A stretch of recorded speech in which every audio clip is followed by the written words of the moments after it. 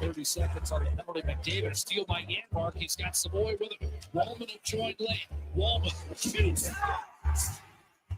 And it goal. It's it back in the game.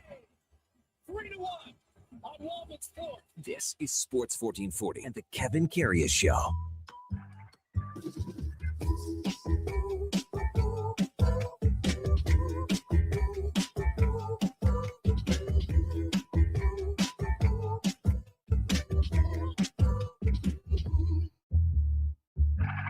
All right, here we go for Sol 590, Friday, January the 23rd. Very chilly morning in the City of Champions. Man, minus 28, 29. Heading into work here at Sports 1440. But the weekend is here. So let's tear up the old pea patch, clicker into Schnell, and make a fast break to the 11 o'clock hour. It is Feel Good Friday. It is Playlist Friday. If you've got a walk-up song, an intro song you'd like to send our way, fire us off a text at 833-401-1440. Get them in, we'll get them on, as the Duke is ready to tickle the old buttons over there. Good morning. Welcome to the Kevin Karius Show on Sports 1440 on your AM radio dial. On your morning drive into work. And boy, yes, chilly. So be careful out there. It is cold for the rest of the day and into tomorrow. And she's warming up as the week progresses next week. You can also watch us on YouTube at Sports 1440 AM. Drop us a like, even a subscription. We would appreciate that. We're also on X, Facebook, Instagram, and even Twitch. As always, we are on the many streaming services, iHeartRadio, the TuneIn app, even sports1440.ca. And if you miss any part of any show, it turns into the many podcasts that are hanging out there on Apple, Spotify, Google, even Amazon. Be sure to subscribe there. It is free. Select the auto download. You'll never miss any part of any show. So glad you are with us on a Friday morning where the Oilers got taken to the intersection of Pound Town and Pump City last night at Rogers Place, losing to Pittsburgh 6-2. Home ice has not been kind to the Oilers. They've lost 6 of 8 at home. This is the 4th time this year they've given up 6 or more goals on home ice. First Pittsburgh win in Edmonton since 2019. And as they say, it's not a record, but it's above average. But this one was a record. They give up 3 goals in 37 seconds. That's a team record for the fastest 3 goals allowed. The Oilers were in chase mode right off the hop, chase mode all night, and not just on the scoreboard. They chased the puck all over the ice all night. The Pens snapped it around, and the Oilers just kept chasing and chasing and chasing. It was messy. It was sloppy in all areas, and now they've lost a couple straight here at home. And they got to get it back on the rails here tomorrow night against Washington. Hey, let's welcome in our Monday and Friday co-host, the former Grey Cup champion from 2015, all-decade team, Eddie Steele. Good morning, Eddie. And I know you were a little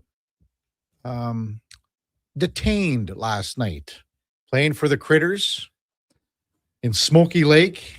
And we'll get to that in a minute. So, yes, sir. I mean, I like to know how you handled, your show prep with a big game on the docket. And what do you like mean that? how I Look at that. He's got a whole notepad out here. Oh, come on. Pro's pro. When Laddie comes in, he's got 3 or 4 notepads like that. Get out of here. You lie like a rug. Or as you say, you BS your friends, I'll BS mine. But let's not BS each other, KK. Yeah, no kidding. So, anyway, it was fun last night. You guys were... It was a great time. Up in Smoky Lake for the Critters. And again, we'll talk about that as the morning progresses. But I thought you were going to hit the score sheet last night, Eddie. I thought it was too. And it never happened. Well, I had a really nice breakaway opportunity early. Were you nervous going in? No. I always get most nervous accepting the pass. When that thing's coming across ice, you just want to keep that on the stick. It's hard to, man. It's like a receiver. I always tell people trying to catch that touchdown pass, the ball floats in the air forever. But I missed my breakaway. And I think it was just too early in the game. The kid wasn't warmed up, didn't have my touches yet. The kid wasn't warmed up.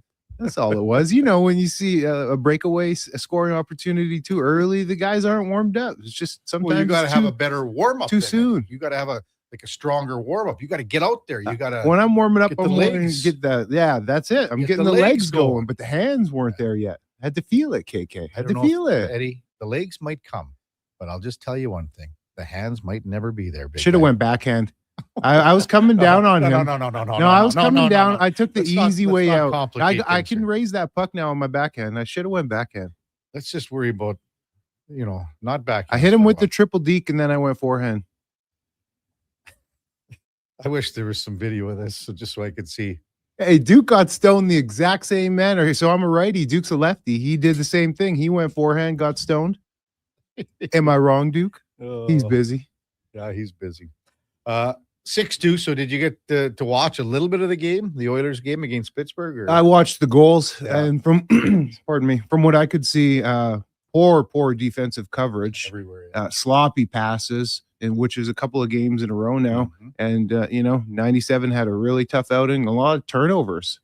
Well, turnovers. I mean, Connor had a lot of turnovers, and that was just so uncharacteristic of a type of game for Connor McDavid. I mean, back-to-back games with no points for the captain. They are 0-7-2 this year when he doesn't record a point.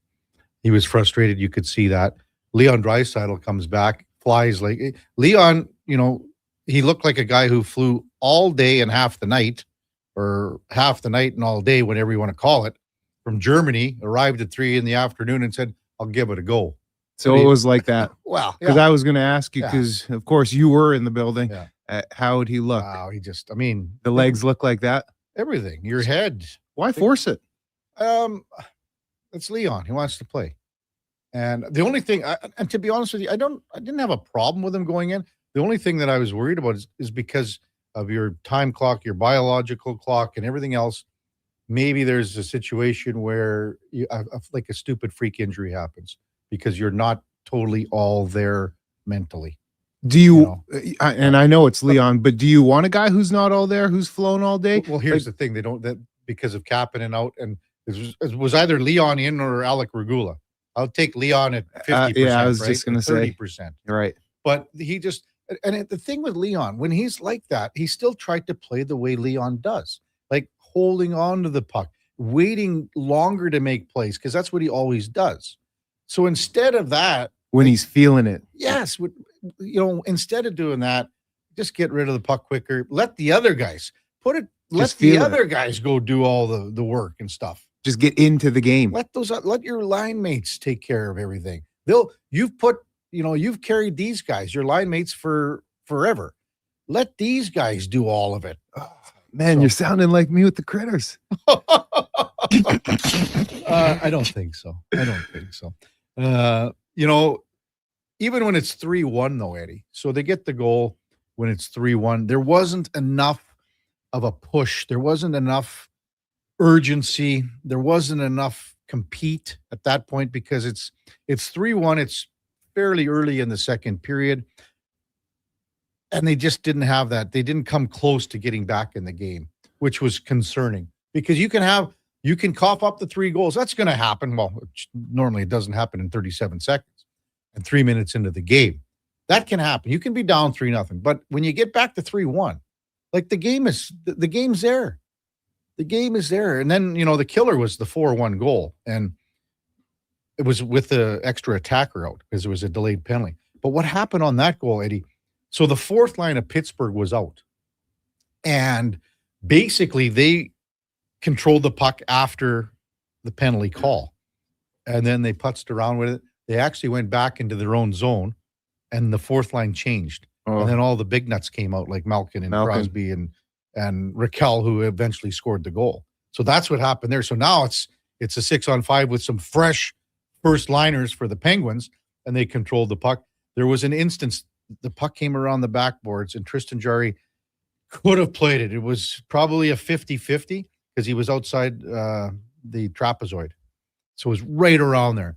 Had he gone in there and maybe messed around, maybe they could have got possession. And then they, at least they're going to the power play, Pittsburgh. I'd beg to argue you probably didn't have that type of confidence to go and play that puck at that point. I can guarantee if you asked him, he was thinking about it because it was that close.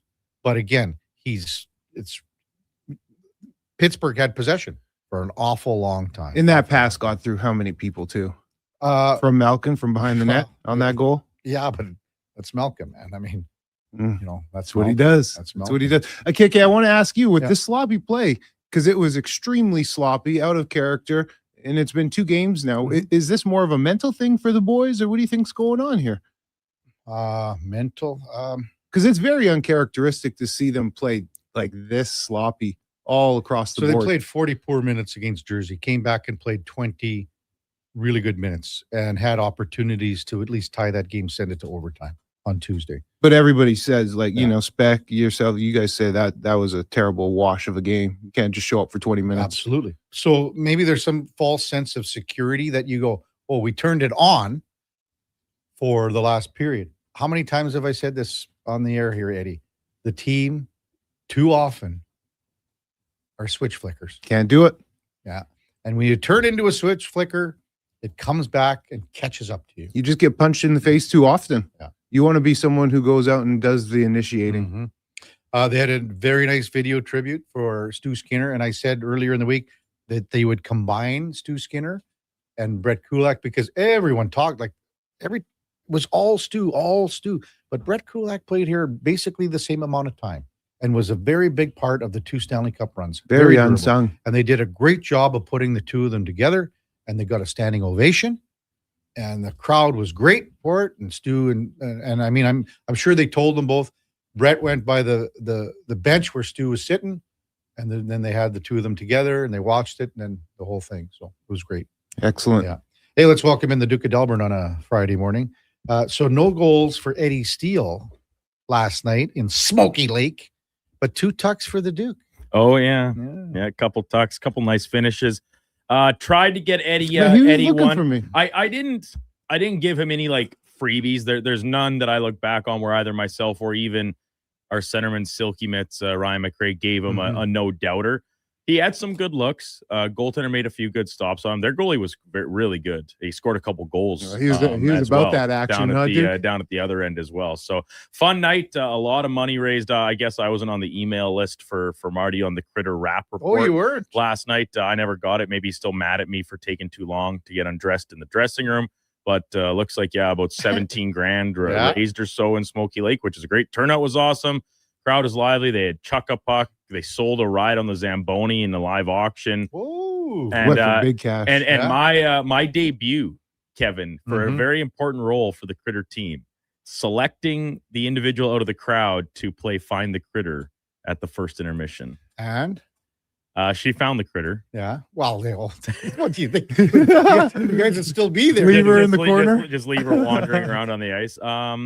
I made a few rookie mistakes in the process, but overall, I think it was a success. Marty's out there promoting Duke, though, that he's an eligible bachelor. Oh, going to these small communities. He's promoting it now. Yeah, I don't know how I feel about that.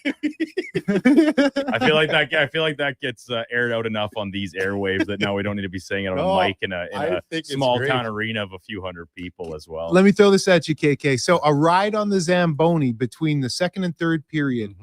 What do you think that got auctioned off for? $2,500. Okay, that you were way high. Yeah, $500. That's pretty good, man. That's really good. I thought they let him drive the Zamboni like the McConaughey and Ed TV. Remember that? I do remember Ed TV. In San Jose, and he's waving. The sharks crazy. Are going bananas. Ed TV, what a drop! Yeah, that was for sure. You know, when I think about the Find the Critter, I always think, and I believe it was in Toronto, and where this crowd messed up the lady. Do you remember that? It was for like you had to get to, I think it was one of the places like a card on the field, and it was for 2 tickets. I think it might have been Air Canada or WestJet, not sure. Where'd they send her? Well, they just kept doing the wrong thing, and she was running. She plowed into those advertising cards on the sidelines. And people, I was like, yes. Now I remember. I was thinking hockey. Oh, no. Yeah, on the football field. Yeah, and she tumbles over. She goes yes, right into 100%. I remember. She was running to like full speed. Yeah, with the blindfold on. Yeah, I do remember that one, KK. That for sure. Again, requests are coming in. Get them on. We'll get the Duke to place them into our show here in the next 4 hours. Playlist Friday, 833-401-1440. We got some really good ones already. And we've got a great show coming up for you today here in the next 4 hours or so. Jason Greger will lead things off. Greg's was at the game last night, as we usually sit together always. He'll be with us right after the break at 7:20. We got Mark Spector from Rogers Sportsnet in his usual 8 o'clock slot. Tim Booth from the Seattle Times covers the Seahawks. He'll check in at 9. That means Eddie will be out of here at 8:55.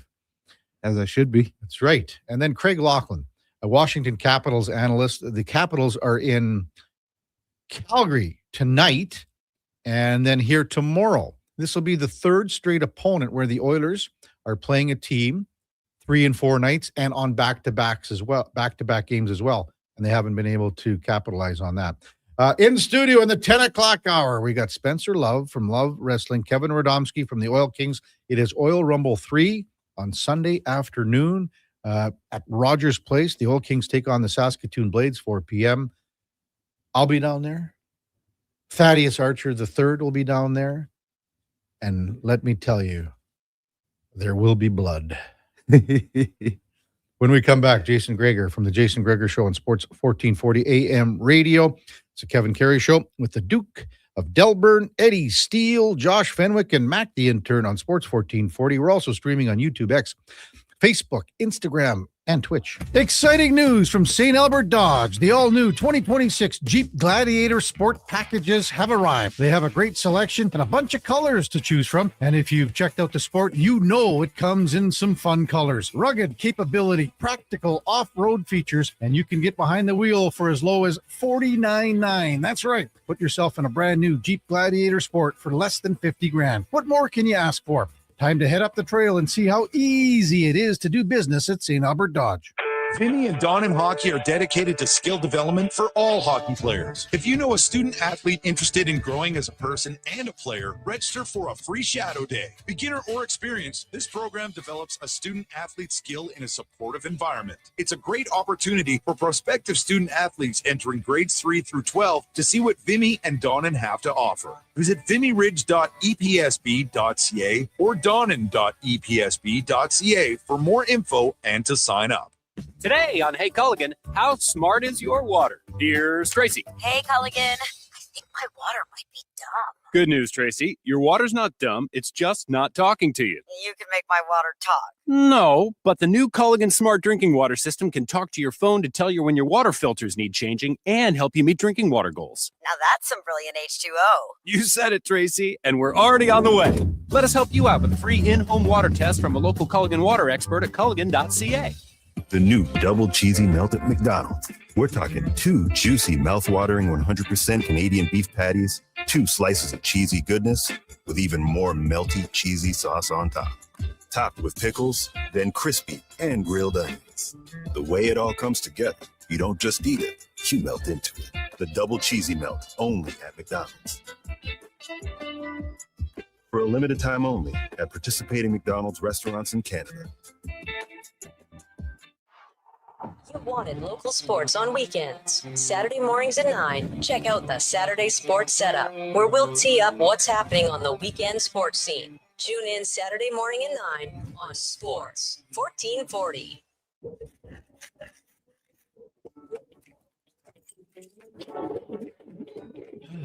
Oh, Canada. Jiffy Lube is here to keep you moving through mornings like these. Full synthetic oil changes, quality Pennzoil products, tire checks, battery tests, and everything else your car needs to get through our winters. Stop by Jiffy Lube for fast, easy, warranty-approved service. No appointment, no hassle. Just dependable service right when you need it. Jiffy Lube, keeping you moving through this.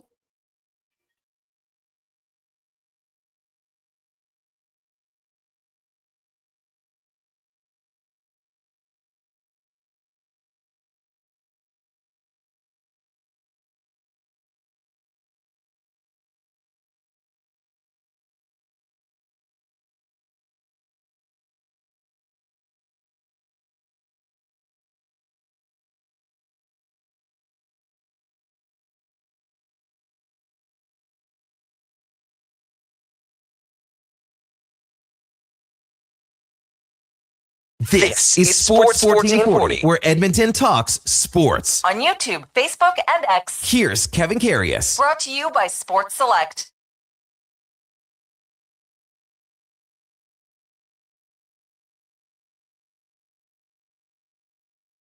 All right, welcome back to the big program. 7:20 in Edmonton. Kevin Karius, Eddie Steele with you here on a Friday morning. Yeah, cold, but warming up as the week end and next week progresses. Time now for the Puck Report, brought to you by Fountain Tire. And at Fountain Tire, we focus on one thing, and it is your vehicle. From tires to wheels to oil changes, vehicle repairs, we have you covered. Visit fountaintire.com to book your appointment today as we welcome in the host of the Jason Greger Show here on Sports 1440 from 2 to 6. Jason Greger. Good morning, Gregs. What's happening, fellas? Yeah. What's your level of concern with this team after watching 2 back-to-back losses on home ice here, big guy? Well, they've been a brutal home team now for 3 months, won 8 of 19 games, so not good. And last night, man, how you allow 3 goals in that short period of time on home ice is like, I don't know, it's got to be a franchise record. I should look it up. It is. Yes, it is. Yep. Yeah. So fastest 3 goals allowed in franchise history. Yeah. So not good. They were weak on pucks, got knocked off pucks, didn't make good reads. Pittsburgh seemed to have more jump all night long, and it's it's a concern. As you know, McDavid said, they need way more energy in their game. Their puck play has been really bad as of late. So you know, it's funny because you had a decent weekend against Vancouver and St. Louis, and maybe it's because they're really crap teams. But the Oilers here, you were in a stretch where, and McDavid talked about this for weeks. Hey, this is a stretch we got to take advantage of. It's a favorable stretch, and they have not taken advantage of it at all. Yeah, I find it similar. The talking about the abilities to come out on like you said, a home stretch here and take advantage of it. But it's almost the same thing at the beginning of the season. They say it all the time. And then, the actions don't match the words. Yeah, the problem for their team right now is they don't have a lot of energy players. And like you're down 3-0, I don't care. Go out and run someone to try to get some energy back. And they're not constructed that way. They don't have a lot of guys who play that way. And it's a concern, right? So it's not an easy fix. It's got to come between the ears of the players, and this is solely on them. There's no deep dive and look and to say that, oh, there's this or there's that. And, hey, everybody, lots of the fans got rid of their scapegoat, and the scapegoat was supposed to, once Stuart Skinner was gone, everything was going to be way better. Well, now you see that it's never just one player. And, when it's 3-1 last night, that's the most disappointing part of the game for me. When Wallman scores and it's 3-1 and a shorthanded goal, you should have more jump, more energy, and you should be going, okay, guys, we're in the game, and that never happened. That's the concern for me. Yeah, it's fair. Yeah, they didn't get much of emotion or boost or momentum from a shorthanded goal to give you some life. And that's pretty rare and illustrates that, 5-on-5, they did a whole lot of nothing. Greggs, would you say that it's a blessing and a curse with the skill level, the talent that this team does have, the high-end skill, that they are essentially what Kevin has coined them to be is switch flickers? Because you mentioned they're in a stretch of their schedule where it's very favorable for them, playing opponents coming off of the back-to-backs playing the night before, and they're just not showing up because I think there's that expectation that they can just turn it on whenever, but that's not the reality. No, very few teams can just flip the switch. Obviously, the Oilers have some high-end guys, right? Like Leon Draisaitl, I understand 100% why he played, but a 7-hour flight and playing on that game, you could tell he had no legs. That was pretty obvious. So, but I get I'm playing Leon Draisaitl too if I'm Chris Knobloch. It's not really much of a discussion. So, but the Oilers, lots of other teams have high skill, and the Oilers have had high skill and played better. So I don't know if I'll say, wow, we have high skill and we'll just turn the switch on. I don't think the Oilers have the Oilers' desperation for lots of parts of this season just hasn't been there. And maybe the Oilers are fatigued more than they're leading on. But if you were, then say it, right? They've played the most games in the league, so I don't know. Maybe it's caught up to them. I'm not sure, but if you never say the truth about maybe if you are fatigued, then I'm not going to look at fatigue being an issue. I would say push back. If a player ever said that they're tired out here, I don't know, you'd grab some sympathy from some people, but a lot of people would say, what's this excuse? You're making $12 million. You can't use tiredness as an excuse. Everybody's in a condensed schedule.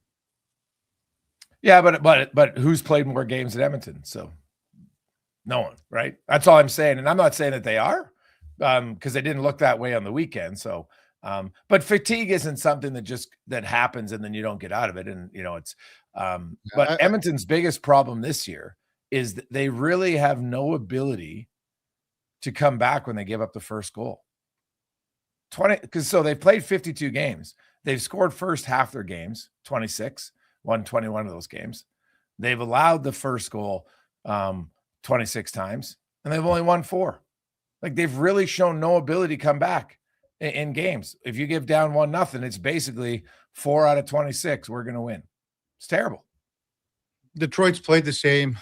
Minnesota's played the same. So I'm not buying that with the games played in the schedule. It's the same for everyone, in my opinion. So no, I never said it was. I'm just saying maybe to me, the Oilers aren't playing very well, but their ability all year long to suck when they give up the first goal is one of the worst. I think they're third worst in the NHL. And they're a team that's got the third most goals. So you're telling me you can't come back from a 1-goal deficit when you have that much offense? Why? Well, yeah, and that's what I'm saying, Greg. It's like when it's 3-1, there should be way more intensity, more jump, more life. But there was even less, it seemed, after that shorthanded goal. So, the other thing, too, with drives me nuts, and I know it drives you nuts, is when a player is given opportunity and more than ample opportunity. So even last night, we've been riding Trent Frederick for months here now. But again, because of what happens, and Roslovic starts the game with Leon, who wasn't really expected to play probably the day before. Frederick comes in between Howard and Savoy and does nothing. And then the lines end up changing. Everything moves. And Mangiapane goes up with Draisaitl. And then Roslovic goes back with Howard and Savoy. I mean, you can only get so many opportunities. I guess where I'm going with this, when you heard Chris Knobloch last night, Griggs, was kind of the first time where he really laid it out and said that he's going to be controlling the ice time for players who are not buying in. And I'm paraphrasing here. Well, I don't know if that's really a new thing.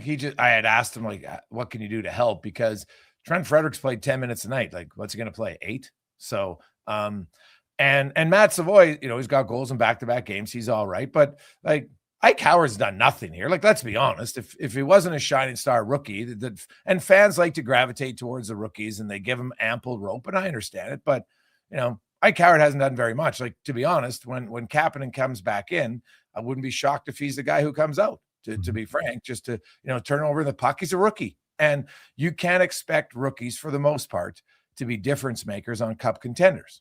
They're just not. Right. Like there's the odd, rare exception. Jake Gensel in 2017 for the Penguins got recalled halfway through the season, came up and was a very good player for them. And I think Ike Howard's got potential to be a player down the road. But right now, you know what? He's like, the Oilers got a lot of guys like Matthias Janmark. Like, I really wonder.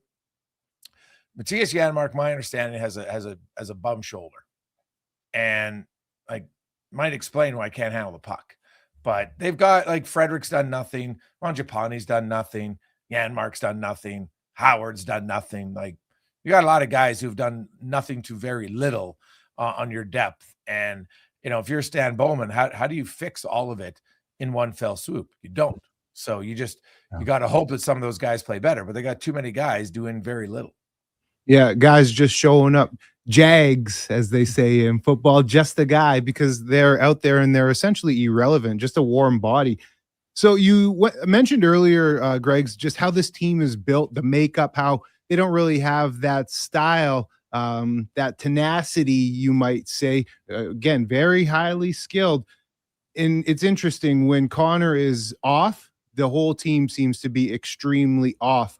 And in past, a guy that in a game like yesterday, when they're getting the doors blown off early, a guy that would, maybe step up, do something, would be like a Corey Perry type. Now, with the deadline looming, what type of move do you expect, if you expect any, and what would be ideal for this team in terms of filling out the depth? Well, I think their biggest need is actually a top 6 left winger, but cap space and lack of top 6 left wingers on the market make that difficult. I think they'd probably look at a third line center. Kapanen comes back in. I think he fills a spot in your top 9. Kapanen's played excellent when he's been in the lineup. Unfortunately, he keeps getting nicked up, but when he's played big, fast, physical, can score, he checks off a lot of the boxes that you need for your team. And if you have Hyman on one line and Podkolzin on one line and Kapanen on one line, your top 9, you've got size and some physicality. And the Oilers have shown that when the playoffs come, they will be physical. They've got lots of guys. Hyman last year obviously was a one-man wrecking machine. Podkolzin hits a lot of people. Kapanen, everybody saw what happened when he came in the lineup against Vegas. So they've got guys willing to do it. And I get you're not going to do it in the regular season. But here's the fact. The regular season isn't as physical as the playoffs. No team around the league plays that physical. So you can do it every now and then, right? Let Darnell Nurse feel free to be physical, right? The only thing he's fighting is the puck. And that's it's not ideal. So they got some guys who need to be, you're a leader in the team. At some point, you can, you don't just have to respond to when the other team hits you guys. It's okay to initiate and force the other team to respond to you. Well, you're listening to Sports 1440. Yes, you are. We are. Baby. We got Jason Gregor on the go. Man, here. Sick bumper right in the middle of the hit. Life. We were up late with the critters, Greg. Yeah, we were up late night for Duke with the critters, Gregs. How about Matt Savoy with the goal, his 9th on the year? Turning out to have a pretty good season so far. Sneaky good. Well, I actually wrote about it. So he had gone 16 games before he kind of had a fortuitous bounce go in off of him against New Jersey. And trust me, you don't care how the goal goes in. When you get credit for it, you're like, I got a goal. He'd never gone 16 games at any level. The most games he'd ever gone prior was 10 at the American League level. And lots of young players go through this. He's not the first. You can go look at Leon Draisaitl early in his career, Nugent Hopkins, lots of guys. So it's not new to Matt Savoy. But once he got that goal, I said, I won't be surprised if Matt Savoy pops 2 or 3 goals here in the next 5 games. And boom, look at this shot. Comes in, just lets it go. There's not as much hesitation. And I think Matt Savoy's had a fine rookie campaign. Right? You have realistic expectations for him. He's on pace to score you 12 or 13 goals, mainly 5-on-5. I know he's got that one power play goal that came very late in kind of a blowout game. Awesome. But other than that, he's a 5-on-5 player. He's on the penalty kill. Matt Savoy's had a good season. Like I look at come playoff time, I don't believe the Oilers can win with both Savoy and Howard in your top 9. And neither one of them is a 4th line player. And I think Matt Savoy is the one who's more NHL ready. Right. I think at the Olympic break, now depending on it, because he's been here for a long time, is, they could send Howard down, or they'll just say, hey, let's let you recoup and get some rest. And then, go back to the American League when we come back down. But Matty Savoy, I think, has proven he can be a helpful, reliable contributor in your top 9. Greg's good stuff. Hey, are you going to the Shoresy game tonight? No, unfortunately, I can't. Team I'm coaching, we have practice, so it's not there. But no, are you going? Well, you guys probably got to rest up, don't you? You two are pretty old. You guys got a big wrestling match this weekend. You probably got to be in the sheets at 9:00 both nights, don't you? Oh no. See, it's Eddie and I have nothing to do with each other, really. Like I want to body slam you, man. Me? Yeah, you. Why me? What do you mean? Well, why that's what you? I thought for sure. Like just are you going like Kevin? Are you kind of playing the role of Jimmy? Like, are you mouth of the South? Is that what you basically are? Yeah. Well, we had that Thaddeus Archer in last week, and I basically pummeled him into submission verbally in the studio here. So I'm waiting to do it in the ring physically on Sunday. What's your outfit like? What are you going for? I don't know yet. I'm probably just going to wear a nice sport jacket, look classy, because the thing is, this Thaddeus Archer dude. Sport jacket? Greg's jacket. It's called ultra used car salesman over here. That's what he's going for. What the Thaddeus dude does. I thought, are you going to show up in your Reg Dunlop jacket? That's a possibility. I've thought about bringing that out. We had a lot of good times in that jacket, hey? I had a lot of laughs. We Oh, Greg. Greg saw the Reg Dunlop come out. Oh God, I had a few laughs watching the Reg Dunlop prance around the bar just like a rooster. All right, thanks, big guy. Have a good show today. Hey, what's coming up? Do you know who's coming up today or not? I don't actually. The con man usually surprises me around noon on who's coming. We have a few lined up guests, but we are going to preview the NFL. I know that for sure. We'll talk a little bit of Oilers. Like, God, what else are we going to talk about the Oilers? But also, I think we'll have a special guest from Shoresy joining the show, and maybe some alumni, guys who probably at the rink early to stretch to warm up. You know what Laddie said yesterday? Hey, Greg's or what? No, what did he say? Is he ready to go? Oh, he's ready to go. He just said all he hopes for tonight is not to be partnered up with Struddy on defense.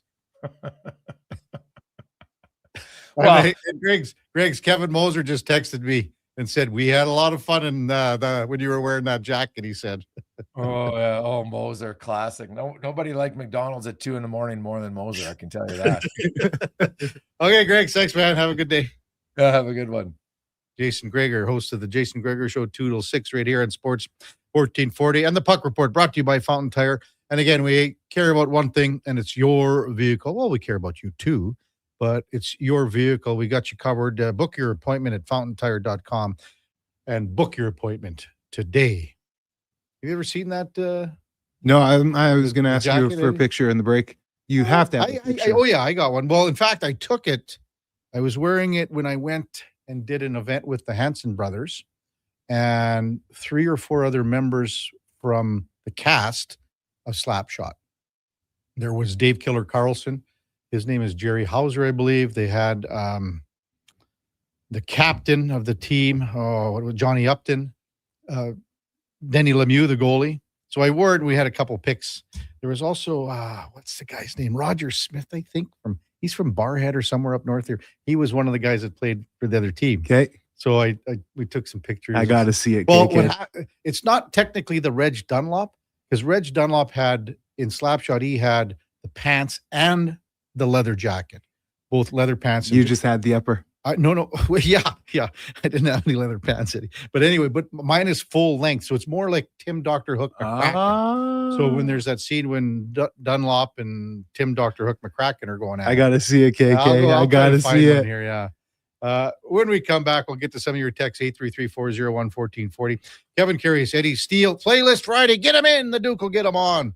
We got the Duke. We've got Josh Fenwick and Mac the Intern on Sports 1440 AM radio. We're streaming on YouTube, X, Facebook, Instagram, and Twitch. At Fountain Tire, success is a team effort. They're committed to their team members and their customers. And that means treating your vehicle like it's their own and finding solutions that suit your needs. Because whatever the road brings ahead, they're on it with you. Visit fountaintire.com today. The job won't wait. Why should you? At AWS Welding Supplies and Repairs, conveniently located in Nisku, we've got everything you need to get it done. From product sales to servicing and calibrating machines, we're your one-stop shop. We're a proud, locally owned and operated business committed to serving our community with a proven track record of customer service. Don't let a broken tool slow you down. We offer fast repairs and free same-day delivery of in-stock items to Leduc, Nisku, and South Edmonton. AWS Welding. We make it happen. Need a new ride for road trips, errands, or just life on the go?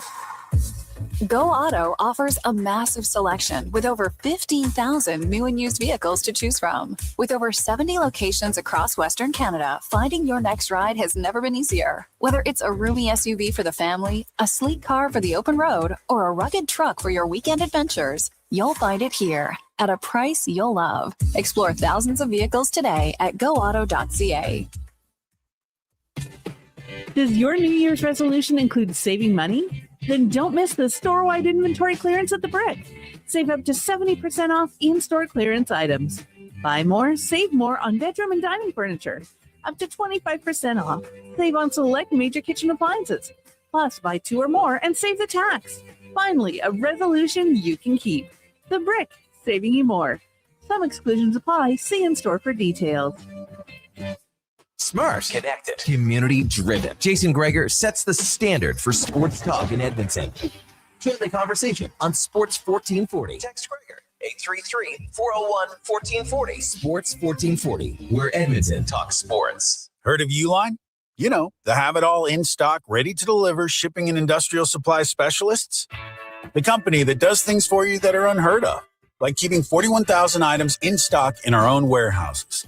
With customer service reps on the line to get you what you need, when you need it, 24/7, 365, every time. Maybe you heard it here first. Want to hear more? Visit uline.ca. ULINE, your shipping and industrial supply specialists. Will Johnson.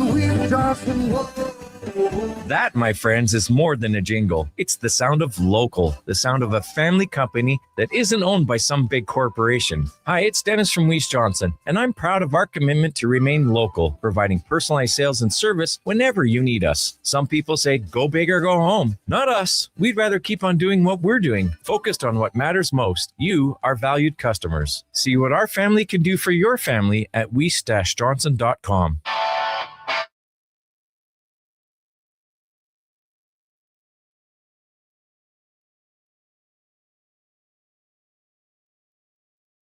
Have your sports curiosity cured with the Kevin Karius Show. This is Sports 1440.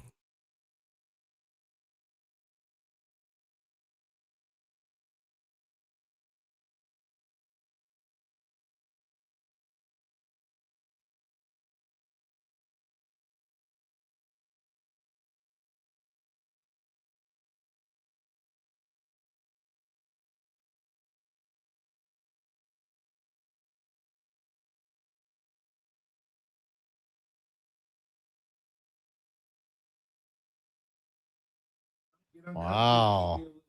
I see. Welcome back to the big program, 743 in Edmonton. Again, chilly conditions this morning. You'll be heading out and taking the kids to school or heading to work. Man, oh man. Yeah, she's 27, 28 below, depending where you look. Wind chills minus 33, 34, 32. So stay warm. It's going to be cold all day, although it's a bit of a warming trend compared to what we've had. It's going to be cold today and tomorrow, but then once the weekend gets going, it's going to be nice. And then next week, it's really good, around Wednesday into next weekend. So stay warm today. Playlist Friday, 833-401-1440. Get your texts in and your requests. They're filling up quickly.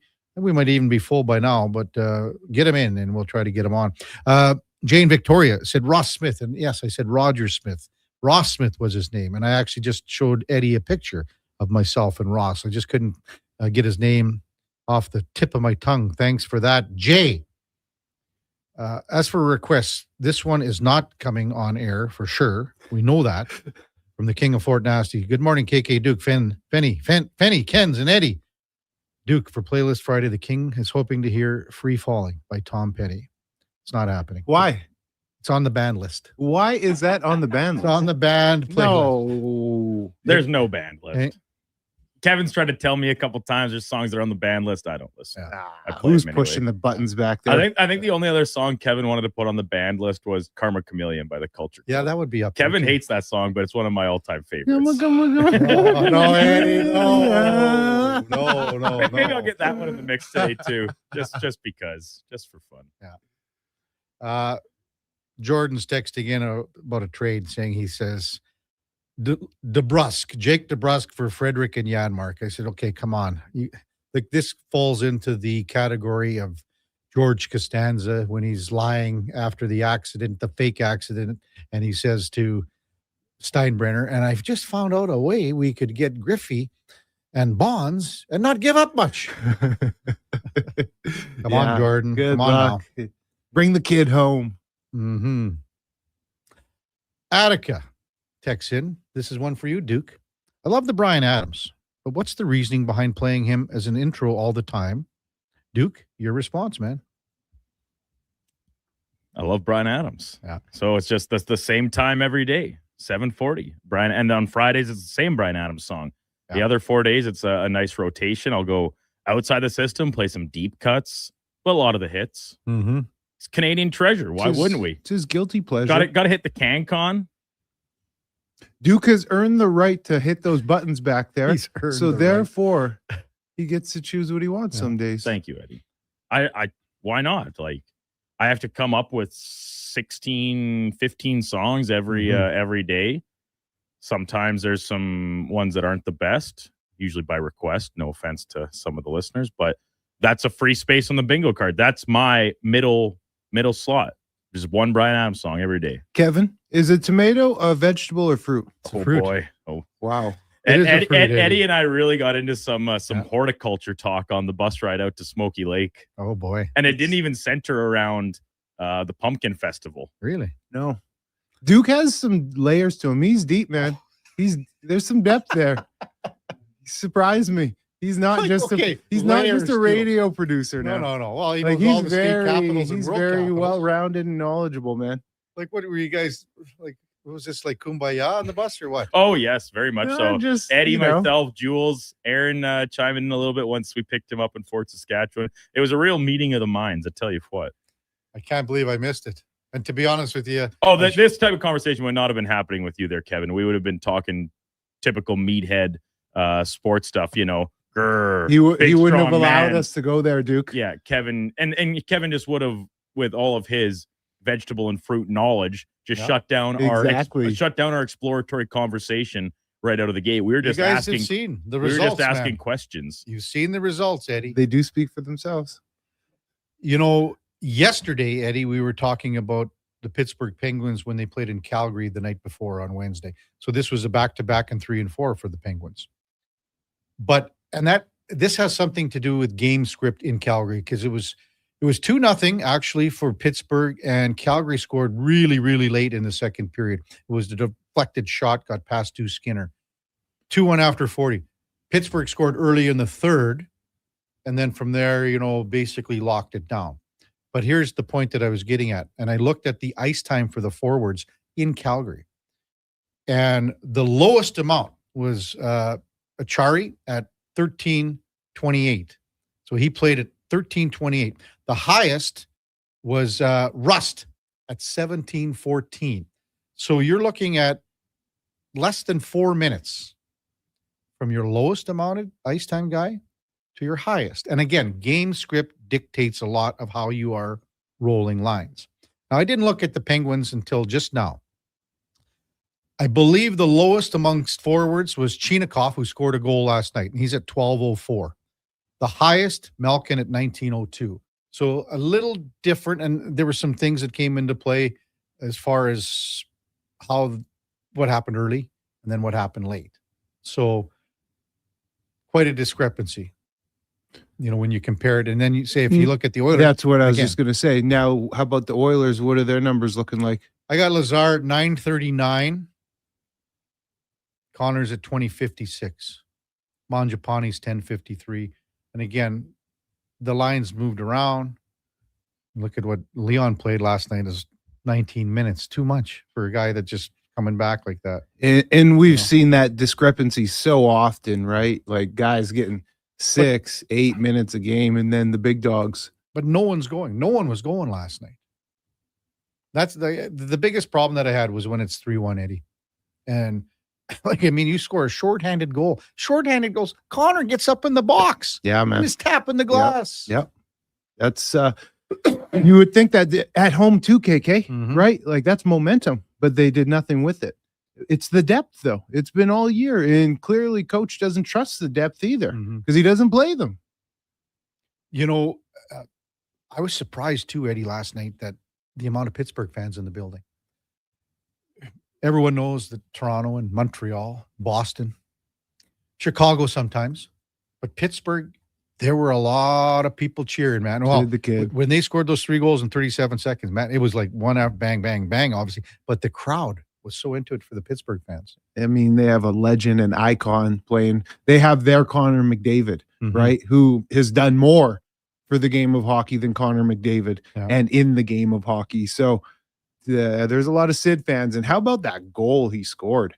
The redirection, the tip, like from far out, and just he knew where to put it. And just so impressive, man. That was sick. Yeah. What else, Eddie? Maybe we should talk. We're going to have Spec on right away. We're going to do about 5 minutes of just football, you and I, here with the AC. Some big ones going down. And the NFC. Some big ones going down. Well, little trash talk going on. Denver and I like New it. England. Yeah, with Sean Payton. Yeah, you can take some time off in Cancun, man. I think he'll have a pretty decent game plan, a good script coming out with Stidham, with the backup quarterback. The defense, I really believe, will keep them in the game for Denver, but it'll be interesting to see down the stretch when you need to make plays if Stidham's going to be able to make those plays. Do you think he can?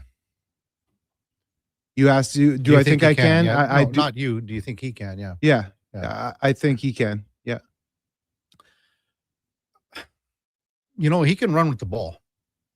I don't know if they're going to have design runs for him, but if his progressions and his reads don't happen quick enough, I hope he takes off and not just putzes around back in the pocket. He's a sneaky athlete. Like coming out of high school and in college, he was known and he was highly touted as a dual threat quarterback.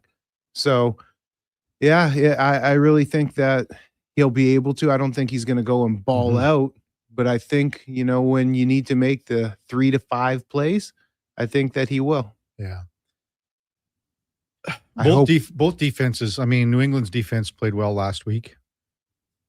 I mean, we saw what it was a higher scoring game, obviously Denver in their game, but both defenses have the ability to shut things down here. And that's why I think it could be a game and they could muck it up because I like New England a lot, but they're no world beaters. Yeah. They really aren't. And Drake May, he's still a young quarterback and has shown that he's prone to make some young quarterback mistakes. So if Denver's defense can show up, it'll be a good one. Rams and Seahawks. You know, I always look, okay, I rank them almost 1, 2, 3, however you look at it. Coach, defense, quarterback to win. And maybe sometimes it's defense at 1, maybe it's coach at 2, quarterback at 3. Maybe sometimes it's the quarterback at 1. But those are 3 the biggest components for me for successful playoff football. Now, when you stack up the Rams to the Seahawks, you got to give the Rams the edge. Without a doubt. In 2 out of 3? Yeah, well, quarterback for sure. Yep. I would say coach. Okay, so for there's sure. 2. And what are the defense? Are they halves?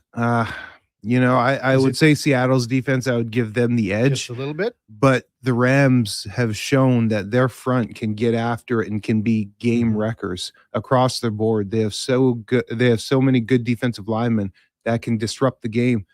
And they've played each other so much. I don't think the crowd's going to be a huge thing because the Rams are used to playing there now. They've done it quite often. And I think the trenches are going to get won by LA. I just think I look at all the NFC teams here because for how many years now? Because of Kansas City, because of Baltimore. You know, the power was in the AFC. And these NFC teams are going, this is our time. It is their time. It is because look at who's the quarterbacks are in the AFC, right? The power is gone right now. I don't think that these young Bucks, it's cool to see, but I don't know if they're going to be up for the task. Led by great defenses, led by great coaches. This NFC game is going to be a battle, KK. And Matt Stafford, keep in mind, there's a little bit of an injury there on his hand from last week, so we'll see.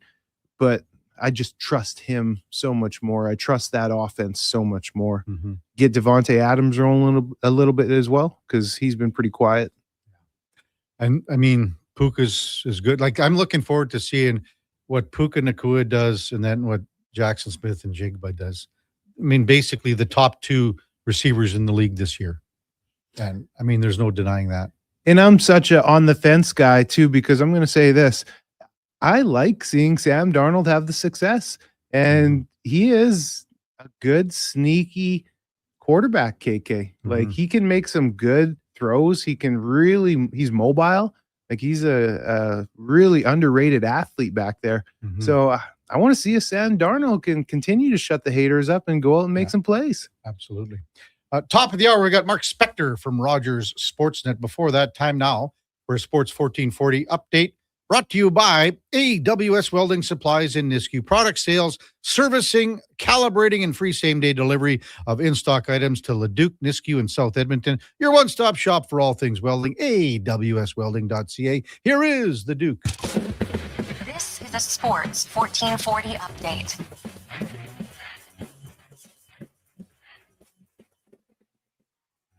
Oilers was a second straight on home ice last night at the hands of the Pittsburgh Penguins, 6-2 the final. Penguins scoring 3 goals in just 37 seconds in the first period. Never look back on route to victory. Around the rest of the NHL, 7 other games, including the Bruins beating Vegas 4-3. Sabres double up on Montreal 4-2. Blackhawks top the Hurricanes 4-3 in a shootout. Stars blanked by Columbus 1-0. Sens lose in Nashville 5-3. Panthers top the Jets 2 in a shootout. And the Wild Kirill Kaprizov with the OT winner. They beat the Red Wings 4-3. In the PWHL, Vancouver blanking Toronto 5-0. And on the hardwood, 8 games total, including Charlotte beating Orlando 124-97. Philly just gets past Houston 128-122 in overtime. And in LA, the Clippers beat the Lakers 112-104. From the Australian Open, down under, Canadian Vicky Mboko off to the 4th round after defeating 14-seeded Claire Towson of Denmark in 3 sets to advance earlier this morning.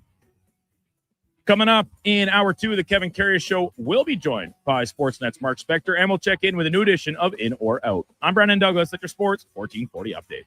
Sports 1440 in West Edmonton Mall and Wetaskiwin. CKJR is a Stingray radio station. Download the free radio player app and listen wherever you go.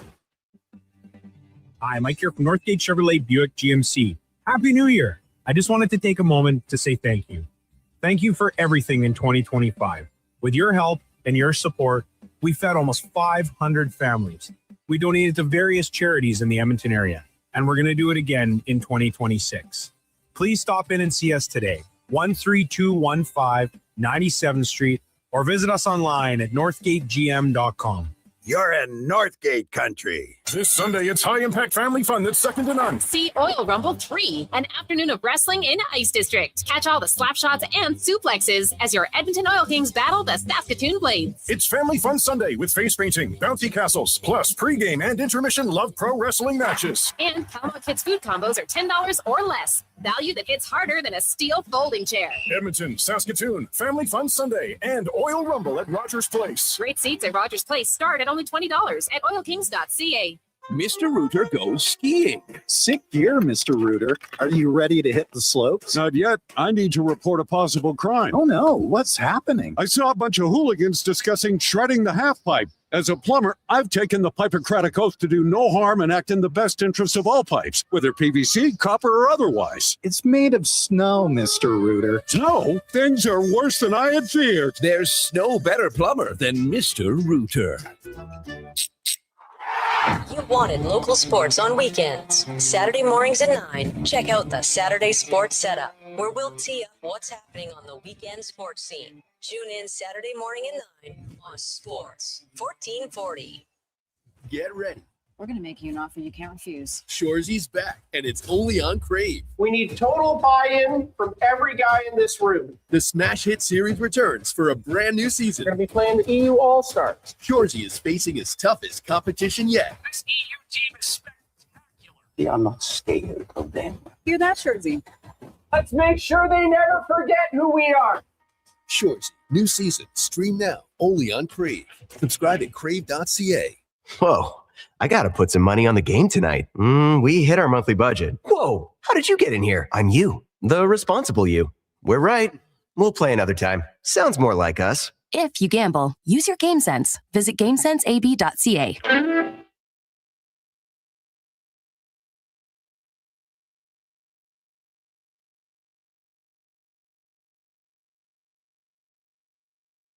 Just in time for the morning skate. This is the Kevin Karius Show on Sports 1440.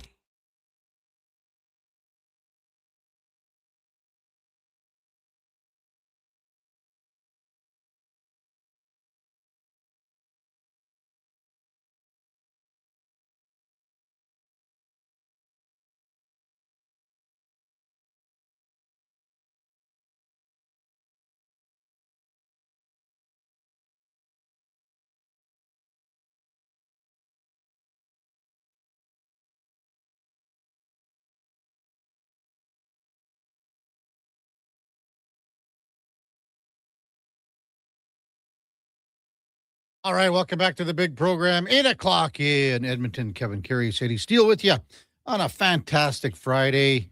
The weekend is here. It's Feel Good Friday. It's Playlist Friday. We're pretty close to getting them all locked in and loaded, but send them our way at 833-401-1440. Time now for On the Mark, brought to you by Northgate Chevrolet, Buick GMC, and Mike and the crew would like to thank you for all the support you had and given them in 2025. We wish you a great 2026 too. Together, we fed almost 500 families, and we're going to do it again coming around in November and December. There's no question about that. Thank you from Northgate Chevrolet, Buick GMC, as we welcome in Mark Spector from Rogers Sportsnet. Good morning, Spec. What's going on, boys? How's the morning treating you? As I said to you last night in the press box, Spec, it's not a record, but it's above average. Yeah. Matty got a kick out of that one, didn't he? Yeah, that was a good story. It was a record, all right. 3 goals in 37 seconds against. At least we saw something at the rink last night, we'll remember. Yeah, it was quick, 37 seconds. And you know what? I can't recall the last time when Pittsburgh played here. I was surprised. Like, there was a lot of Pittsburgh fans there last night. Didn't you think? I don't know. Yeah, there's always a lot of Sid fans for sure. Yeah. And that's good. Sid's a great player. He's an iconic guy. That was really sort of, that's what I'll remember from last night's game is he made that high tip that was just perfect. Yeah. And, Really flew past Jari at 1,000,000 miles an hour. That was a third of the 3. And at least I'm looking for positives, boys, from last night. We got to see the great Sid Crosby score a wicked goal. How about that? Was there any other positives for you, Spec? Is there one positive from the Oil perspective that you can pull? Yeah, no, nothing. They maybe I'm getting old, guys. I kind of get this thing about, I feel like it's a team that doesn't respect the regular season. I feel like it's a team that doesn't, and it's wrong on so many reasons. Like, okay, then charge the fans 30% for the tickets, right? Because you're giving a 30% effort half the time. Don't like. I do. I feel like games like the last couple and a bunch of games lately. I feel like they just the schedule says we got to play this game, so let's strap it on and play. But the important ones are later. We'll try then, and that's not healthy. You don't flip the switch. They got to figure it out. That's the phrase KK says. Been saying it for months. Flipping the switch. They're switch flickers. But to your point, Spec, I really agree with you, and that's a really good way of looking at it. I don't think they respect it, and what's even more disappointing is the way that they are showing up flat, not willing to play and compete against teams coming off back-to-backs. Yeah. That's even more disappointing. Yeah, I mean, sure, you can mitigate it. And, I don't even care about the opponent. Look, you beat Pittsburgh 8 of the last 9 games. They are going to beat you at some point. That's fine. Lose a game to Pittsburgh, I'm not going to freak out over that. You beat them every time almost. Mm-hmm. But it doesn't matter to me, Eddie. It doesn't matter who played when and where and why and how. I'm looking at the blue and orange team. I don't care who they're playing. Come out and give me a proper effort. And if you lose, you lose. I'm not telling you got to win every night. But what we've seen the last 2 games. I mean, there's been 6 periods of hockey. They played in one of them, and the other ones. I mean, they're as everyone said last night. Their puck play, i.e., their attention to detail. They're bearing down and making play. It's awful. I mean, their passes in the skates last night, it was unbelievable how bad they were. And that's just a team that's kind of got one eye on the ball. It's like when you take your wife to dinner and there's a huge game on and she says, you want to go eat in the bar or you want to eat in the restaurant? And you go, let's eat in the bar, honey. And then you got one eye on the college football game all night.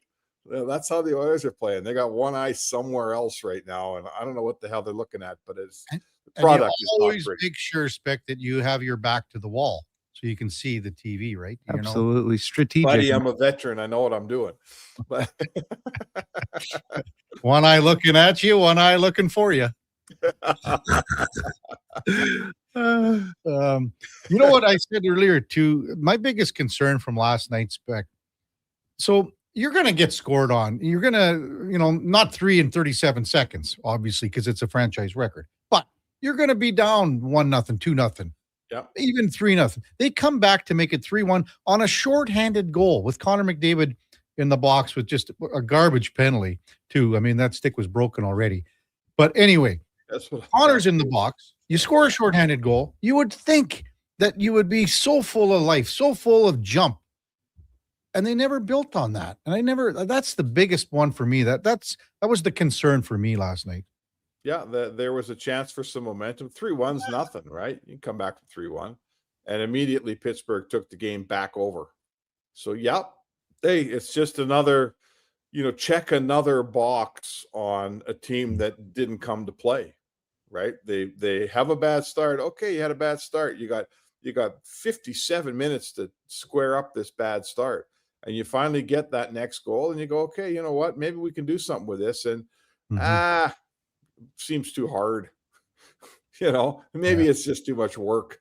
I don't know. Listen, I sound pessimistic, but I just honestly, Kev, again, maybe this is just me having been to too many games, but I feel like I wasted a night last night. I go out and watch. It was fun watching Pittsburgh play. They look great and they're playing well. They got some good players. They're turning that thing around pretty quick there. But in terms of the home team, the team I got to write about, I mean, they didn't try. Why am I trying?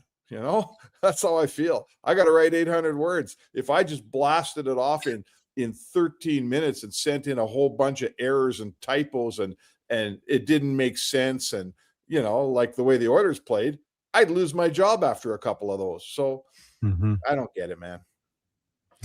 Hey, you're talking my language. I'm used to after a couple of bad games in my sport, you do lose your job if you don't show up and perform. That's why I saw what you put on X the other day, and I said at least they're getting paid because those guaranteed contracts, man. It allows you to not show up every night because you're under the microscope, but that desperation doesn't need to be there because there's not that ultimate threat. Spec. I wanted to ask you, Leon, huge travel day yesterday. And of course, like KK had really laid out for me, you would take a 30% Leon over anyone else in the lineup. But do you really think that it was necessary for him to play yesterday? Yeah, I think you leave that up to the player. Like this is Leon's, Leon's a major leader and a part of this team. I think, let's face it, Kev. If it's not Leon, it's Alex Regula, a seventh defenseman. So what's the difference? He's going to play a minute and a half. I feel like when Leon Draisaitl flies all the way home and gets home and says, I'm ready to play. I want to play. What are you going to say? No, no, Leon, you can't play, right? You're an assistant captain on the team. So I got no, Leon wasn't sharp last night, and I got no problem with Leon Draisaitl. The team, he's carried this team in enough nights. They needed to carry him last night, and they didn't get that job done. Well, what I said to Eddie earlier too, Spec, on a night like that where he's not going to have it, he's tried to play the same way that Leon plays, hanging on to the puck longer, trying to wait for something to develop.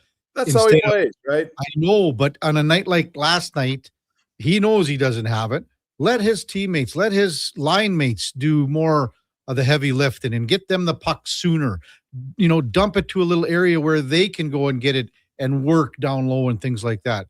Because he knew he didn't have it, but he tried to play the same way, which he does, which is a high level, impressive game all the time. I just wish he would have simplified things last night. I mean, I hear you. Again, you're not going to get any clips of me ripping on Leon Draisaitl. So, he's just earned it. He's a 50-goal, 100-point man. He's a leader on this team. He's one of the very best players in the world. He gets to figure those things out for himself. The thing about Leon, regardless of this latest of his trip home and the illness of the family and all that, that's Leon's game. Leon plays the same way. Some guys will tell you he's the best passer in the league, or certainly the best backhand passer. He makes great passes. He moves the puck so instinctively and with a lot of ingenuity. He makes passes no one else would make because they don't even see it. But when his game's not there, those passes all night long go to the wrong team's stick, right? We've watched that happen more than once.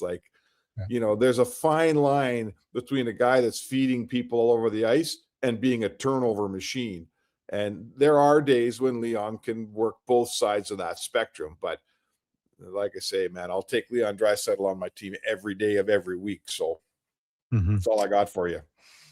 Spec, come on now. You're talking to us over here at Sports 1440. What do you think we are? We're brothers, baby. We're not trying to get you talking bad clips and get you negatively out there, Spec. We ain't going to do you like that. Yeah, we call it getting radioed.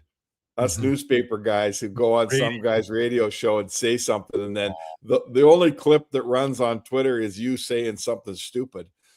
And I go, wait a second. We're here to get you now. Come on now. And don't even start, Spec. 15, 20 years ago, all the print guys looked down at all the electronic media guys. We all know. Used to call you guys radio Johnnies. Yeah.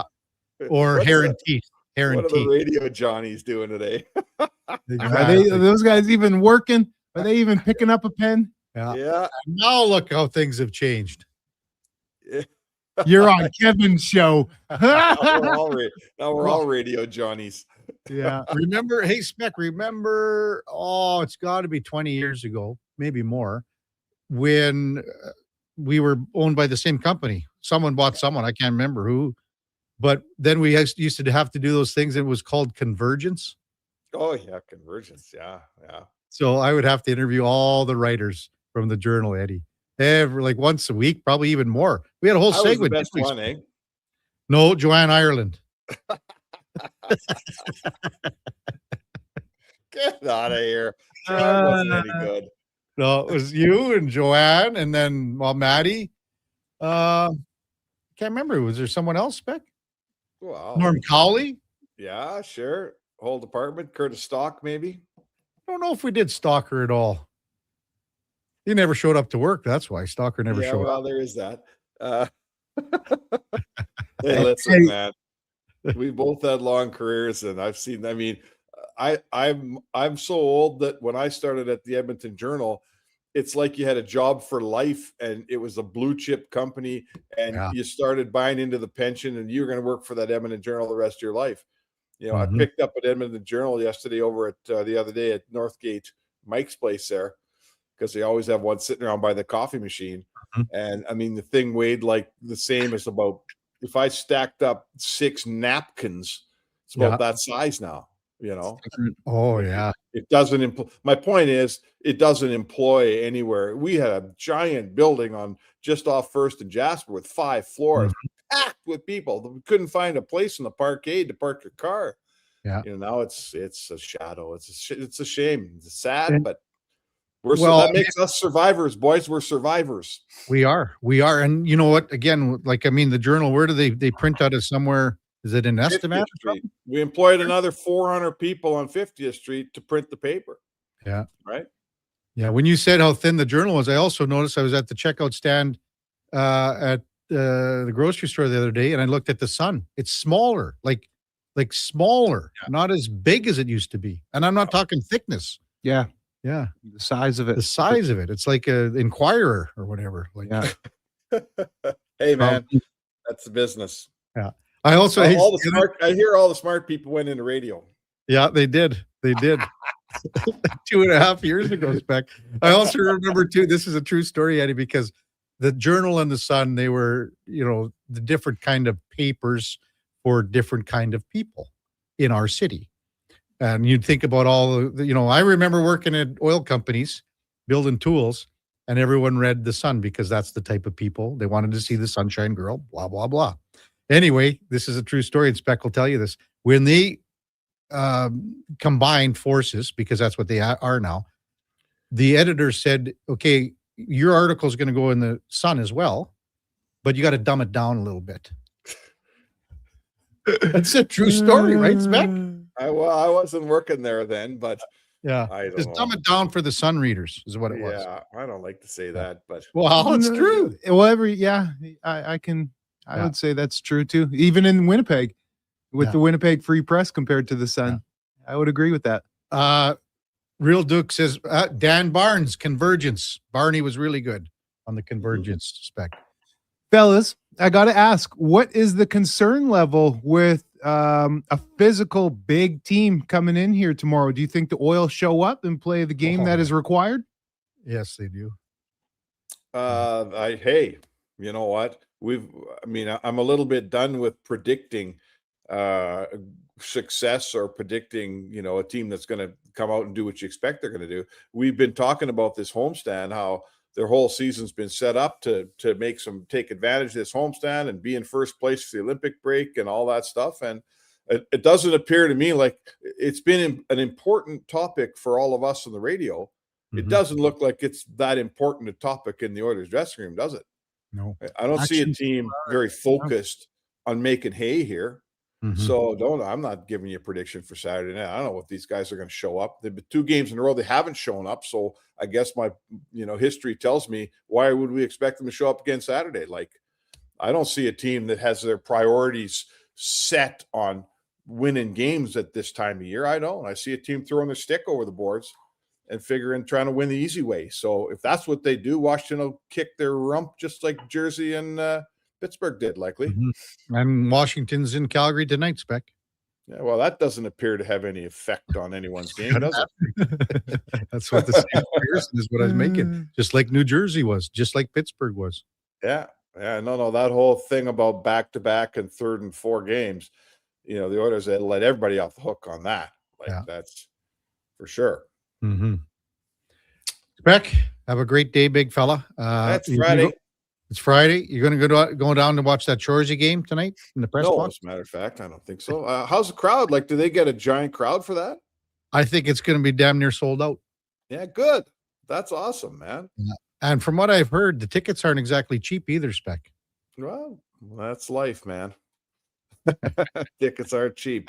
I mean, especially the temperature. Good for them that they're not waiting for a big walk-up, because when you're waiting for a big walk-up and it's 27 below, that's not great. Yeah. But yeah, good. That'll be fun tonight. So who fights? Big McNasty fights George Larac tonight? Probably, is that what you think? Probably. As Laddie said yesterday, that's all he cares about, is as long as he's not partnered up on D with Struddy. I thought I'd see some of those guys in the press box last night. I brought my autograph book and everything. I don't know. I mean, I like Hammer's coming into town. Same with Rafi. Better hurry. So hurry. The game's tonight. Yeah. Well, and hey, you know what though, Spec? The Shorzy team will be on back-to-backs because they played in Calgary last night. Oh yeah, 3rd and 4. They should be an easy opponent. The Oilers alumni could hey Spec, put the feet up. Real question. Do you have an autograph book? Like, do you get guys and legends autographs over the years? No, never got an autograph in my career. I think I have got a couple autographs for like a charity, but no.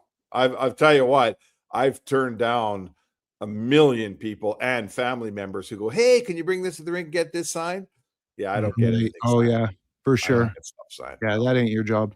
Nope, that's not my job. Get things signed. I'm afraid. Maybe I'll regret that one day, but hey, man, that's not what we do. I mean, if I had covered the did you play for the Eskimos? You played for the Eskimos, didn't you? Yes, that's if what I'd have I been in that Eskimos dress room. It might have been different. I might have pulled my shirt down had you signed my breast, Eddie. Whoa. That's a little disturbing. Spec, we're going to end this one there. A little disturbing. Talk to you next week, pal. Okay, buddy. Woo. He took us there. All right, take that into your weekend, boys. On the Mark, brought to you powered by Northgate Chevrolet. You on something? Oh, this truck's for you, northgategm.com. Well, Eddie, I'm sure you've signed some breasts before, but I don't think what's wrong with that? It's not a bad word, but I don't think that you've signed, like, if Mark Spector comes into the room. Eddie, can you sign my breast? Hey, Eddie, just pull down the right nip. Wow. Oh, boy, Spec. I'm flattered. When we come back, we'll get to some of your texts. 833-401-1440. Kevin Karius, Eddie Steele, Duke of Delburne, Josh Fenwick, and Mac the Intern on Sports 1440 AM radio. We are streaming on YouTube, X, Facebook, Instagram, and Twitch. Planning your next event? Let Loca Quality Market cater. From made-to-order meals to gourmet platters to full chef tasting experiences, they make entertaining effortless. Visit loca.ca to start planning today. Fountain Tire, success is a team effort. They're committed to their team members and their customers. And that means treating your vehicle like it's their own and finding solutions that suit your needs. Because whatever the road brings ahead, they're on it with you. Visit fountaintire.com today. Remember 2025? That's so last year. But seriously, St. Albert Dodge needs to clear some 2025 models off the lot to make room for new inventory. So they're having a huge clear out of all the remaining new 2025 Jeep Wrangler Saharas. The Sahara package is the best seller, so they have a great selection to choose from and priced from as low as $59.9. I don't have to tell you, these are going to go fast. So get there before they are gone. Just head up the trail and see how easy it is to do business at St. Albert Dodge. This hockey season, before every game, check out the pregame show with Andrew Walker on Sports 1440. It's brought to you by Titan Supply, your only source for rigging, lifting, and hauling products. Visit titansupply.ca. Do you work for a company that wants to reach people who love sports? Or maybe you're looking to hire people who love sports. Sports 1440 partners with dozens of local businesses, connecting with tens of thousands of Edmonton sports fans every day. On the radio, on the listening apps, on YouTube, and on social media. Contact our sales team today to see what Sports 1440 can do for you. Email Gregor at sports1440.ca to get started. Invest for today and tomorrow. Vision Credit Union makes it simple with 2 RRSP options to fit your goals. Choose a secure term deposit RRSP with guaranteed returns or a mutual fund RRSP offering higher growth potential with exciting opportunities. With an RRSP, you'll save on your income tax, grow your investments tax-free, and get closer to your dreams, whether it's retirement or your first home. The deadline to qualify for 2025 tax deductions is March 2nd. Learn more at visioncu.ca. Get ready. We're going to make you an offer you can't refuse. Shoresy's back, and it's only on Crave. We need total buy-in from every guy in this room. The Smash Hit Series returns for a brand new season. We're going to be playing the EU All-Stars. Shoresy is facing his toughest competition yet. This EU team is spectacular. Yeah, I'm not scared of them. Hear that, Shoresy? Let's make sure they never forget who we are. Shoresy, new season, stream now, only on Crave. Subscribe at crave.ca. Just in time for the morning skate. This is the Kevin Karius Show on Sports 1440.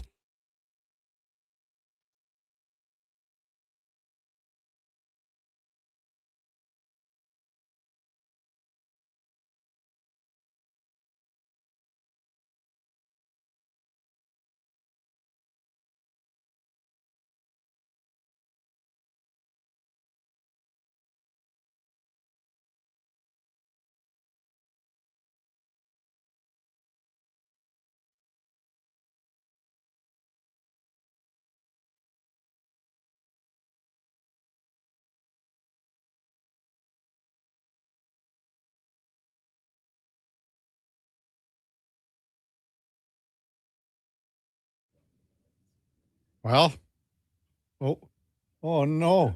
Oh, I got to get this mic on. oh. Ooh, I missed it. Ready? Free fall. Ooh. Oh, you even look Mackenzie's Yeah. with you. Kenzie girl. Mac, the What you intern. doing over there, Mac Daddy? She's running the board for the first time. And you in free falling, and she can't even take it. I'm falling. I'm sure falling all right. Wow. Falling flat on my face. Mac Daddy. Unbelievable. That's great. So I got a quick little story, KK. And Duke, you'll appreciate this one too. Mm-hmm. I'm working down in Pinoca on Tuesday morning for my sales gig.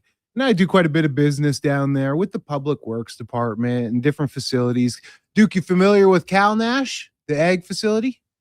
I'm sure you frequented there right behind the where they have the rodeo.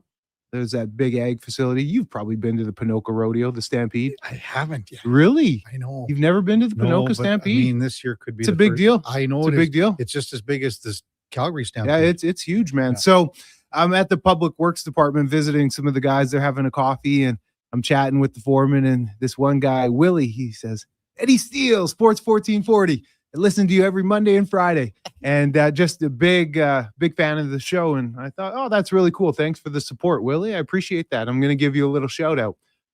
Then I'm at a couple sales calls later at this CalNash facility, big ag facility that I do business with.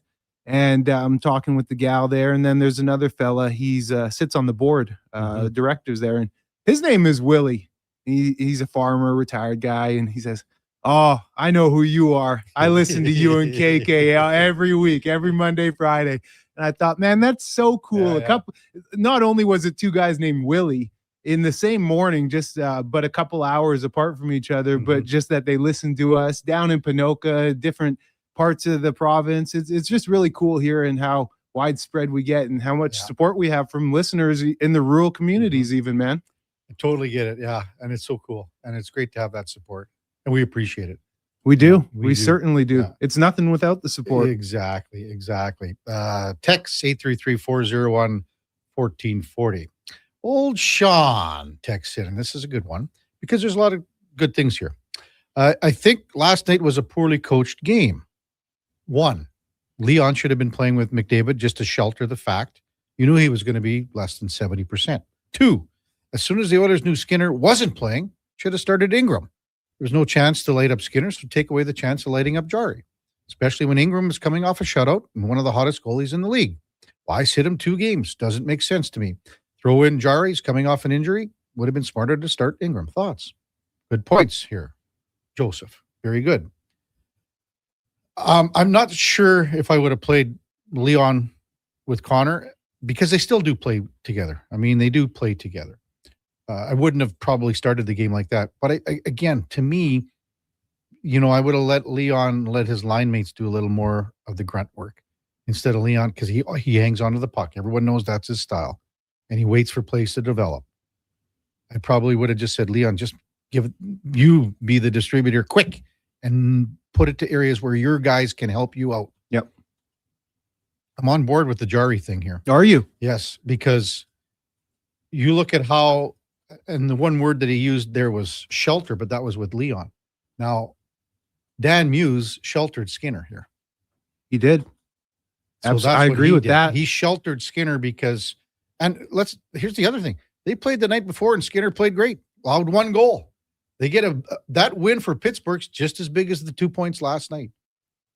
So I'm on board with that. So when did they know that for sure Skinner was going to start? Because my only pushback would be if you're the Oilers, you're not going to be. You have a plan and you're going to be steadfast in your own plan. You're not going to start different goalies based off who they're starting in the other net, man. For Knobloch, he would have said, and he would have brought in Pete Aubry and said, what do you think here? And then the goalies would have been, Tristan, do you want to start against your team here Thursday? He would, and he's going to say yes. Oh, he's going to say heck yes. He's going to say yes. Yeah. Same as with the conversation if there was one. Pardon me, if there were one with the Pittsburgh Penguins, there might not have even been a conversation. Muse might have said this is how it's going to be. He might not have said, Stu, what are you thinking? You want to play in Edmonton? Stu's going to say yes. Now, I heard on this station, I forget who it was, someone from Pittsburgh, they essentially rotate their goalies all season. Nobody starts back-to-back. And what was telling about why Stu is starting to gain favor is because he started the first of the back-to-back, which is he played the game before either, so he went back, not back-to-back on consecutive nights. Yeah, he played back-to-back games. No, very few times have we seen goalies play back-to-back nights. Very few. So, yeah, I just, my viewpoint would be if I'm the Oilers, I have my plan and I'm not saying, oh, I see so-and-so's down there. Oh, we better switch it up. If we're going into it with this is our plan, we're going to stick to our plan. Yeah. 833-401-1440. Myself and Noel Rinsky are not agreeing on a subject. Noel, if you want to call in later, please feel free. He said, give the ice time talk a break. It's a non-issue. Look at Colorado's allocation. I replied, it's not a non-issue. It catches up to you. When you're top 6 too as well, when your top 6 players are not performing, That's when you need that You need- affordability to yes. roll out 4 lines. You need that depth. That's what Pittsburgh's been doing. The ability to roll 4 lines like Pittsburgh is massive. He replies, I disagree completely. If you can show me proof, I'll listen. They lost on 37-second time lap or 30-second laps that cost them the game. I've looked at all the top teams, game in, game out. It's a top-heavy roster. 1 or 2 extra minutes over 82 games over 6 months will not matter a bit. I so disagree with you, Noel. I'm sorry. What happens in the playoffs? What happens in the playoffs? I don't look at this, KK, as time on ice and guys getting fatigued. That's not how I view it. I look at this as time on ice and lack of depth is never going to get you a championship. Sure, you can have top-heavy skill and whatnot, but you need depth if you want to win a championship. That's how I view it. You have to be a well-rounded team. Mm-hmm. You have to be. Some people always hate this as well about the first line will almost X out the opposition's first line in the playoffs. And then you talk about, what are you laughing at? Second line, same thing. And that always what happens is the third and fourth line in the playoffs come to the forefront. And that's what happens. So don't come at me with this, Noel, because what line beat the Oilers last year in the Stanley Cup final? It was the third line for Florida. It's real. Listerainen, Lundell, Marchand. They were the key line that won that series for Florida. If you don't have depth and don't have the ability, Noel, to roll lines, it will catch up with you. Yeah, this isn't a fatigue. This is that team depth overall. And you got to have guys produce. And in order to get more ice time, you have to produce to gain that trust. It's a full circle. It's a full circle effect. Mm-hmm. 833-401-1440. Hot salsa. And I saw this a little bit. Did anybody catch how angry McDavid was when he was yelling when he returned to the bench after his giveaway for the breakaway goal? Yeah. Louis DeBrusque would have heard it all, obviously. So that's the 5th goal. It's the Malkin goal. And even Tristan Jarry said he felt that Malkin fanned to start off his move. But it's a pass that's the thing is that Connor McDavid handles these passes all the time, but it's not a great pass coming from Bouchard to him. It's in his feet a little bit, and Malkin's in good position for a quick stick check. Yeah. And then he's got the momentum. Yeah, he just picked him cleanly. To get the zone and carry it out through the zone into the neutral zone. He's got enough speed to get there. And then Connor did say something about a pass. You could see his lips and stuff in the replays. He was hot. Sure he was. But Connor, think about that's more on him, though, than the pass. Again, we expect so much from I'll never say anything about Connor. I mean, we know he's the best player in the world. I mean, you look at the second goal. That was Mantha behind the D, but that's Connor turning the puck over just inside the blue line. Yep. Connor had a giveaway when the puck bounced on him, and oh man, I gotta think who it was. Novak had that partial breakaway in tight. So there's a lot of it was an off night for the captain. He'll be the first to tell you that. And I expect him to have a lights out game tomorrow night. And despite that flurry that Pittsburgh had early, Hyman had a couple of good looks in the first that we haven't talked about. He had a break, and then he had that one where he drove to the post. Like he had a couple of looks. One of those even goes in and completely different feel. Here's there's two or three little things that are fundamentals of hockey. And again, think about late in the first period. Zach Hyman's got a breakaway, makes a pretty good move. Sheloves catches a piece of it. The puck goes off the post. If Leon Draisaitl stops in the blue paint, he's got an easy tap-in goal. Finish it in, because he stopped on the outside of the post. And normally, those are simple things. And the funny thing is, Leon being a left shot, and you would know this, Eddie, because he can't turn left. Because Eddie, if you're going in there, you're natural for you being natural and not being a hockey guy. You're stopping to your right. Absolutely. Your stick's on the right side. Yeah. Leon, normally, when guys are going around and doing a flyby, for the most part, it's more natural for a left shot to go left. So that's why it was weird for Leon to sort of go right and then come back, but it's too late by that point. Yeah, exactly. The timing. Yeah. So, hey, we got to get to in or out because Eddie's got to get out of here at 8:55. So we got to have lots of time for in or out. We'll get to a lot of your texts, tons of them rolling in 833-401-1440. When we come back, in or out with Eddie Steele, Kevin Karius, Duke of Delburne, Josh Fenwick, Mac the intern on Sports 1440 AM radio. We are streaming on YouTube, X, Facebook, and Instagram.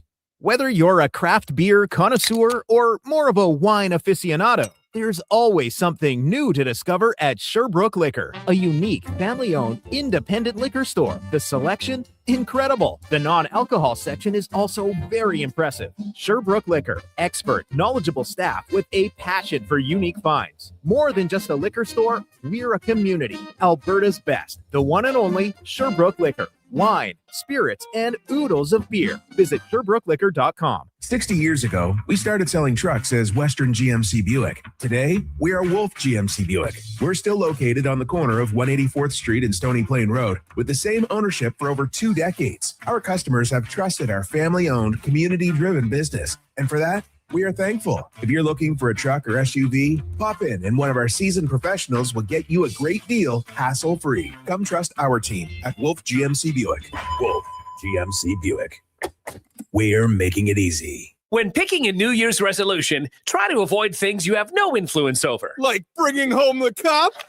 That would be awesome. But completely outside your control. Instead, pick something you can control, like bringing home some Wilhauk beef jerky. That would also be awesome. But what if we brought the cup home to Canada and it was filled with Wilhauk beef jerky? Okay, I'll allow it. Wilhauk beef jerky, only available in Leduc. Get yours today because you don't win cups with salad.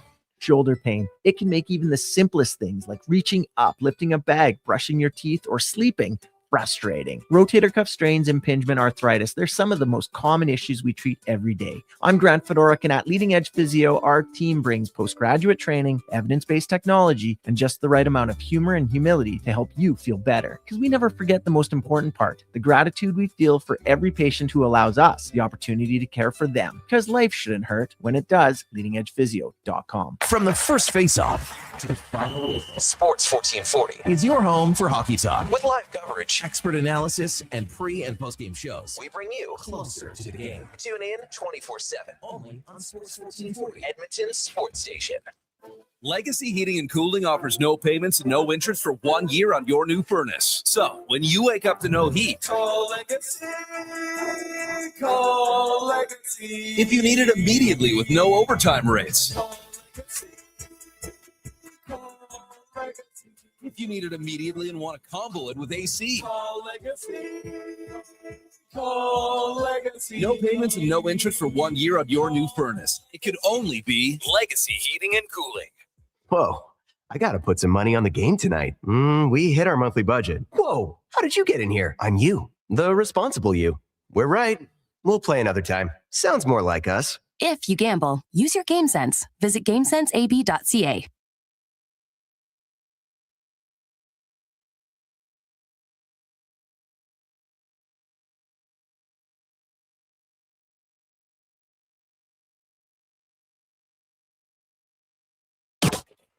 The Karius Show, breaking down Edmonton's favorite teams, even though his favorite Junior A hockey team is the Yorkton Terriers. Thanks for checking in with Sports 1440.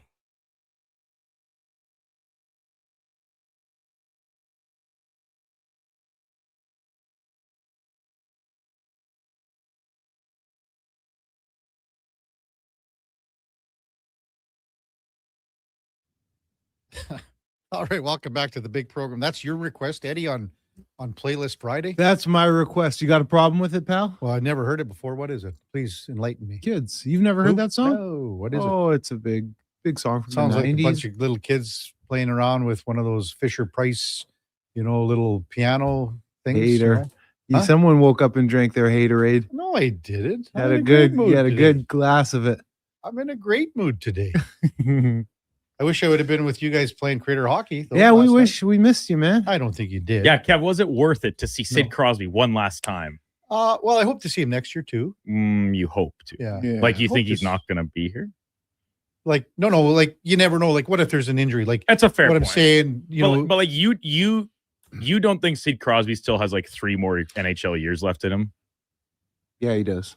I might not have 3 years left in me. Dude. That's But there it is. Okay, so let's just say you're not doing this in 3 years, in the next 3 years, but you're not telling me you're still rolling down to Rogers. Like, is there a legacy press they're pass? never getting rid of Do that. you want to know the crazy thing last night? And again, this goes to our texter talking about 4 lines and ice time allotment and things like that. Take away a beautiful high slot tip that is an amazing play. Sick. So hard to do. But he's got the blade of the stick to do it. And he's done it before. Take away that goal. How much, if you really, really do a deep dive into last night's game, how much of an impact did Sidney Crosby have on the game? Not a huge one. You know, you're not like, it's not like, holy cow, Sid dominated he play. was lights out tonight. Right. Okay. He was obviously very responsibly defensively. He did all those things. On the power play, snapped it around on the sidewall. Very good. He's like the bumper on the sidewall. Played 17 minutes. He ends up with 1 goal. He's +2. Now, if you're going to tell me that a guy that's, again, he's a top 5 player all time in the history of the game. Last night, there's no way you can say that Sid Crosby was like head and shoulders above everyone else on the ice. Right. It was a total team effort by Pittsburgh. Fair. And you know what? You know who's the most happy about that? Sid Crosby. The kid. Sid Fair. Crosby. So there you go, Duke. Time now for Are You In or Out?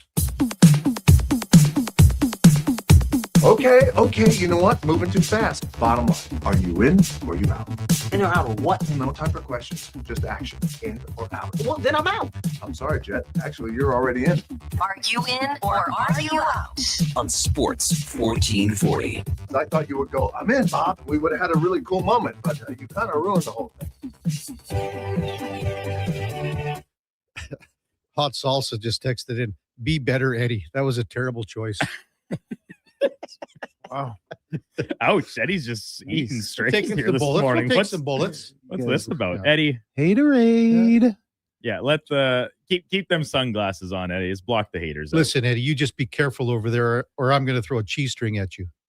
That's okay. We don't have an HR department since JR retired, so it would go unpunished, even if we're chucking cheese strings around in here. All right, Duke, Letterbuck. The Oilers lose in pretty authoritative fashion last night, 6-2 at the hands of the Penguins. A night full of underwhelming performances on the blue and orange side of the ledger. I thought the team's best group was group we talked about yesterday, the third line: Matt Savoy, Jack Roslovic, and Ike Howard. They're out for 1 goal against. Had the Savoy goal late, of course, in garbage time, but I thought they actually generated a few chances elsewhere sprinkled throughout the contest. Boy, Duke, you're really trying to find a positive out of Well, nothing yeah, here, eh? of course, you talk about negative Nelly on a Friday morning. Spec prompted several times to say one positive thing about the Oilers last night, and he comes up with absolutely zero, and to an extent, very much rightfully so. But I didn't hate the play of this line, especially considering they did not start the game together. You said it, Kev. They slotted Frederick in on that third C spot and was off of it in very short order because his ineffectiveness continues to border on the unbelievable. I don't know if I can go in on this one, to be honest. I mean, I don't know. I mean, Savoy gets goals in consecutive games. I guess that's a positive. I told Gregor last night, and I said it on the show, if you really watch Ike Howard, he's cheating at times on the ice for offense, and that's contributing to rushes going the other way. Right. Took a penalty yesterday. Best group, I don't know. I mean, but you have to look at the whole. Was there a line better? Was Connor's line better? No, I mean, there was nothing. I don't know if I can agree anything there, Duke. I'll be impartial to it just because everyone was bad last night. One of them, huh? Well, I just consider. I mean, yeah, you know, Kevin, the segment's called In or Out, not In or Out or somewhere in between. Or I don't know. I don't know. I'm out. I'm in. Yeah, like I get it. Nobody was really good, but if I had to pick a line or a combination of players, I think this would be it. Good for Matt Savoy. Good for Matt Savoy. Scores in back-to-back games. Savoy on the ice for the and listen, it's not the group, but kind of helped start the breakout for the shorthanded goal with Janmark as well. And the type of goal that Matt scored, like that was a really nice goal. Player's goal. Exactly. It's not like that was just a rebound tap in. Yeah, garbage goal. Like that was a nice finish. It was a good goal in garbage time. For what it's worth. Tomorrow, or not tomorrow, I guess it is tomorrow, Saturday night, the Washington Capitals in town. They'll be in Calgary tonight. Third straight game that the Oilers will get a team on a second half of a back-to-back from our friends down the highway. Capitals currently 5 points out of a playoff spot. Of the teams in both conferences, I'll say, that are on the outside looking in, if I had to lay a bet down today on who would make the playoffs, I think the Capitals are the best bet among them. Teams on the outside looking in right now, Duke? Mm-hmm. No, I'm out on this one for sure. In either conference. Yeah, no, I'm out on this one for sure, Duke. Is there a team that you would? Well, Kevin's all hot and horny for the Jets. Oh, okay, give me the odds then, Duke. I mean, the Jets have more ground to make up than No, they don't. They They got have 6 points. Okay. Just as many teams to jump. The only benefit the Capitals have is that their 5 points is actually back of third spot in their division, and they're 6 points back of a final wildcard spot, which is the same spot the Jets are in. And they're both in 7th in the wild card standings. If you start with number 1 being, of course, the top wild card team. Most people would take the defending 2-time Stanley Cup champions 5 points out. When I'm looking at that, maybe, but you haven't wanted them in the playoffs all year, Kev. You see, that was your bold. I'm sorry. When I say you don't want them in, that was your bold prediction to start the season, was that they would not be a playoff team. Have you wavered on that? Of course not. Okay, so I'll stay with the Jets then. So I'm out. I'm out, and I'll just say the Kings. Hate it, but I'll say the Kings. Really? Mm-hmm. So when you looked, and you know, this isn't the be-all, end-all of statistics, but we've talked a lot this year about the competitiveness of the Eastern Conference, the condensed standings, and the goal differentials when you look across the conference. There's a lot of red in this ledger, and the Capitals are still a positive team. And so, like, Logan Thompson, his play has hit a little bit of a wall. He's not the otherworldly guy we saw for the first few months of the season, but I believe that is still closer to the real goalie he is than the one we've seen in the past couple of weeks. So I think that can right itself. When you talk about the Olympic break coming up, the only guy going of note, at least from a Canadian side, like Thompson's going to play net, but Jacob Chikrin, who's had himself a great year, John Carlson's not going for the Americans.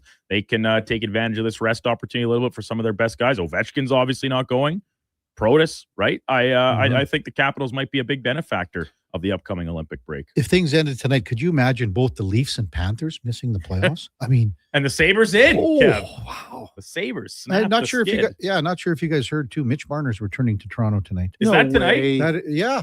I just heard about it. All right. He's just heard about it tonight. in Toronto. I'm texting my curling team right now. Can't make it. This was appointment television. I have to watch I just saw something. Have we asked Austin Matthews yet? Yeah, Mark Masters better not, or else Austin Matthews will slap him around a little bit. I'm tired of talking about it. Noted. The conference championships go this weekend in the NFL, starting in the AFC. I believe Jared Stidham can keep this close enough that the Broncos, I'm not sure if they can win, but I think they can cover 4.5 points and come us down to a final possession type game. Out. Go ahead, Eddie. Yeah. I believe he can keep him in it, but not to cover 4.5. I think it'll be a game, but I don't know if the Broncos cover that 5-point win. I don't know. 4.5. You know that the last 10 games for AFC Championship, where a team, the home team, has been a 4-point dog or more, they've covered. And in many instances, they've won. Duke, we had to do our picks yet. I don't want to tip my hand, but who nominates or what? Who gets first pick? I think you picked the Natty game, right, on Monday night. So I guess it's my turn to start. Unless last week I deferred and let you pick first because you know what they say. You whine and complain enough, you get your way. Then that's. I misspoke, Duke. How come you let me go on misspeaking like this? I misread this. I thought it was Broncos by 4.5. No. Broncos are dogs. Yeah. I misread this. Yeah. Yeah. I'm in. So am I. Yeah. I think New England can win the game. but maybe only by 3. Yeah, I totally misread it and thought that it was Broncos by 4.5. Yeah, thanks to our friend Brandon Cristal, Kev, for our weekly parlay I do with some of the boys. We each pitch in just $5. I took the over on Jared Stidham's rushing total 13 and a as half, my right? personal prop in the bet. It was 15.5. Oh, that's easy. Okay. So, I took 15.5. Have you heard the stat that every NFL start he's played and he's rushed for over 30 yards? Yeah, Brandon Cristal had that Easy money, for us baby. yesterday. So I was all over That's it. probably where I heard it on the program. And he's filtering our own programming back to us here. Over in the NFC West Coast matchup, a team from the West will be representing the NFC in the Super Bowl. The rubber match of the season for these teams. I think the Rams take it. Sam Darnold has made me a believer 100%, but I think the experience of Matt Stafford, the experience of Sean McVay shine through a little bit in this one. Even if I think the Seahawks are a better defensive team, top to bottom, I still think the Rams can win this game and head back to the Super Bowl for a second time in the Stafford-McVay era. Yep, I'm in. Yeah, I'm in on that one, Duke. They are 2.5-point underdogs.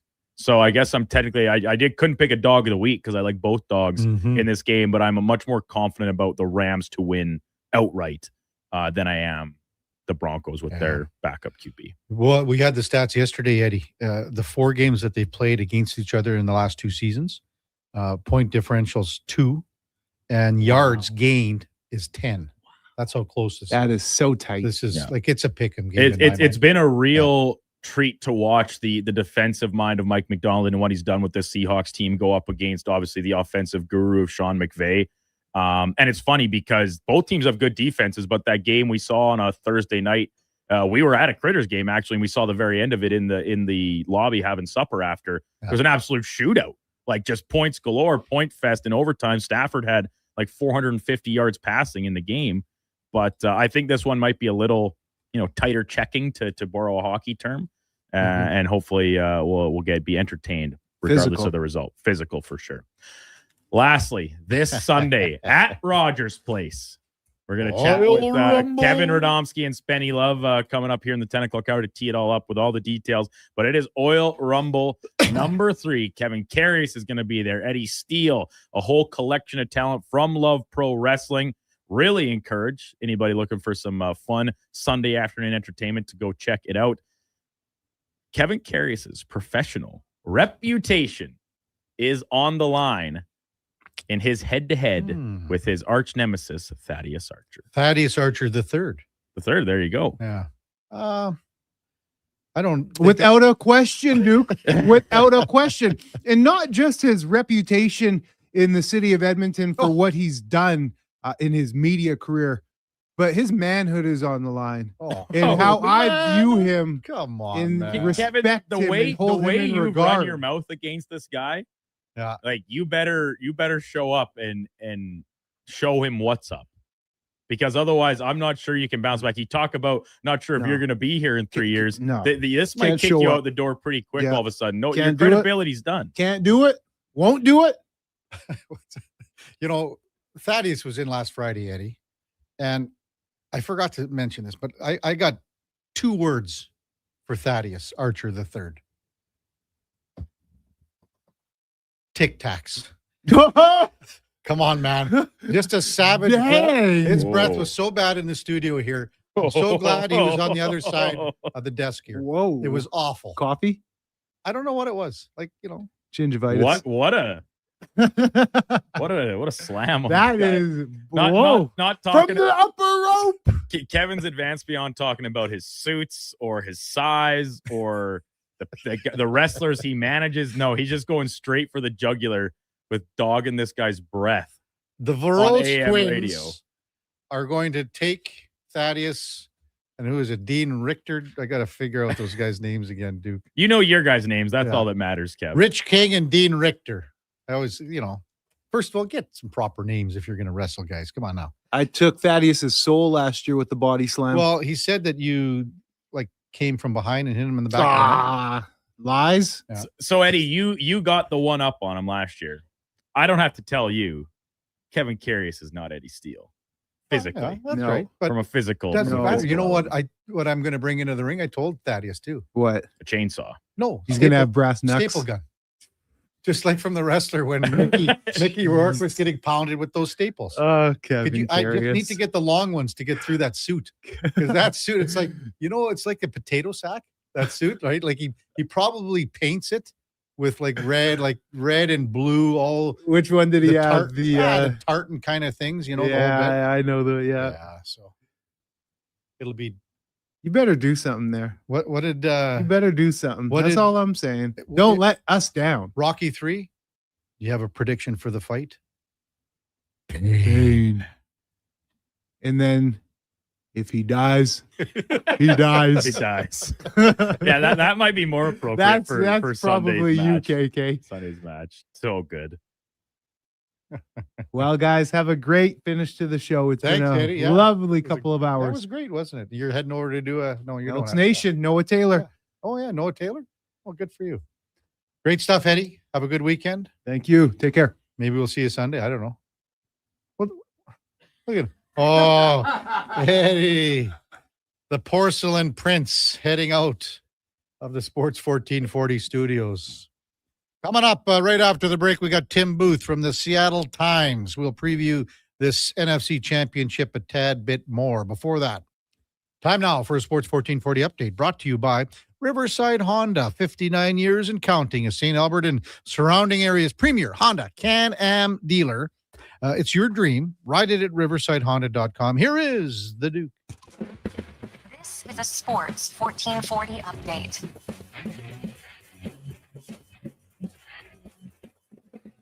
Oilers fall last night at the hands of the Penguins, 6-2 the final from Rogers Place. Anthony Manta scoring twice, part of 3 goals within a minute and 37 seconds en route to a loss for Edmonton. Around the rest of the NHL, 7 of the games, including Boston beating Vegas 4-3. Sabres double up on the Habs 4-2. Blackhawks get past the Hurricanes 4-3 in a shootout. Stars flanked by Columbus 1-0. Senators lose in Nashville 5-3. Jets fall to the Panthers 2-1 in a shootout.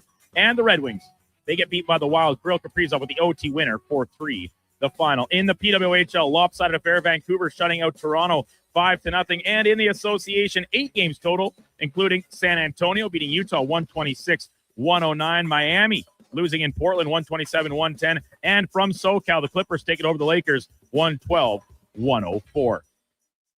Canadian Vicky Mboko in action at the Australian Open late last night into the wee hours of this morning. She wins it. 4th round matchup, defeating 14th-seeded Claire Towson of Denmark in 3 sets to advance.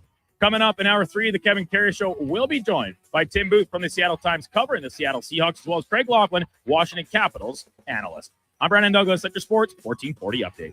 This is Sports 1440, a Stingray radio station broadcasting on Treaty 6 territory. Download the free iHeartRadio app and listen to CKJR wherever you go. Hey, sports fans, we've got a clear choice for you. At Crystal Glass, we provide customers with the perfect glass for any job. From home to auto and even commercial, installation or repairs, we're your team. Call 310-GLASS or visit crystalglass.ca. Crystal Glass. Edmonton's go-to station for all things sports is Sports 1440. From Low Tide to Kevin Karius and Jason Greger, we deliver the latest on your favorite teams. Tune in 24 hours a day, 7 days a week. To Sports 1440. Missioner Allen Auctioneering's Calgary, Edmonton, Winnipeg Public Unreserved Heavy Truck Auction is next Thursday at 9 a.m. with Tritum, tandem, and single-axle trucks, including tractors, decks, dumps, plows, man lifts, pickers, refuse trucks, and more. Info at maauctions.com. He's heading into the driveway. Temperatures dropping fast, folks. He opens the hood and, oh no, the battery's on thin ice. Yeah, that's a tough break, Tim. I mean, you can't expect to compete and win with weak parts in your game like that. But wait, he's made a clutch move. He's gone to Napa Auto Parts for the win. They've got batteries, winter-grade oils, antifreeze, and wiper blades built for cold Alberta conditions. That's a championship play, Tim. With over 85 Alberta locations, visit your local Napa store today or shop online at napacanada.com. That's Napa know-how. Missioner Allen Auctioneering's Calgary, Edmonton, Winnipeg Public Unreserved Equipment Auction is next Friday at 9 a.m. featuring graders, forklifts, wheel loaders, man lifts, mini excavators, skid steers, telehandlers, plus commercial trailers and sea cans. Info at maauctions.com. Sports 1440. All sports, all day. On YouTube, Facebook, and X. Thanks for listening to Edmonton's sports leader.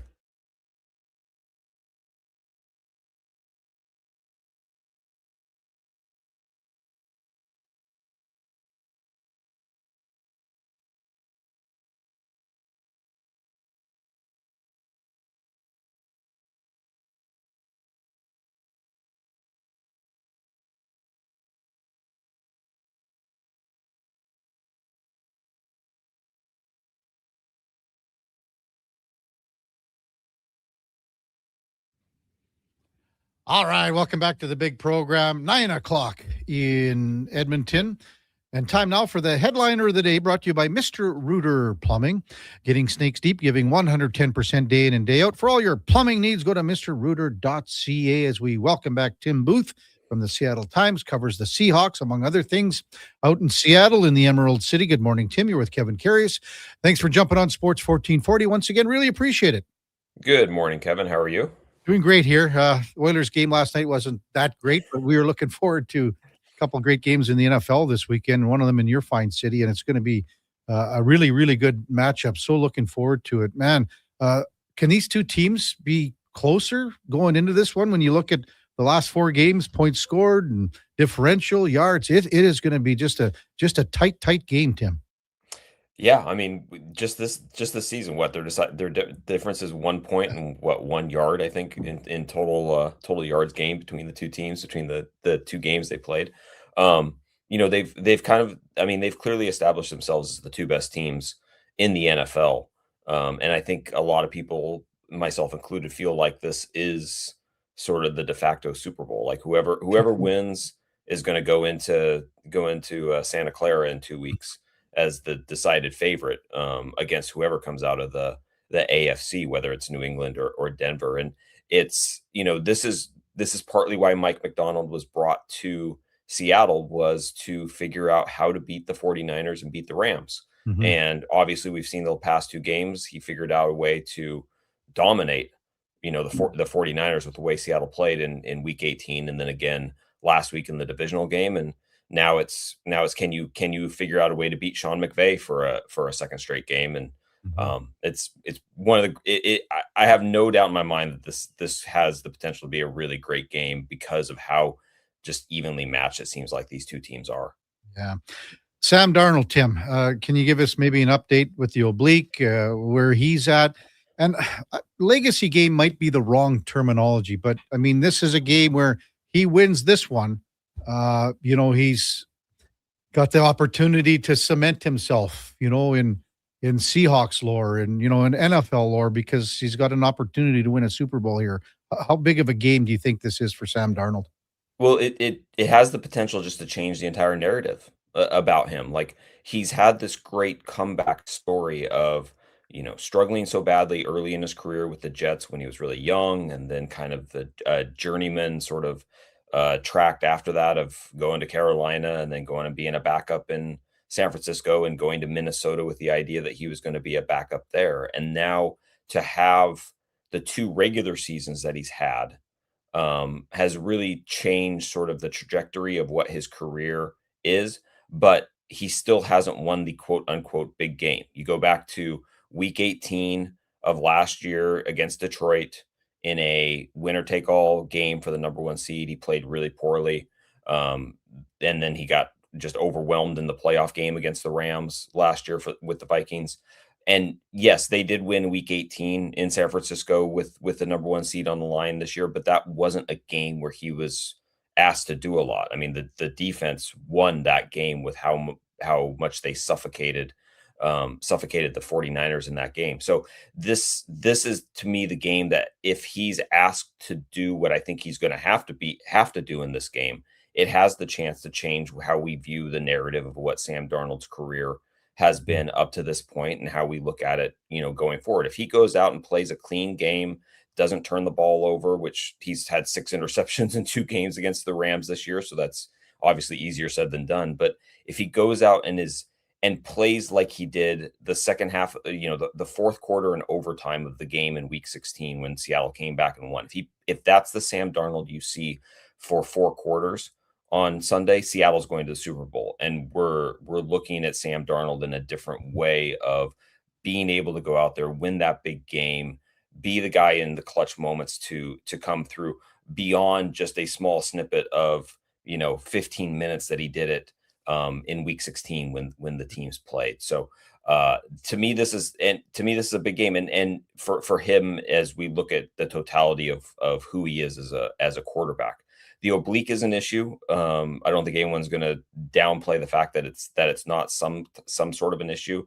The word this week is that he's, you wouldn't know any different, that he was dealing with something with the way that he's looked in practice, but they're limiting what he does significantly in practice. He's not taking the same number of reps. He's not nearly making the same amount of throws. They're really trying to, kind of baby this thing to get through Sunday, knowing that if they do win, they'd have 2 more weeks of recovery for him to get ready for the Super Bowl. So it'll be just like last week. He'll probably not come out for early warmups. He'll probably limit the number of throws he makes before the game, and then let some medicine kick in and see how he feels once the actual game starts. Yeah, exactly. Tim Booth from the Seattle Times, our guest on the Kevin Carey Show here on Sports 1440. So Kenneth Walker III is going to be truly a bell cow running back this weekend. How do you think he's going to handle this load, and what kind of usage do you think we're going to see from Kenneth Walker III, Tim? It was funny. I was looking up some stuff because I wrote about this earlier in the week about kind of how they're going to approach the situation. He hasn't had 20 carries in a game this year, and he's only had 20 carries in a game once in the last 2 seasons. Oddly enough, it was against the Rams last year. Certainly he's got the ability to take on 20 to 25, even beyond 25 carries in a game, but his style is different as a runner than what Zach Charbonnet's style is, and that's, I think, where you're going to have to see how it works, because Walker has a tendency sometimes to look for the home run versus take the 2 yards and just move on with the series. Charbonnet is much more just kind of like a straight ahead, give me the ball, I'm gonna blow through somebody. So how that balance plays out, and does Kenneth Walker just put his head down and accept the fact that there's going to be times where there's nothing there and he has to try and get 1 or 2 yards out of the play instead of trying to make something more significant happen. And then kind of with that is, who's the guy who's going to give him a blow? Who's the guy they're going to bring in on 3rd down when they need a back in there for pass protection? Who's going to be the one that gets 7 to 10 carries in the game just because, Kenneth Walker can't run the ball 40 times, because Seahawks would love to run the ball 40 times, but if that happens, it's not going to be all on Walker. So that's, there's a bunch of questions about kind of how the trickle down works from there, because not only was Charbonnet an excellent runner, he was really good in pass protection. He was a really good pass catcher out of the backfield. So on the surface, it doesn't feel like his loss is that significant. I think you ask the general public, like, who do you think is the most important running back for the Seahawks? They're 100% going to say Kenneth Walker. But you dig a little deeper, and they're going to have to come up with some answers to try and figure out how to make up for not having Zach back there. Yeah. Tim, everyone knows what Jackson Smith and Jigba can bring. But maybe, do you see the tight end AJ Barner stepping up and having a big game because of, again, just with having the one back in Walker moving forward here? What are you looking for Barner here? His 2 of his biggest games in his career have come against the Rams. He had 10 catches against them back in November when they played down in LA. I mean, he's become a big factor, which is not, I don't think, what people expected when he was drafted coming out of college. Like, he was portrayed more as kind of the blocking guy. Is part of the reason why they drafted Elijah Arroyo out of Miami this year, because they saw Arroyo as kind of the dynamic pass catching option, and Barner is more of a stay in there and be that extra blocker on the offensive line. But Barner, to his credit, has really developed into a nice option for them in the passing game. And with the way there's areas within the Rams defense that you can expose. Like, I think if you broke down the 2 teams and looked specifically at the different units on each side of the ball, the Rams secondary is good, but it's not. There's areas that you can take advantage of it, and I think one of those areas is trying to get some stuff across the middle that doesn't put Smith and Jigba or Cooper Kupp in some dangerous positions. Plus, it's just kind of maybe some safer passes for Sam Darnold to look at. So I anticipate that you're going to see a lot of AJ Barner being used in some capacity in the passing game. And then obviously without Charbonnet, AJ Barner's kind of become one of their better short yardage options with Seattle's version of the tush push and Barner being the one who carries the ball. So they get into 3rd and 1, 4th and 1. sometimes that might have been Zach Charbonnet. Now it very likely could end up being AJ Burner. Tim Booth from the Seattle Times, our guest on Sports 1440. Well, you mentioned Sam Darnold and how he faces pressure and the picks, the interceptions, turning over the ball. What about on the other side? I mean, when you got a defense like the Seattle Seahawks do in DeMarcus Lawrence and Leonard Williams, and just the simple stat that they don't blitz a whole lot, but still have one of the highest pressure ratings on quarterbacks in the NFL. What does that tell you about these guys that are getting to the quarterback, Tim? It's a really talented group, and I think one of the things that has stood out is the way that the Seattle coaches have just been able to unlock a different level, for these guys. So, DeMarcus Lawrence, veteran in his 12th season, he hasn't had the impact that he's having this year in 5 years.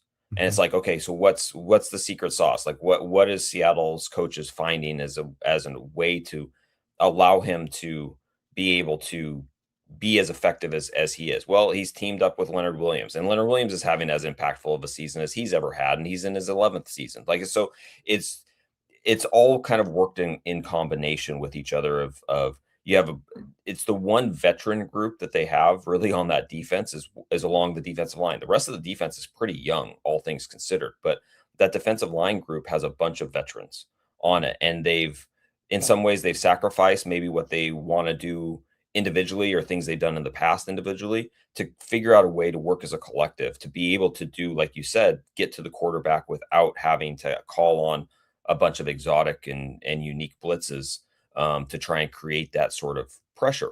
The thing with the Rams, though, is Matthew Stafford gets the ball out so quick, and it negates a lot of that pressure or a lot of the ability of that group to get pressure.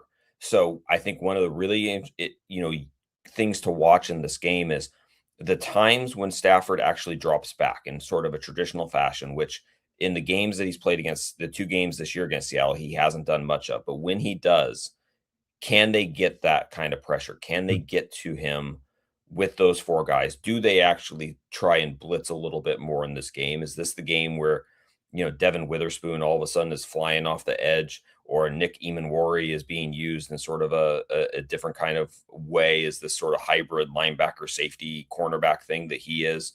I think that's part of the chess game of this matchup is, can they kind of figure out a way to finally get some pressure on Stafford that they really have only been able to in very limited amounts in the 2 games that they played this year? And with that, can they actually force a turnover? Like in 2 games, they've forced 1 turnover. It was a Puka Nacua fumble back in the game in November.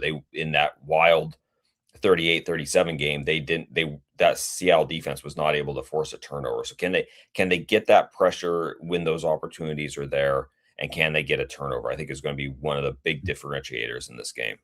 What about the 2 head coaches, Tim? I mean, they're 2 of the youngest head coaches that are left in the NFL, because there's not many coaches left with all the firings, but different paths, you could say. I mean, McVay's been around a long time, but McDonald's obviously an up and comer. How big of an edge, though, do you think that the Rams have with experience here? I think it has to be taken into consideration. I think it is an advantage having been in this situation before. I mean, last week was Mike McDonald's first, postseason game as a head coach, and the game was over in 17 seconds. It was like Rashid Shaheed takes the kickoff back for a touchdown. You're like, okay, well, that's all you needed. Like, there wasn't a whole lot of moments where he had to make any critical decisions in that game, if any moment that he had to make a critical decision in that game. So how does he respond when it's 21-20 early in the 4th quarter, and they have a 4th down near midfield, and they got to decide, do they go, or do they punt, or is it third and 7? Do they call this blitz here and maybe expose them? So like it's those little decisions like that, which we've seen him do it in the regular season, and obviously he's had an amazing amount of success in the regular season to get them to this point right now, but not in the pressure cooker of the NFC Championship game, not one step away from the Super Bowl. So it's absolutely I don't know if advantage is the necessarily the right word, but you kind of have seen McVay in those situations. You kind of know what his track record is in making those decisions, and you just don't know yet with Mike Macdonald until he goes through it. You can't really make a determination whether he's going to make the right calls or not the right calls in those moments. But I do think, at least going into it, you have to say, okay, well, McVay's got the experience, so you lean on his background and what he's done in the past, and go, okay, well, I feel a little bit better maybe there than I would with a first time coach in this situation. Tim, have you got time for a couple Kraken questions? I can try, yeah. I know, because you're immersed in the Seahawks. That's the whole thing. Like, the Kraken are probably going, okay, we like how the Seahawks and what the city's like, and I mean everything pulling for the Seahawks here. But hey, we're playing some hockey too. But it's just one of those things where no one cares about the Kraken right now in Seattle because it's all Seahawks, right? Yeah, it's a little bit that way. I mean, they've had such a roller coaster season to this point. It's like it's gotten kind of lost just how all over the place the season has been for them, because of, you had the Mariners run in the playoffs and they had a little bit of a break, and they had the Seahawks run now, and it's like, hey, hockey team over here, please play. But you know what?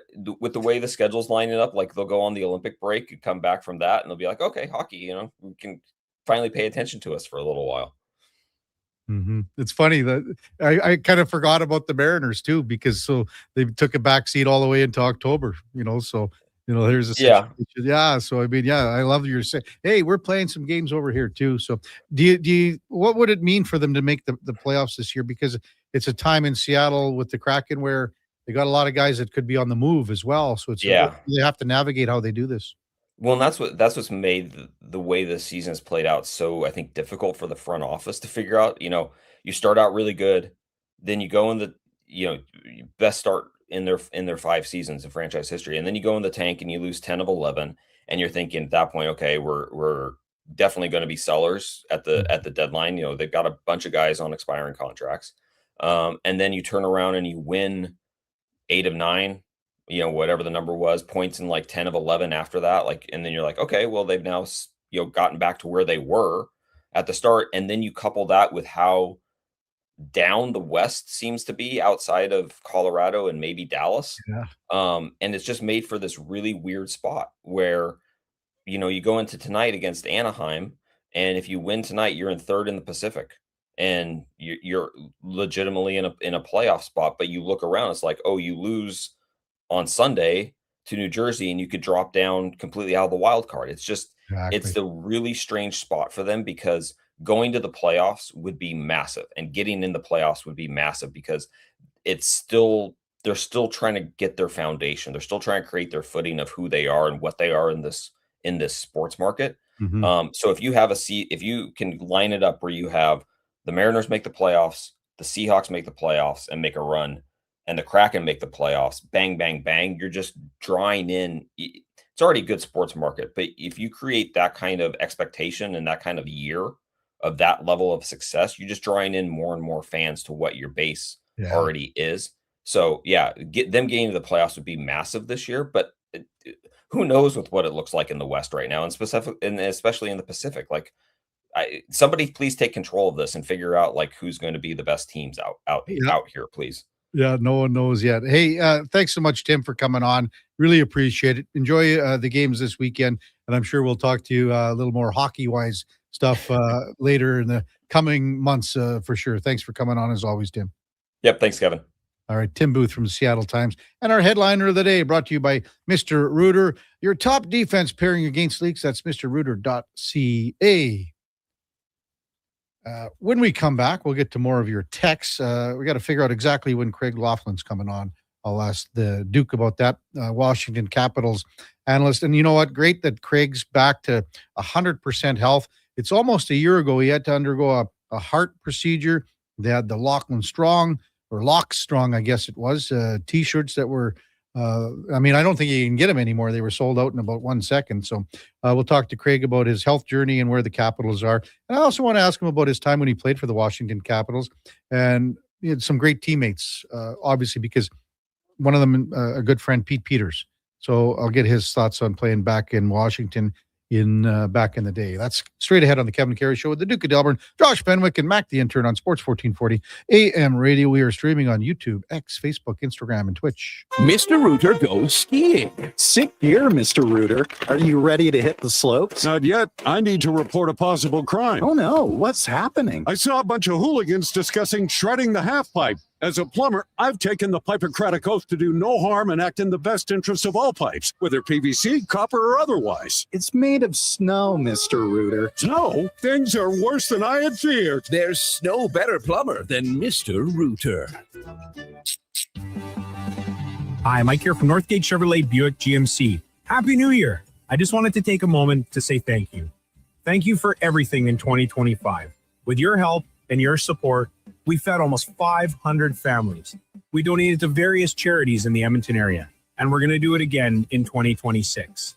Please stop in and see us today, 13215 97th Street, or visit us online at northgategm.com. You're in Northgate country. This Sunday, it's high-impact family fun that's second to none. See Oil Rumble 3, an afternoon of wrestling in Ice District. Catch all the slap shots and suplexes as your Edmonton Oil Kings battle the Saskatoon Blades. It's Family Fun Sunday with face painting, bouncy castles, plus pregame and intermission Love Pro Wrestling matches. And Calamont Kids food combos are $10 or less. Value that hits harder than a steel folding chair. Edmonton, Saskatoon, Family Fun Sunday, and Oil Rumble at Rogers Place. Great seats at Rogers Place start at only $20 at oilkings.ca. Come for Canada's largest trade shows, the biggest names in entertainment, exhilarating sporting events, and more. And stay for the experience at the Edmonton Expo Centre. Looking for the perfect place to host your next big event? From trade shows to galas, meetings, and concerts, the Edmonton Expo Centre has the space, event expertise, and service to make your next event unforgettable. With over 522,000 square feet of flexible event space, in-house catering, and operational expertise, they bring your biggest vision to life. Learn more at edmontonexpocentre.com today. Seriously, another door knocker? I really want to go solar, but these high-pressure tactics are exhausting. And their prices are unbelievable. Before we do anything, let's call Great Canadian Solar. There's a better way to go solar. Great Canadian Solar provides honest advice and fair pricing to save you from overpaying. They're easy to deal with and will never put pressure on you to buy. As a trusted local business for over 15 years, Great Canadian Solar will support you in your solar journey. Visit greatcanadiansolar.com and call today to get started. Hey, Edmonton, did you know a local Play Alberta winner scored over $500,000 on Mega Jackpots Ocean Bells? Think about the season tickets you could lock down with that kind of cash. From major casino winners every hour to jackpots worth millions and hundreds of popular games to money that stays in the province, there's never been a better time to sign up for Play Alberta. Download the app today to get started with casino, sports, and lottery all in one app. Must be 18 plus to play. When you gamble, use your game sense. From the locker room to your radio, Sports 1440 is Edmonton's sports leader. Real talk, big personalities, and your texts. It's interactive. It's fun. It's where Edmonton talks sports. Sports 1440. You matter. Your mental health matters, and you're braver than you think. Not Alone is an organization focused on creating a space of acceptance and support through tough, meaningful conversation. My name is Tyler Smith, and you are never alone. NotAloneCo.com. It's okay to not be okay. Exciting news from St. Albert Dodge. The all-new 2026 Jeep Gladiator Sport packages have arrived. They have a great selection and a bunch of colors to choose from. And if you've checked out the Sport, you know it comes in some fun colors. Rugged capability, practical off-road features, and you can get behind the wheel for as low as $49,900. That's right. Put yourself in a brand new Jeep Gladiator Sport for less than $50,000. What more can you ask for? Time to head up the trail and see how easy it is to do business at St. Albert Dodge. Across rural Alberta, volunteers and community groups work hard to make life better for their neighbors, creating new playgrounds, better rinks, and gathering places that bring us together.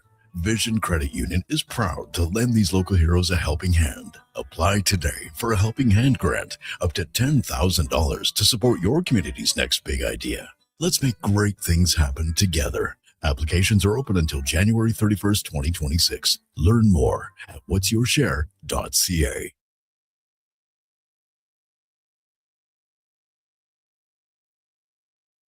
Just in time for the morning skate. This is the Kevin Karius Show on Sports 1440.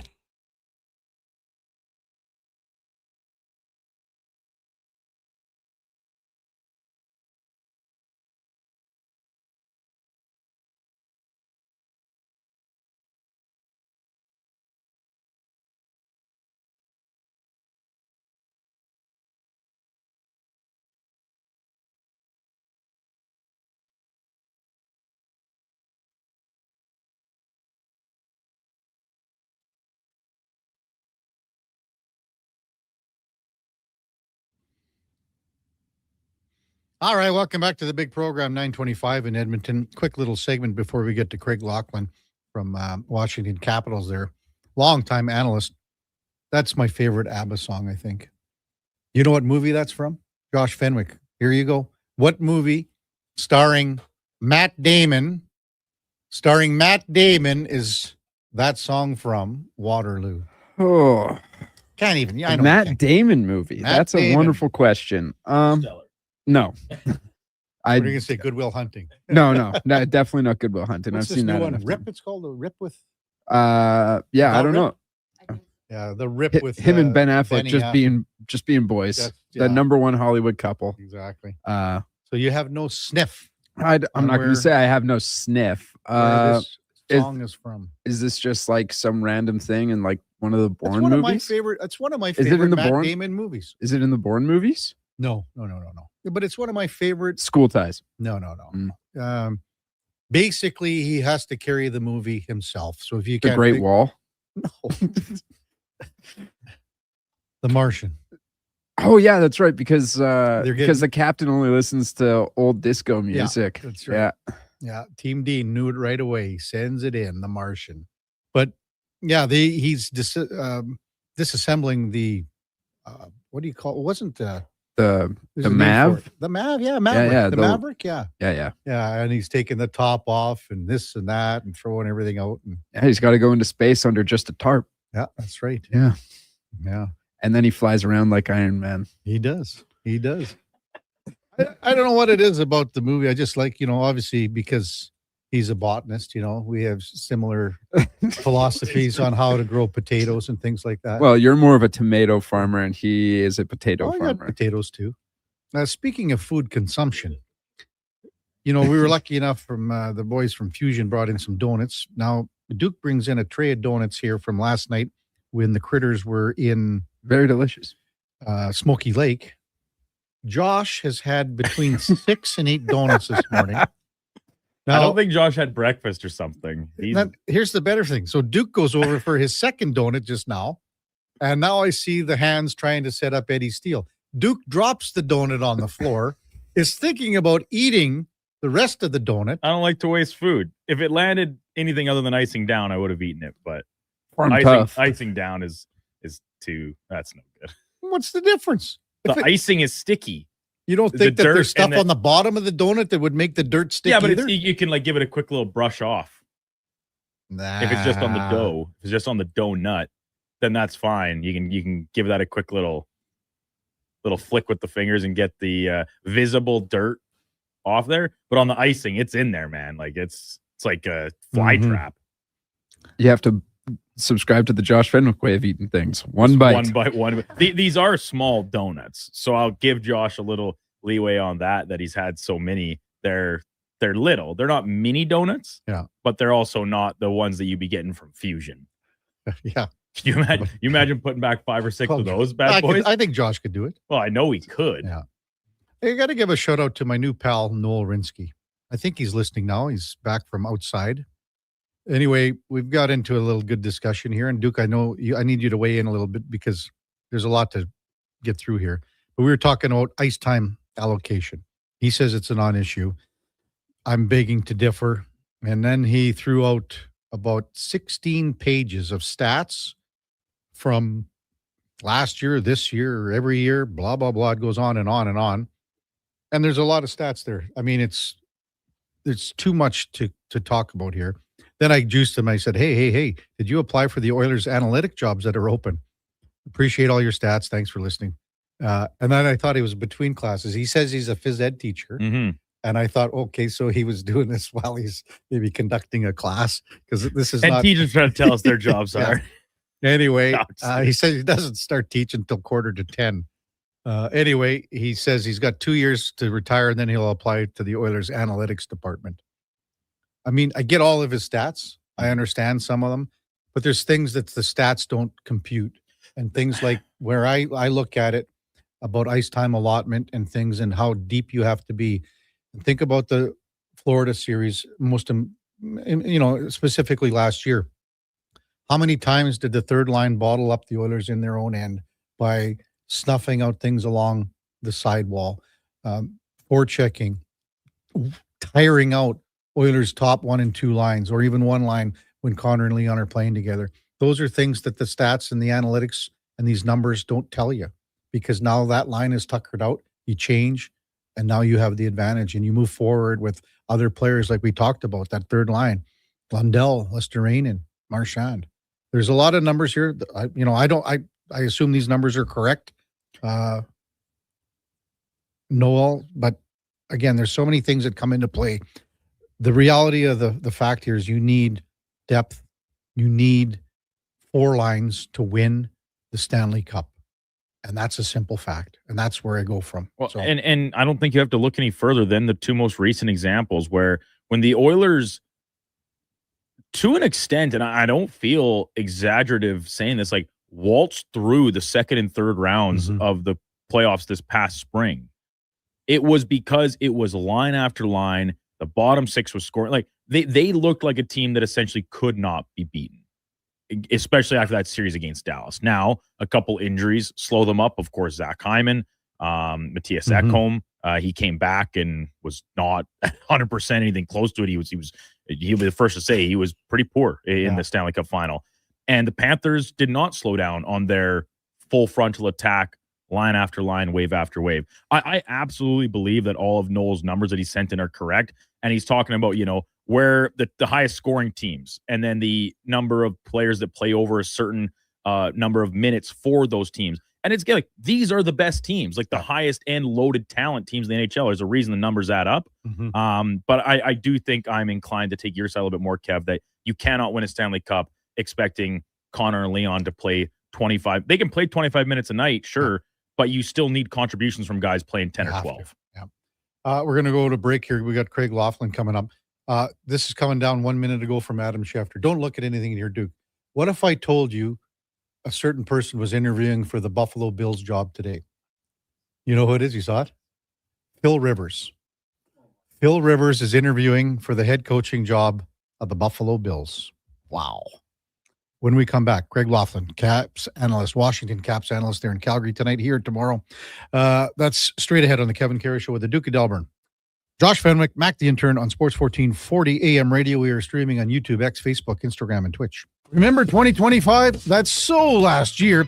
But seriously, St. Albert Dodge needs to clear some 2025 models off the lot to make room for new inventory. So they're having a huge clear out of all the remaining new 2025 Jeep Wrangler Saharas. The Sahara package is the best seller, so they have a great selection to choose from and priced from as low as $59.9. I don't have to tell you, these are going to go fast. So get there before they are gone. Just head up the trail and see how easy it is to do business at St. Albert Dodge. Come for Canada's largest trade shows, the biggest names in entertainment, exhilarating sporting events, and more. And stay for the experience at the Edmonton Expo Centre. Looking for the perfect place to host your next big event? From trade shows to galas, meetings, and concerts, the Edmonton Expo Centre has the space, event expertise, and service to make your next event unforgettable. With over 522,000 square feet of flexible event space, in-house catering, and operational expertise, they bring your biggest vision to life. Learn more at edmontonexpocenter.com today. Made for some rough roads, but it means trails are now packed and ready for action.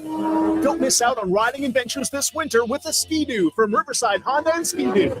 Work or play with new 2026 Generation 5 models with class-leading design and power. And right now, take advantage of 5.99% financing OAC. Only at Riverside Honda and Ski-Doo. 15 Inglewood Drive in St. Albert. And always at riversidehonda.com. Shop local, shop Canadian. The new double cheesy melt at McDonald's. We're talking 2 juicy, mouth-watering 100% Canadian beef patties, 2 slices of cheesy goodness, with even more melty, cheesy sauce on top.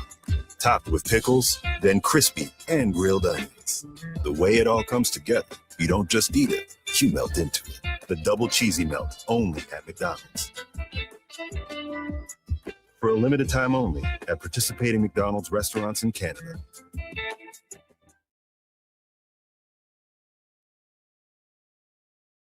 You're listening to Sports 1440 and watch us on YouTube, Facebook, and X. Sports 24/7. We are Sports 1440.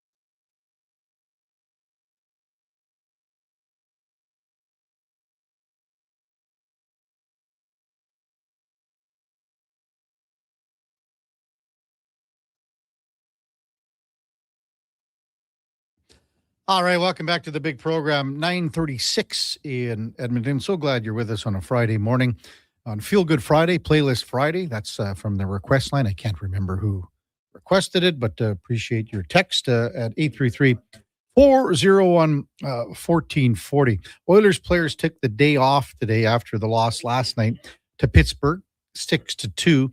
And they've got another team coming in that's playing 3 and 4 nights. They've got a back-to-back situation. So we did this with New Jersey, and then we did it with Pittsburgh on last night's contest. And then we're going to do it tomorrow again with the Washington Capitals. Capitals are in Calgary tonight. And Washington's a team right now that's just floundering a little bit in the Eastern Conference standings. They just haven't been able to get on any bit of a run here in the last little while. They've lost 4 in a row. They haven't been able to gain some traction. But again, they're right in the mix of things. They're right in the mix of things when it comes to a playoff spot. So time now for the game of the day, brought to you by St. Albert Dodge, where the all-new 2026 Jeep Gladiator Sport packages have arrived. We've got a great selection, lots of colors to choose from. $50,000, actually less than that. $49,900 gets you behind the wheel of a brand new Jeep Gladiator. Check them out at stalbertdodge.com as we welcome in Craig Laughlin. Washington Capitals analyst. Morning, Craig. You're with Kevin Karius. Thanks for jumping on Sports 1440 this morning. Really appreciate it. No, thanks for having me, Kevin. This is great. Yeah, looking forward to our conversation. I just wanted to maybe ask about, first of all, your health, because it was just about almost a year ago when you had heart surgery, and man, the old Lock Strong shirts, you couldn't buy any of them. They were sold out in 2 seconds, I thought. Just wanted to give an update there on everything. It was quite the ride, to be honest with you. You know, it happened all of a sudden, had the surgery, was in surgery for about 8 hours, came out, started my rehab, and had little bumps on the way. But, you know, as soon as I got out, I was ready to go. I had my date in mind when I wanted to come back, had the total thing done, and I had the valve, the aorta, bypass, you name it. The doctor did everything, he said. He said, my heart's great. The rest of the body, he said he couldn't guarantee, but I'm going great and I feel wonderful. Oh, great to hear. Great to hear, Craig. Now, there was something with your heart that was undetected since childhood. Is that correct? Yeah, it was a bicuspid valve. And the first person I called was none other than Henrik Lundqvist, because if you watch Netflix, he's got a show on what happened to his heart. And he too was born with a bicuspid valve. And when he came to Washington and was going to be our starting goalie, he went in for more tests and they said, hey, we don't think you can play. He had the surgery hoping he was going to play and had that plate put over his heart. So if he took a puck there, he'd be fine. And then it just did not work out for him. He had a few issues, but it was great talking to Hank. He sort of settled me in with the task at hand and the surgery, and he gave me some real positive information and impact to me that impacted my surgery that I felt so much better going into it. So it sort of was a whirlwind couple of months there from February to March. No kidding. How blown away, Craig, were you with the outpouring of support that you received? Amazing, unbelievable, in shock. I mean, I've been there for a long time. I think I'm the longest tenured Cap right now, other than Chris Patrick, our GM's father. And so I've been there over 40 years, and it's been quite the ride, and the fan support and everybody around the NHL was just incredible. And that made me better for it, because I was going to make sure I did all the necessary heart rehab, that I pass on, that get a scan if you've got any type of issues. And I had no issues, to be honest with you. I don't feel any different than I did after my 8-hour surgery. It's amazing. You know, I was doing the Peloton, I was playing hockey, I was playing tennis, I was very active, but the underlying factor was that had I not had it done, I think I could have died probably within 6 months, continuing the pace that I was at with all the workouts and all the things that I was doing. Oh, so the awareness. I mean, I can't imagine how many people that you would have helped on this, Craig. Yeah. Oh, a lot of people have reached out to me about it and have checked out their hearts. I had a couple of players recently, retired players, reach out to me and ask me about this whole situation, because they're getting to the age. I'm 68, turning 69, and they're at the age now where, you know, maybe they're slowing down a little bit. Maybe it is the heart. Maybe it is just you just need a bypass, or you need a valve, or you need something. They've got great things now in the world of medicine. I had the total package done, but there are other ways to do any ailments with your heart. So I'm a big proponent of that. Do it now before it's too late. Thanks so much for sharing. Craig Laughlin, Capitals analyst, Washington and Calgary tonight, and here in Edmonton tomorrow. So are the Caps in a little bit of a lull here, Craig, losing 4 in a row? What's been the difference here that you've seen on this just a time where it's a bit of a challenge for this team? Yeah, I wouldn't say it's a lull. I would say it's a tailspin. They've got away from their game. If you look at our last 20 games, we might have won 7. We haven't been great. It's sort of we're caught in between. You know, Carberry came in his first year, and we got into the playoffs the last game of the season against the Flyers, and we were a tough, hard-checking team. Last year, everything we shot went in the net. We could score with the best of them, and we had no problem scoring. This year, our real identity is our 5-on-5 play. And so we had a real hot run there for a while, but now our 5-on-5 play has gone south. And it's so important now to score, but you've got to defend. And we've had a lot of issues defending star players and regular players below the goal lines are been the biggest factor for us. We're allowing too many goals from below the goal line out in front. We have poor coverage. And secondly, as Coach Carberry said, and it's true, we've had astronomical, and that's his quote, astronomical mistakes and blunders that you can't afford to have. You know, he said we make 30 mistakes a game. He wants that cut down to 15 because the mistakes are avoidable, and we're giving the puck away. And, man, do we ever have to change our identity? And he said that after last game when we lost to Vancouver. He said, maybe our identity has to get back to a tight-checking, hard-nosed, heavy team. And I think we were caught in the middle there for a while because we used to play tough defense. Then we got lucky last year, you could say, and our puck luck was fantastic, and we'd score goal after goal no matter what the score was. And then this year, early on, we were good. But lately, we have not been good, and we've got to turn it around tonight in Calgary and then face the Oilers, who are probably chomping at the bit. It seems every team we play have a little madness, and they are upset for what they just did. And as you know, with Edmonton losing last night to Pittsburgh, they're going to be as hungry as ever tomorrow night. You know, at the beginning there, Craig, you sounded like you were the Oilers analyst describing everything. Yeah, we're very similar, right? Yeah. The Oilers are going through a similar streak, and they've got to find their way out of it. We've got to find our way out of it, but it starts tonight for us. We just got to get 2 points. I mean, we're on a 6-game road trip. We've lost the first 2. If you had circled the game, you would have said, hey, we've got to beat Vancouver, which I said on air. This is a must-win last game, and it wasn't. We lost 4-3. We got 2-0 lead, both power plays, and then our 5-on-5 went south offensively and defensively. And we've got to have the total package because we got Dubois still out. Wilson just came back last game. We've got a lot of youngsters in the lineup. We just need to square our game away, and that comes down to limiting mistakes, especially against a team like the Oilers tomorrow night with the Dreisaitl's and the McDavids being able to, cruise in and score. That's not going to be a good situation for us. So we've got to play tight defense tomorrow night. Yeah. Craig Laughlin, Caps analyst with us on Sports 1440. I know, Craig, that you get asked about Tom Wilson and Alex Ovechkin all the time. I wanted to address a player who spent about a half season here in Edmonton with the Edmonton Oil Kings when he was traded, and that's Justin Sordiff. And he's having a really good season. What have you liked about his game since the acquisition with the trade with Florida? What's he meant to this Capitals team since coming over from the Panthers? It's been huge, and I'll tell you, early on in the season, I was like, what's he going to turn into? Can he play better? Because we gave up quite a bit, a couple of draft picks to get him from Florida. Our scouts had pre-scouted him not only in the Western League when he played there, but watched him in his American Hockey League and then his couple of games in Florida, and they were going to get him at just about any cost, and it cost us 2 picks. But the thing that they saw in him, they saw a raw player that could skate. And we were lumbering at times last year. We're not the fastest team right now, to be honest with you.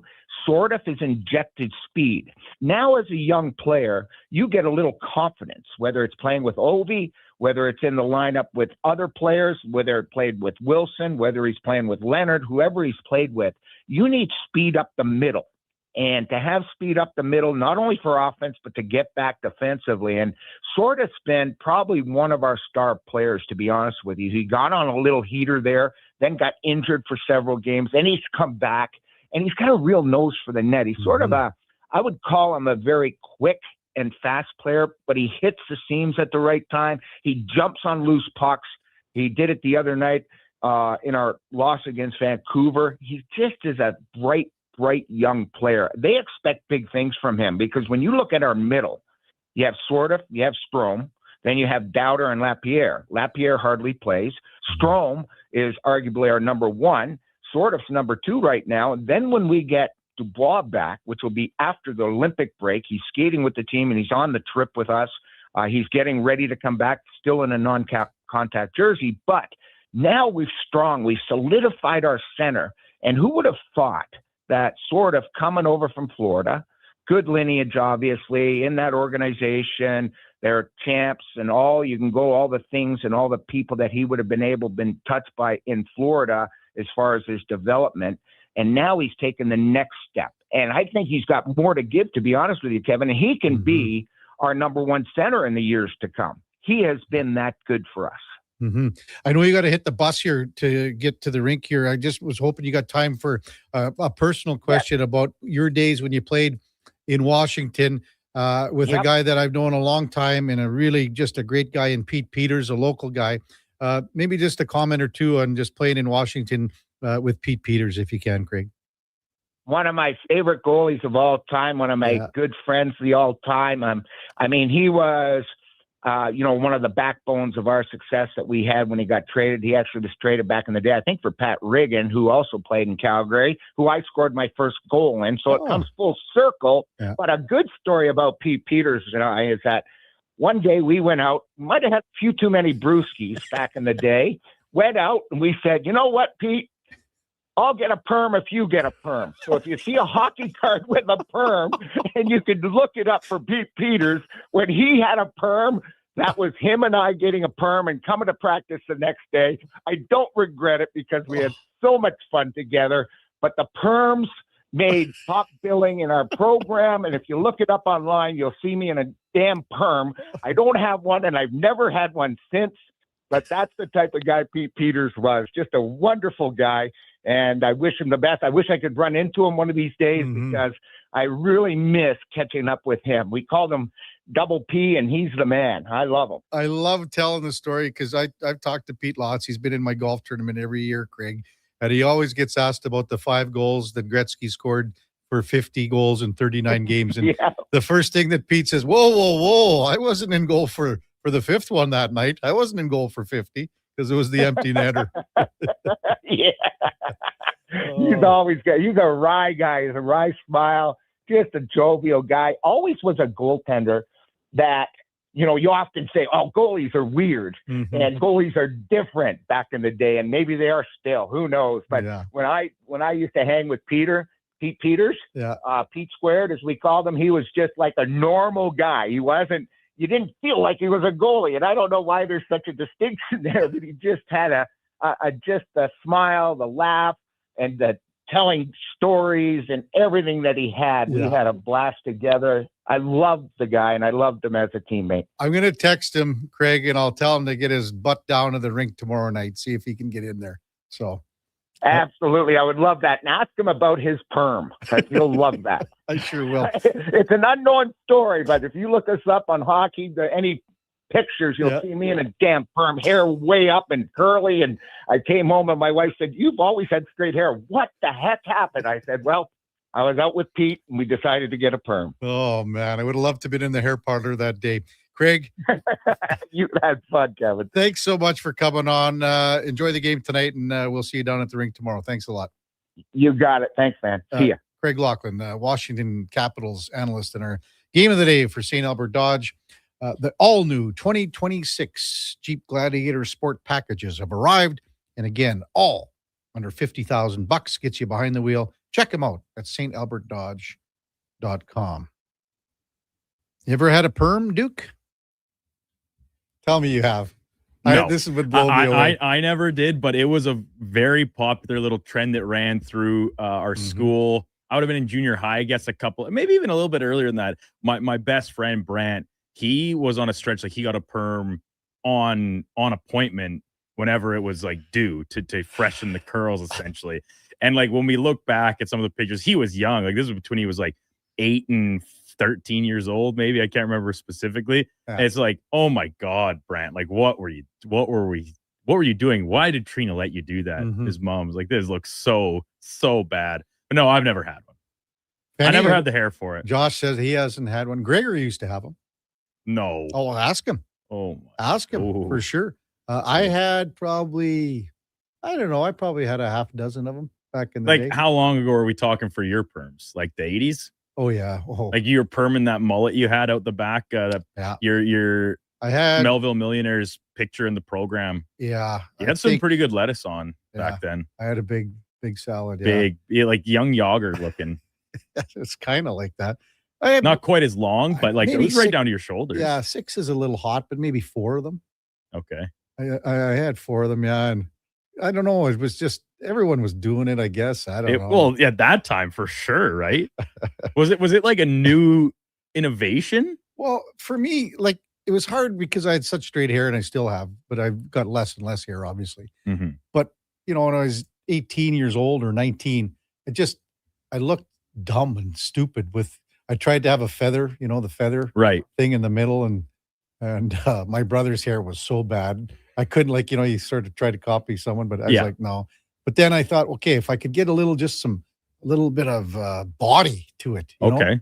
And that's that was the motivation. That's kind of where I looked at it. Hey, Kev, I can appreciate that because I was in a really similar spot. Like my hair is terrible. Like I just had no idea ever what to do with it. Yeah. And so once I shaved it for the first time for a cancer fundraiser in university, and the first handful of months after that, I was kind of like, man, that was pretty good. And I would let it grow back out to its normal length and just reshave it every year. But then it got to the point where I just started shaving it full time every second week, essentially. And I've never looked back. I was like 12 years ago now. Yeah. Triple C in a truck says 50 some years later, the perm is back in. I didn't know. Well, yeah, guy, the new thing now, because you get like the tight on the sides, Kev, and then you perm just like the top, the little loaf right on the top of your head. I think they call it like the broccoli. Oh, okay. The broccoli haircut. It's very popular with the youths. The Utes. Utes. Matt Leduc says you look dumb and stupid, so you got a perm. Somehow I don't think that helped. Well, a little counterintuitive measure there, maybe. I think it helped in the ladies department. I really do. Well, at that time, yeah. I think I went on Kevin's hair. I went on a roll, went on a run, and then because you were too late to the grease trend. Like that was before you. We never had hair products really back then. Like you didn't put mousse or no one did that really. No, just what's they call that? Brill cream? Brill cream, yeah. Brill cream, yeah. Yeah, Brill cream. A little, you know what the phrase was, right? A little dab will do you. Right. Brill cream. Little dab. Top of the hour, we got some open time. We'll get to your text, 833-401-1440. Then it's, a couple of guests in studio. The Rad Man, Kevin Radomski. Wonder what kind of T-shirt he'll have on. No, he'll have a full sleeved shirt, but it'll be boys husky size. And Spencer Love as well. It's Oil Rumble 3, Sunday afternoon at Rogers Place. Before that, time now for a Sports 1440 update. My buddy Ron Abel is texting me right now, Duke, too. And I'm like, oh, God. Because he had probably 15 or 20 perms. And he was the ugliest man in Melville. And it still never helped him. Time now for a Sports 1440 update brought to you by Loca Quality Market. Your next dinner's ready with Loca Quality Market's gourmet meals. Choose from over 200 chef-prepared meals. Shop local at loca.ca. Here is the Duke. This is the Sports 1440 update.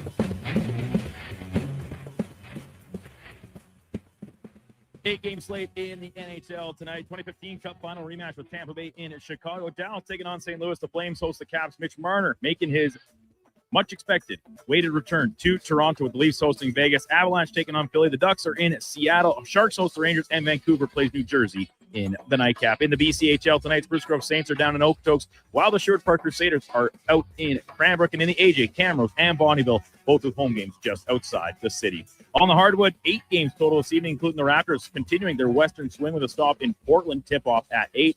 Elsewhere, Pistons host the Rockets. Celtics are in Brooklyn, and it's a rematch of last year's finals with OKC taking on the Pacers.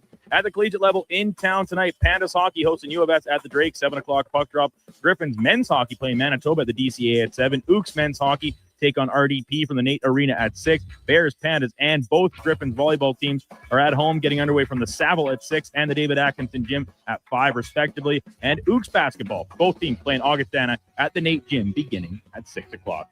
Coming up in hour 4 of the Kevin Karius Show, we'll be joined by Spencer Love from Love Pro Wrestling and Edmonton Oil Kings Director of Business Ops, Kevin Radomski. I'm Brandon Douglas, that's your Sports 1440 update. Sports 1440, Stingray Radio Station. CKJR broadcasts from West Edmonton Mall and Wetaskiwin. Download the free Stingray music app and listen wherever you go. New Year's resolutions. We all make them. We all say we're going to start eating healthier or going to the gym or starting that new hobby. But at GS Construction, we actually follow through on our New Year's resolution because it's the same every year. We promise to set the groundwork, literally, for another year of progress and growth. And we've stuck by that resolution since 1974. So start that all-you-can-eat diet. GS Construction is going to start planning right now for the year ahead. For more on what we do, visit gsconstruction.ca. Weekly NFL giveaways, drink specials, huge screen TVs. The hits keep coming at First Round, Edmonton's NFL headquarters. Watch NFL football at First Round, and you could win a trip to your favorite NFL city for a regular season game next season. Catch NFL action Thursday nights, all day Sunday, starting with the Pro Bowl brunch from 10:30 to 2. Then Monday night with half-price boneless wings after 6 p.m. First Round, burgers, beer, sports. Downtown and Bourbon Street, West Edmonton Mall. The future of female hockey is here. It's season 2 of the Female Super League, the first ever female-only independent hockey division in Western Canada, with teams from British Columbia, Alberta, Saskatchewan, and Manitoba. Featuring 16U, 14U, and 12U divisions, the FSL brings showcase weekends packed with thrilling games, and our 14U and 16U have been pioneering the advanced body checking rule, empowering young players. The Female Super League, where the best in female hockey takes center ice. Details at femalesuperleague.com. Hear ye, hear ye. Dragon fruit has returned to Booster Juice. Prepare thyself for the legendary alchemy of the Dragon Slayer smoothie, Pink Dragon Booster Mixer, and Dragon Booster Bowl. Yeah. Does the dragon taste like chicken? Hey, Booster Juice uses only delicious tropical dragon fruit. No dragons are harmed. Get thee to Booster Juice before dragon fruit vanishes once more. Booster Juice, Canadian-born, blending since 1999. Legacy Heating and Cooling offers no payments and no interest for 1 year on your new furnace. So, when you wake up to no heat, call Legacy. Call Legacy. If you need it immediately with no overtime rates. If you need it immediately and want to combo it with AC. Call Legacy. Call Legacy. No payments and no interest for 1 year on your new furnace. It could only be Legacy Heating and Cooling. At Fountain Tire, success is a team effort. They're committed to their team members and their customers. And that means treating your vehicle like it's their own and finding solutions that suit your needs. Because whatever the road brings ahead, they're on it with you. Visit FountainTire.com today. Hot coffee, hotter takes, and the sports stories that matter. Check out Kevin Karius weekday mornings from 7 to 11 on Edmonton's Sports Leader, Sports 1440. Be part of the conversation. 833-401-1440. Missioner Allen Auctioneering's Calgary, Edmonton, Winnipeg Public Unreserved Heavy Truck Auction is next Thursday at 9 a.m. with Tridem, tandem, and single-axle trucks, including tractors, decks, dumps, plows, man lifts, pickers, refuse trucks, and more. Info at maauctions.com. Whoa, I gotta put some money on the game tonight. We hit our monthly budget. Whoa, how did you get in here? I'm you, the responsible you. We're right. We'll play another time. Sounds more like us. If you gamble, use your GameSense. Visit GameSenseAB.ca. Change a child's life while enriching yours. Big Brothers Big Sisters needs caring individuals like you. Volunteer your time or make a donation at bigbrothersbigsisters.ca. Help us empower potential in kids. Missioner Allen Auctioneering's next Calgary, Edmonton, Winnipeg Public Unreserved Industrial Auctions are next Thursday and Friday. These major events include multiple lanes selling a large section of multi-purpose trucks, equipment, and commercial trailers. Info at maauctions.com.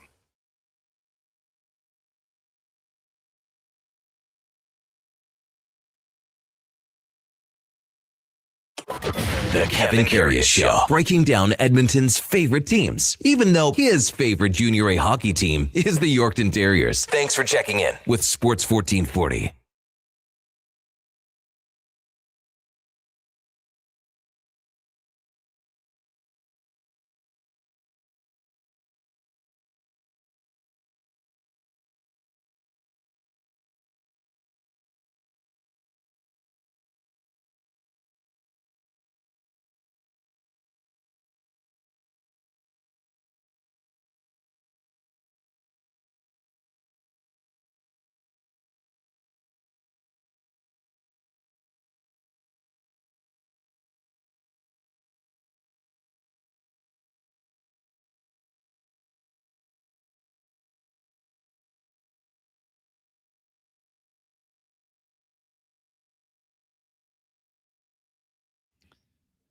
Well, just listening to my new favorite song of all time. So that was requested earlier, Rebecca Black. And that came in early on the request line. I wanted to wait. I didn't want to play that with a guest waiting on hold and think that that's the type of music we play regularly. It's always a careful line to walk with stuff like that. You want to give guests good intro songs. Yeah. I do like Faye, as much flack as that song has taken since its inception in like 2013, maybe even a little bit before that.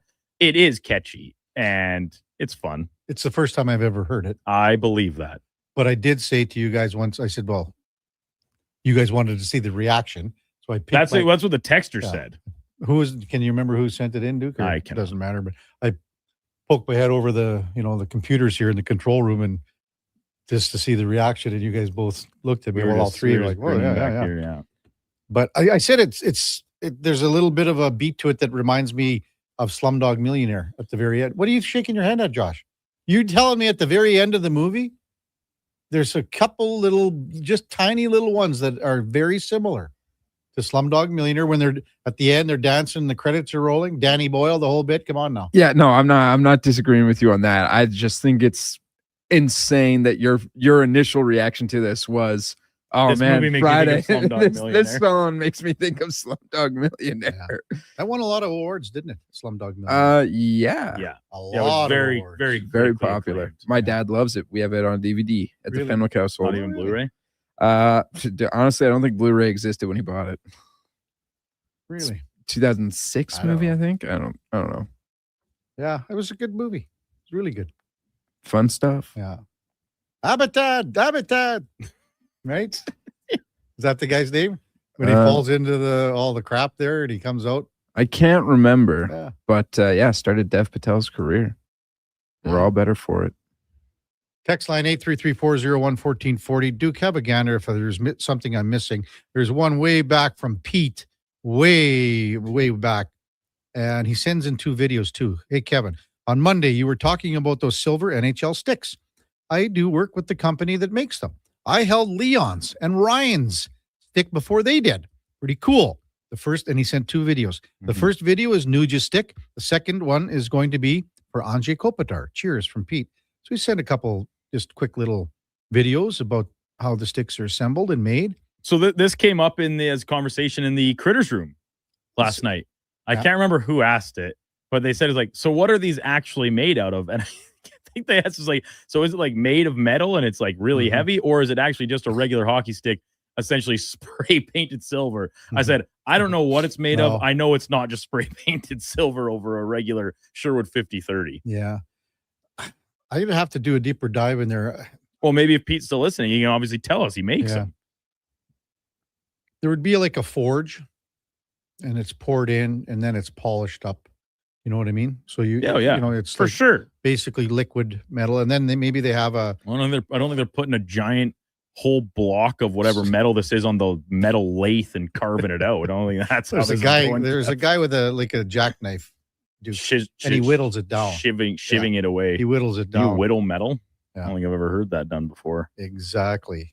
Daryl says they're aluminum. Well, it's the best strength to weight ratio, as we know. Daryl says that place is a full custom aluminum shop. JP says, I went to Pete's farm as a kid with Rolly the goalie. Talking about Pete Peters. We ripped the snowmobiles and he had alpacas. He does, yeah. He's got them there. Pete's got a farm just north east of Edmonton. And then I just hear from my buddy Sean from the ranch. He's going to put that song on the playlist for golf on Sundays. Oh, you'll love that. Can't see that happening. Anything else, Duke, on the text line? Because there's a whole bunch. Some good texts about the perms. Yeah.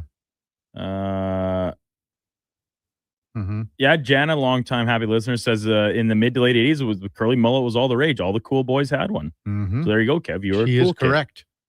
She is correct. Which does track. And then your buddy Cunny saying, surprised you made it to work this morning because you had 3 beers yesterday.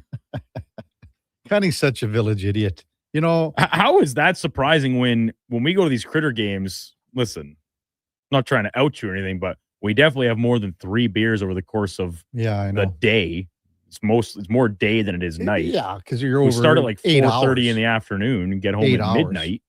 And we've made it in no problem every time. Exactly. Well, that's just kind I was worried about AJ this morning, AJ Keller over at CFCW, because he's filling in for Stella on the morning show. Yeah, I saw him come by the Stella window. starts earlier than we do. Yeah. And AJ was not looking forward to that as the bus was pulling into the Royal Pizza parking lot last night. He thought about just coming here and sleeping in the station because he said he's done that before, and he immediately regretted it the next morning after he actually did it.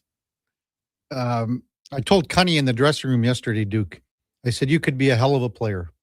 I said, if you used your teammates more, pass the puck, try a little give and go once in a while. Okay.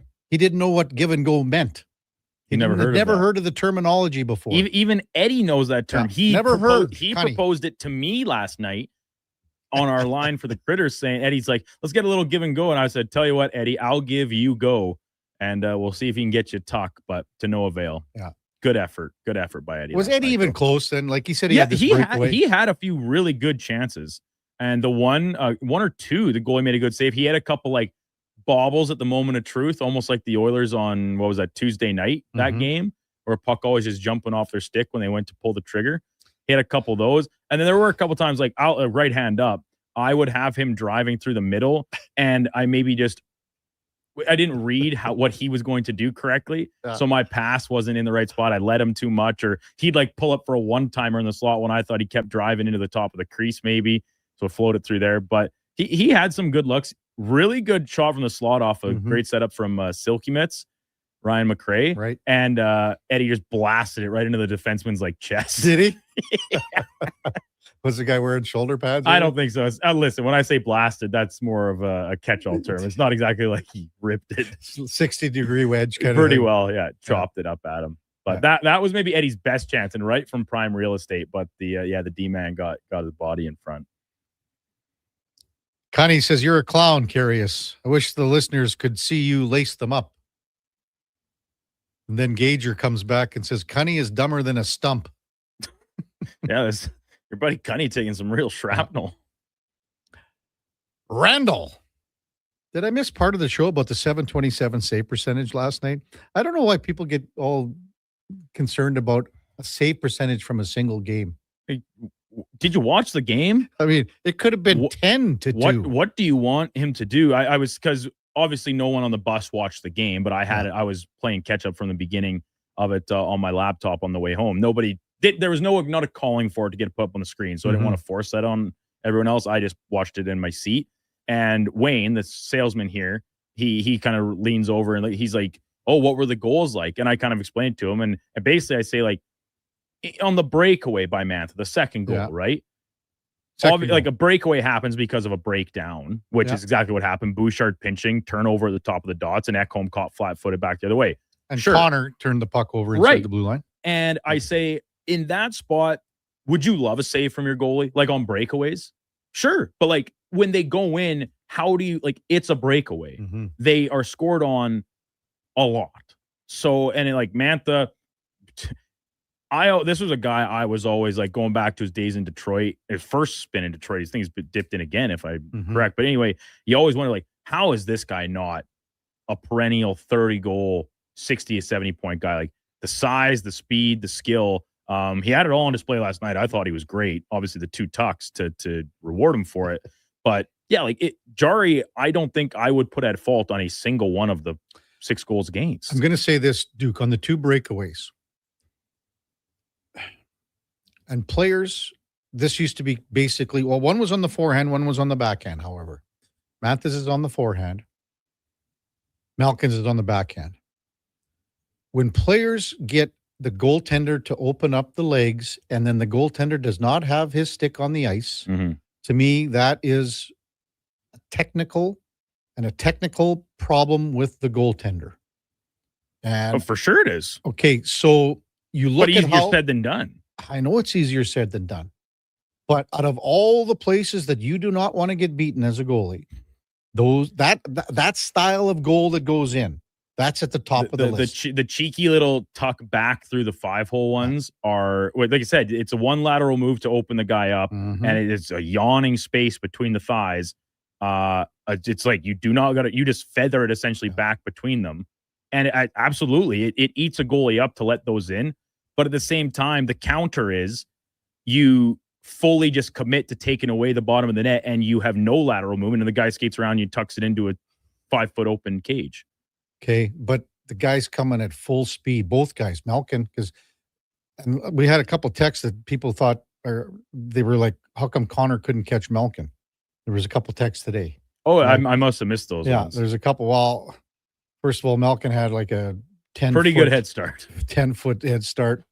And it's not, you think Connor was like lollygagging back?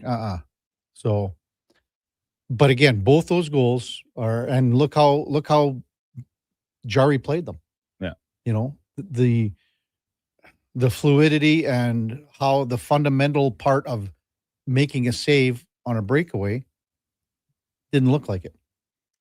So when I watch Tristan Jari play, and a guy like Kevin Woodley would have infinitely more insight on this, but I see a really athletic guy that is more aggressive in nature, right? In the way he plays the position. And I'm not talking Mike Smith aggressive, but this is a guy that likes to get up and play the puck. We've seen that. And he uses his athleticism to his advantage, which traditionally means that they are not as technically sound.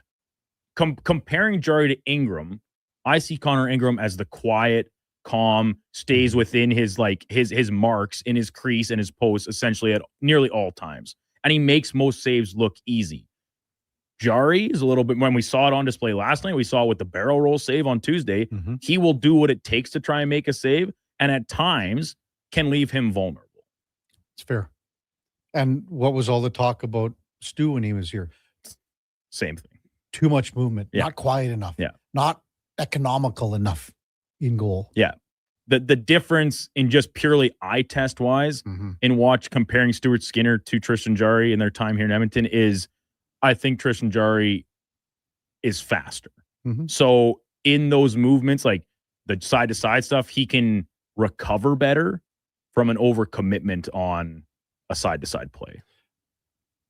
You know, the other thing too, like Stu's quieter now too. If you watch him, I've watched him. Like those, like I said, you tune in. Even you don't need to watch the games. Just check some extended highlight packages of this nice little run he's been on in Pittsburgh, and he looks like the guy that we saw it here in Edmonton. He went to 2 straight Stanley Cup finals. He didn't get there by flying all around the crease every night. He's at his best when he's playing that way, and that's how he's rolling it out night after night so far with the Penguins the last little bit. Matt and Leduc regarding the Critters game last night. Hope Eddie Steele did not fire into anyone's shin pads because he'd be in big trouble if they tried to get him back. Of course, we're talking about the 4 to 6 inch gap between the bottom of Eddie's shin pads to the tongue of his skate. Yeah. Very concerned about No, that. Eddie wasn't blocking any shots last night. Now that he's a forward, he's not getting in those lanes. As a D-man, I was a little more nervous for him. Be very concerned. We got a couple of guests coming in studio. You think they remember today, Duke, or are they? I hope so. I know. Well, we did throw the change up at the Rad Man to change the time, but I got the thumbs up that it was set to Jets. So I hope they're here. We hope they Otherwise, are. it's just going to be you for 50 minutes continuing to trash talk Thaddeus and with little I don't have little opportunity for response. No, I don't have to trash talk him anymore. You've got everything out. You're out of chirps.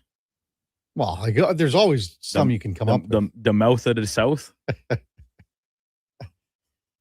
You know, now that we used to call it a poster, they would hang these around town, Duke. But now the snapshot or the screenshot of the six of us, the Voros brothers, with myself as their manager, and then Thaddeus with his two guys. It's quite a nice picture, quite a nice poster. When we come back, it's Oil Rumble 3, pardon me. Kevin Radomski from the Oil Kings, Spencer Love from Love Pro Wrestling in studio, we hope. Kevin Karius Show with the Duke of Delburne. Josh Fenwick, Mac the Intern, on Sports 1440 AM radio. We are streaming on YouTube, X, Facebook, Instagram, and Twitch. I skipped breakfast this morning. Stay out of my way. Don't threaten me with your bad choices. No worries. A booster bar from Booster Juice will fix me. I don't even know what that is. Yeah, because they're new. Snack-sized bars packed with seeds, pecans, gluten-free oats, all sorts of good stuff. That sounds lovely, actually. 2 different flavors to try, too. Coconut pecan booster bars and harvest booster bars. Want to skip breakfast with me? I take it back. You make good choices. Booster Juice, Canadian born, blending since 1999. Top quality flooring, locally owned, and Canadian products from Beaulieu. Yeah, that's CFI. CFI what? No, CFI, Custom Floors Inc. From free estimate to professional installation, contact Custom Floors Inc. at customfloorsinc.ca. Get the lowdown with Low Tide. Weekdays from noon to 2 on Sports 1440. He's seen it all and then some. From stats to stories, he breaks it down like no one else. Proud to be Edmonton's sports leader. Sports 1440. Welcome to Uncommon. Welcome to Subaru. Engineered for Canadian winters, built for real-life confidence. Tackle the ice and snow with Subaru's symmetrical all-wheel drive, delivering the power, control, stability, and grit you need. And when the temperature plummets, you'll cruise in comfort with heated seats and heated steering wheel. All this plus peace of mind with Subaru's top safety pick status for 19 years running. This winter, it's time to get you into a Subaru. Visit Subaru.ca today. River Cree is the place for all your favorite sports. River Cree Resort and Casino, featuring UFC action and boxing live on the big screens at Tap 25, the MVP of sports bars, and in the Center Bar. Plus, catch this fall's biggest games. Every goal, every tackle, every home run. River Creek is also home to the Twin Rinks, where rec hockey and community teams come to play. Public skating available. Details at rivercreeresort.com. River Cree Resort and Casino. Excitement. Bet on it. Oh, new year, new me, right? How about a resolution you'll actually enjoy? This January, resolve to get a better ride at Miss Q4. It's the New Year, New Ride event. Leave last year's vehicle in the rear view mirror and start 2026 in a brand new Ford. Get rebates as high as $10,000 or choose interest rates as low as 0%. Now that's a resolution you can stick to. Visit Nisku Ford today or browse our new inventory at niskuford.ca. Above expectations. I'm Rick Showers from No Bull RV, and even though it's a few months past Thanksgiving, I want to give thanks right now. This is the time of year when so many people go to the new RV show and buy their new RVs. All the new RV stores are bragging about the latest makes and models. That's right, Bob. Those beautiful state-of-the-art RVs are brand new right up until the time they leave the showroom. Then they're used, just like every quality used RV on our lot. Somebody pays full price at the RV show or at the new RV store, and in a matter of seconds, it's worth tens of thousands of dollars less just because they picked it up. Where does all that money go, Rick? It stays in our customers' pockets, Bob, because we sell those same RVs just a few years later. If it wasn't for new RV buyers, we'd be out of business. That's why we give thanks every year. You make it all possible. And that's Noble. NobleRV.ca.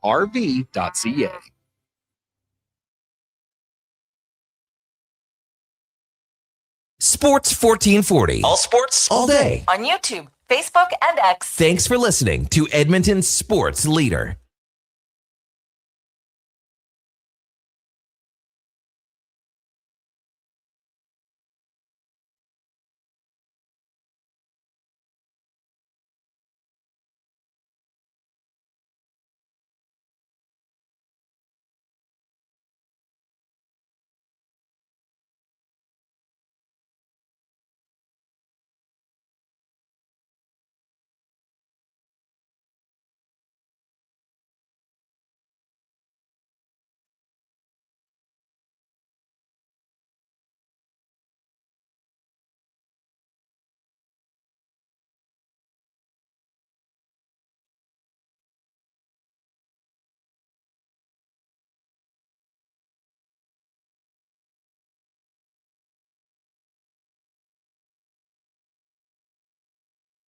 Hey, welcome back to the big program, 1022 in Edmonton. Kevin Karius, Duke of Delburne, Josh Fenwick. We got Mac, the intern, as well, in our Sports 1440 studios here at West Edmonton Mall. Also, a couple of guests sliding in right now. We got the rad man, Kevin Radomski from the Edmonton Oil Kings, and Spencer Love from Love Pro Wrestling. The two sides collaborating on a little event on Sunday. Hey, rad man, let's start with you. I mean, this is the third year for the Oil Rumble. I mean, everyone knows that the teddy bear toss is your number one game of the year. This is starting to get to be pretty high in the ranks, though, with the popularity, is it not? There's no question. And I think a lot of people don't realize the fast friends that independent wrestling fans and junior hockey fans are. And it's all about the entertainment. Like, first and foremost, when you come to an Oil King game, that's what makes the teddy bear toss so special, is that you're coming for a cause and you're coming to have a lot of fun. And by the way, we have 3 thrilling periods of hockey. Yeah. And then when we take the ice on Sunday, the same thing is going to be true. There's going to be great hockey on the ice. But just imagine when you walk in, there's suplexes, there's clotheslines, and then you got the team on the ice warming up, slap shots flying against the plexiglass. And it is such a great entertainment value. You don't have to love wrestling to enjoy what you're going to watch. And there's a lot of people that come, they say, you know what, I've never been to indie wrestling, but I had a great time. I had a hoot. Yeah. Or there's a lot of people, I'm sure, that come that are supporters of Love Pro Wrestling, like, you know, this Oil Kings hockey, like, this is a ton of fun. And like, what could be better than putting them together? But you're right, like, on the promotional calendar, it's one of our games that we look forward to the most because it's so much fun. Lower Bowl almost sold out. Almost sold out. Yeah, like for those who don't know, at Rogers Place, like, the Lower Bowl is 9,300 seats. Like, it's no joke for a junior hockey team to be able to sell out 9,000 seats type of thing. And yeah, we're already into the 8,000s right now. So it's going to be a great afternoon of wrestling, a great afternoon of hockey. And even the weather's going to smarten up. Like, everyone's on side here, right? Spencer Love also with us in studio. So, and again, like, you guys sell at the rec room all the time. Yep. But now you're going to have like 9,000 people here. I mean, this is great for the wrestlers. Yeah, an easy arm to twist on that end of things. But it is very cool. You know, the home of the Edmonton Oilers, the home of the Edmonton Oil Kings, obviously it's a mecca for a lot of us here as far as entertainment goes. So to get the opportunity to get there again, like working with Kevin, working with the Oil Kings the last few years has been an absolute dream. There's a lot of laughs and a lot of the world's problems get solved over the last little bit. But I'm really, really excited, and I know I'm speaking for all the wrestlers on that end of things. For some of them, this might be the biggest crowd they ever wrestle in front of, right? So to get that opportunity is, it's really, really cool, Kev. Yeah, no kidding. If I could jump in, we're actually going to do something totally different. So in the last two, we found ways to elevate it. And Spencer and I have been working on our entry. The way the hockey team is going to take the ice is going to be totally different. I promise you, wrestling fans, if you come, you will know instantly what we're paying homage to. That's Latin for we're cheating. We're stealing it from someone else. But we're gonna rearrange the way the Oil Kings take the ice. And it's going to involve pyrotechnics. It's going to be a lot of fun. So if you are a staunch Oil King fan, make sure you come early. And if you're a Love Pro Wrestling fan, get ready, because it's going to be a ton of fun. Because how the card works, maybe just explain that, Spence. Yeah, so we'll have two matches, that take place before the warm-up there for the Oil Kings. After the intermissions, or after the warm-up, we'll have another matchup. And then at each of the intermissions, we've got that, including, I know it's Fort Saskatchewan Minor Hockey Night. We're going to have all of them involved too. So It's very, very cool. Like Kevin says, there's so much value for dollar when it comes to the Oil Kings. You literally can't stop action, and I'm excited we're a part of it again. What's funny is year one, we actually got lit up by fans saying, okay, the first match starts at 3:05. Our doors open at 3 o'clock. I want to be in my seats. You guys need to open the doors early. And I didn't see that coming, right? Like where I was just like, yeah, like you don't want to miss a minute of the wrestling action. So we're actually going to open our doors a few minutes early so that the fans who are frothing at the mouth, they can get in, they can get their seat ready, and they can be watching those suplexes. And like the sound of a suplex inside Rogers Place, like it snaps, it echoes, and it's a ton of fun. Well, he's going to find out personally in a couple of days. I didn't know when we were going to start talking about that. Like, you look like you're kind of getting pretty svelte here, Kevin. You do some push-ups or what's going on? No, I'm not like the gun show. Not like the gun show over here. As you know, we had Thaddeus Archer the third in last Friday. I'm sorry about that. Yeah. Oh, I almost pounded him right here in the studio. I can't believe you allowed us to come in after that. That's even better, right? Did you hear what I said about him today, Spence? No, I heard you were giving your friend some crap while I was driving in. Yeah, that's great. But I feel for Chetty. I said I forgot about, when Thaddeus came in, I just got two more words for Thaddeus. Tic Tacs. I forgot about like how bad his breath was. And we talked about his attire, terrible suits, the whole bit. So I thought I would throw that in there just to kind of add a little fuel. But those are the things that when you go to bed at night and you categorize your day, those are the cuts that cut the deepest, right? Yeah. I think you might be inside of his kitchen on that one. I'm in for sure. So I'm going to be managing the Varos twins. That you are. And Thaddeus, of course, he's got his two guys, Rich King and Dean Richter. And when is this one? What's this? You're our semi-main event this weekend, Kevin. We got you right in the first he stopped intermission. listening when you heard main event, right? You just stopped listening altogether.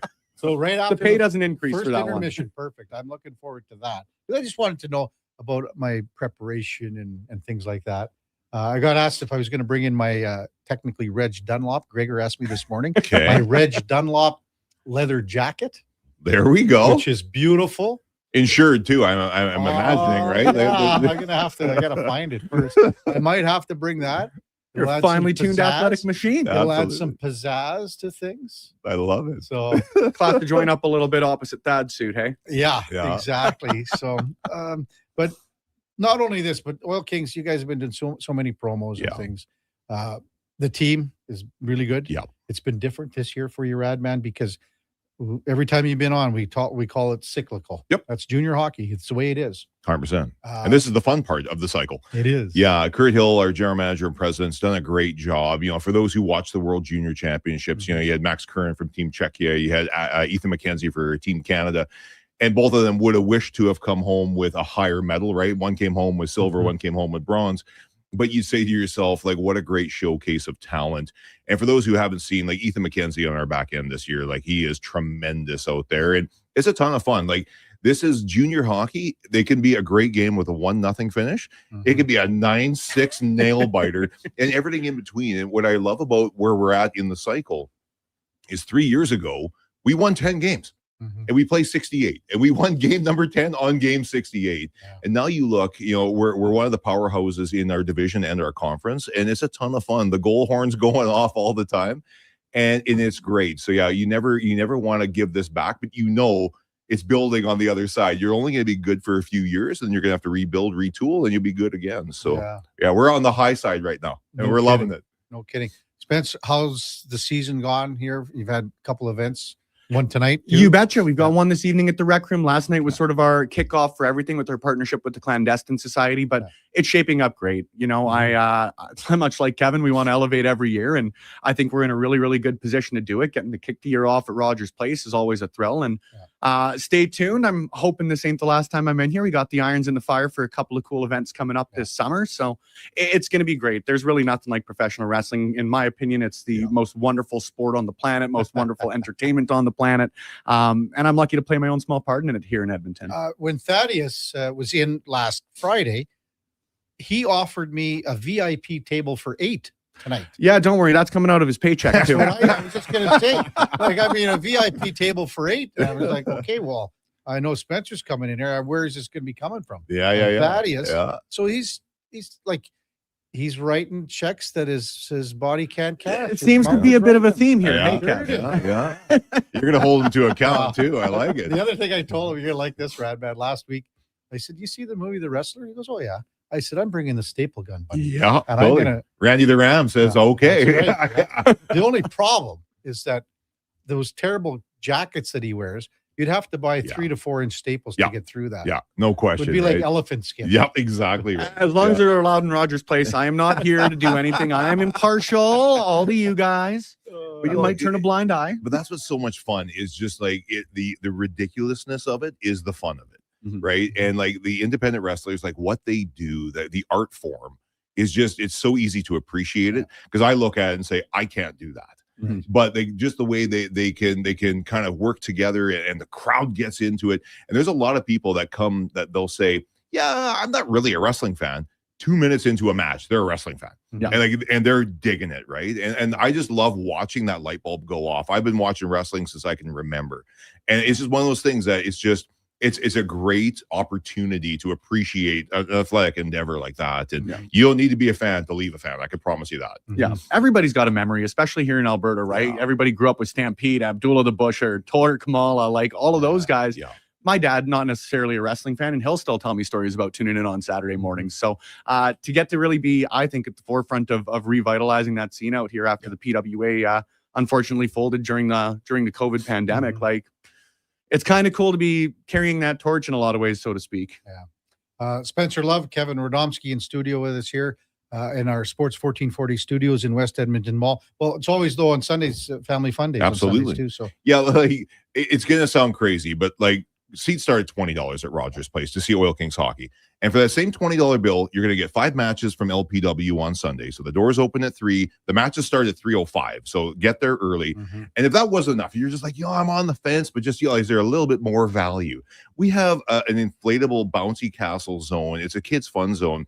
It's got face painters, balloon artists, all of that. And then after the game, our hockey players will come up and sign autographs, and so will all the members of LPW, including the Varos twins. They're going to be signing autographs. So, like, you're going to get an autograph session, three thrilling periods of hockey, 5 matches from LPW, a kids fun zone, and the tickets start at $20. Like, I feel like a car salesman, but you look like one.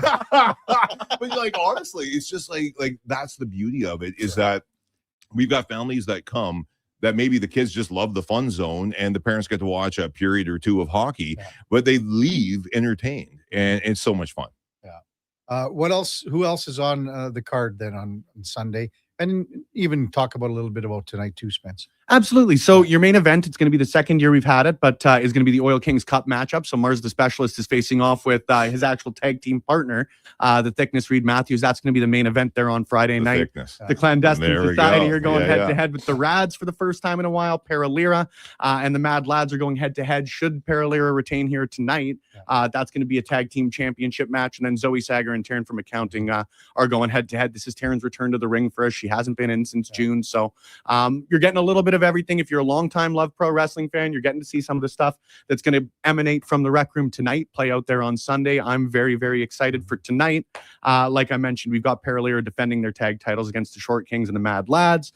Michael Richard Blaze is facing off with Jax Wilder. Nick Shastastic is defending the Scramble Championship. It's going to be an absolute blast. So we've still got a few tickets available. I can confidently say for the 31st month in a row, we're going to sell that out, brother. So grab your tickets. There are going to be a few at the door because the same sort of thing. If you're not necessarily a wrestling fan, come on down to the Rec Room, throw some axes, play some arcade games, grab a Brainbuster brew. But there's a ton of value for dollar, which is, again, one of the reasons I like working with these guys. What's awesome is like all those matches he listed, like for all the people who are watching online right now, there's no paper in front of you. Like, you know that. Oh, yeah. Right? You can't fake that stuff.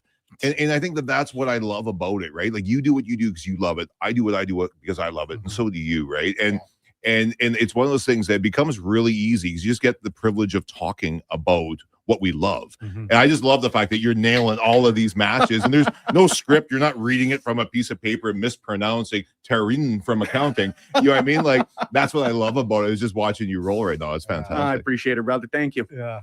And then anything on Sunday as far as wrestlers that you wanted to mention besides the main event with the Burrows twins and Richie King and Dean Richter? Yep. I'm really hoping, to be quite honest with you, the tag titles are going to be on the line in all likelihood. And if they're not, it's because they're on around the waist of the two guys in the main event there. So I'm really, really excited. It's going to be great. Personally speaking, to have Taryn from accounting back in our ring. She's very, very sorely missed as far as goes inside the ring. So excited to see her back. But honestly, man, it's hard. It's like picking a favorite child. You know, sometimes it's pretty easy to do it, but you don't want to admit it. So we'll leave her at that. A lot of our listeners, Radman, would like to see the Radman versus Eddie Steele. So you know what's funny is Eddie was kind of talking trash to me a couple days ago on the old text message. So I would say that maybe the embers are burning. I could hear that. Yeah. The worst thing is Eddie's like the nicest guy in the world, right? Like you got to kind of, when you go into the ring, you gotta have some animosity. You gotta have that little bit like what you have with Thaddeus, right? Like you can't wait to get your hands on him. Exactly. I have to build that up with Eddie because I kind of like the guy, right? But that could change. You never know. We're a year out from Oil Rumble 4. A lot can change. Yeah. If Eddie, if you don't mind your place, there might be a change in that answer. Anything can happen in the Love Pro Federation. You know, like we've talked about Eddie's shin pads here. Okay. You know, because he's starting to play for the Critters. Yeah. His shin pads are 4 to 5 inches too short. So, like, how about Eddie? That's on program. Eddie, the shin pad assassin Steel. 100%. Like, can you get a better name than that? Yeah. You're going to be taking my job right now. Yeah, like exactly. Shin pad assassin Sometimes Steel. it writes itself, right? Like, oh, yeah. Oh, this is so good. Well, I'm looking forward to it coming down on Sunday, being a part of it, and looking forward to a great afternoon there. Guys, thanks for coming in. Really Thank you. appreciate it. Can't wait to host you. It'll be great.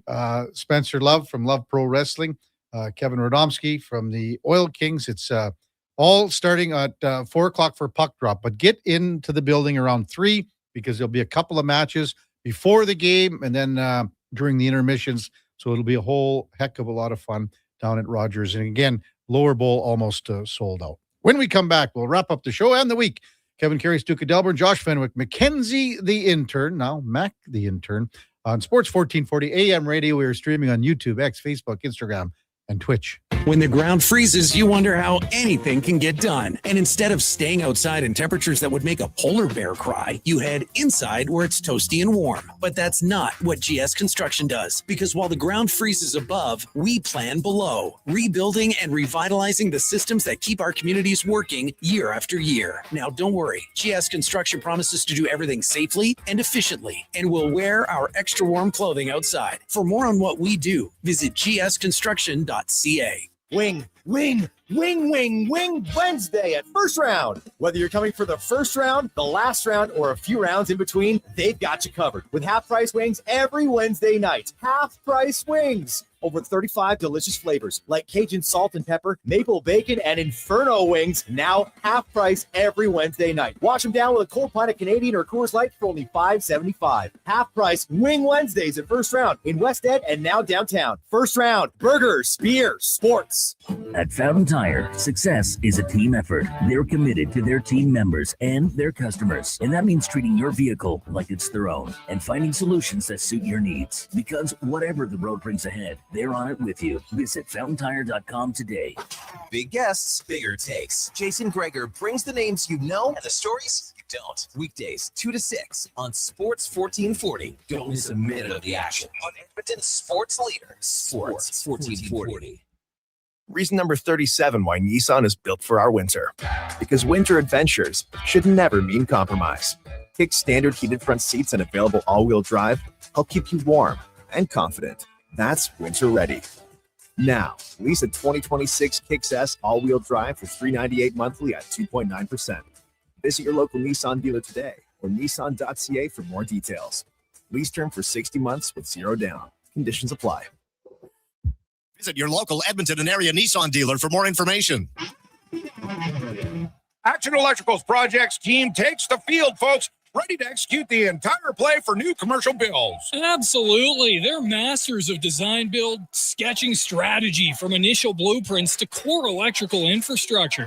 The team never misses on complex projects. Known for handling big league constructions and major renovations, ensuring flawless execution, hire the Action Electrical team to bring home a win for your project. Visit actionelectrical.net. From the first face-off Sports 1440 is your home for hockey talk with live coverage, expert analysis, and pre- and post-game shows. We bring you closer to the game. Tune in 24/7 only on Sports 1440, Edmonton's sports station. Escape the cold and catch the hottest sports action at Selly's Sports Bar and Lounge. Not a bad seat in the house. All the games and tons of big screens. Plus, Selly's menu has something for everyone, along with game night food and drink features. And this January, Oilers watch parties continue. So bring your friends and cheer loud and proud.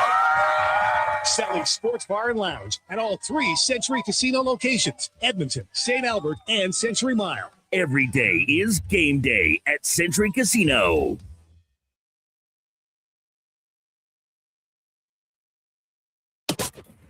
Kevin Karius Show, breaking down Edmonton's favorite teams, even though his favorite Junior A hockey team is the Yorkton Terriers. Thanks for checking in with Sports 1440.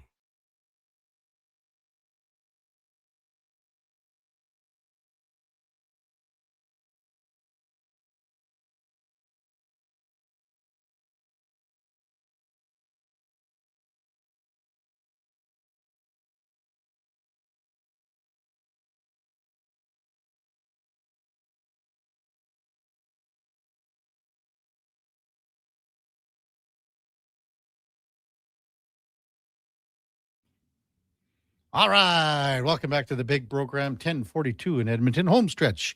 Kevin Karius Show for the day, for the week. Thanks so much for coming along for the ride here on a Friday. Text 833-401-1440.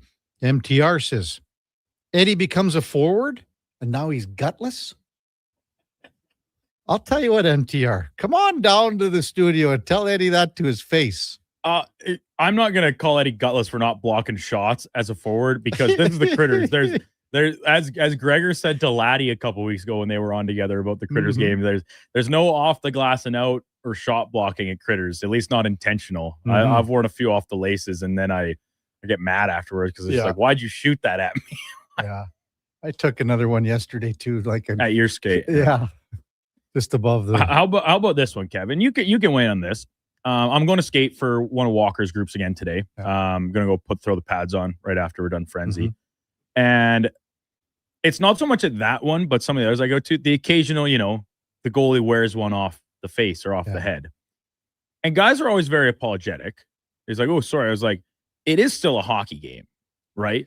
It's not like we're warming up and just playing a little bit of shinny before the quote unquote game actually starts and guys are zinging them past my ears. That I would get mad about. But in a game, if you get hit in the head, like your head's in the net, right? Yeah. And you're down the butterfly. And for me, for how short I am, even if I'm standing up, my head's very nearly in the net still.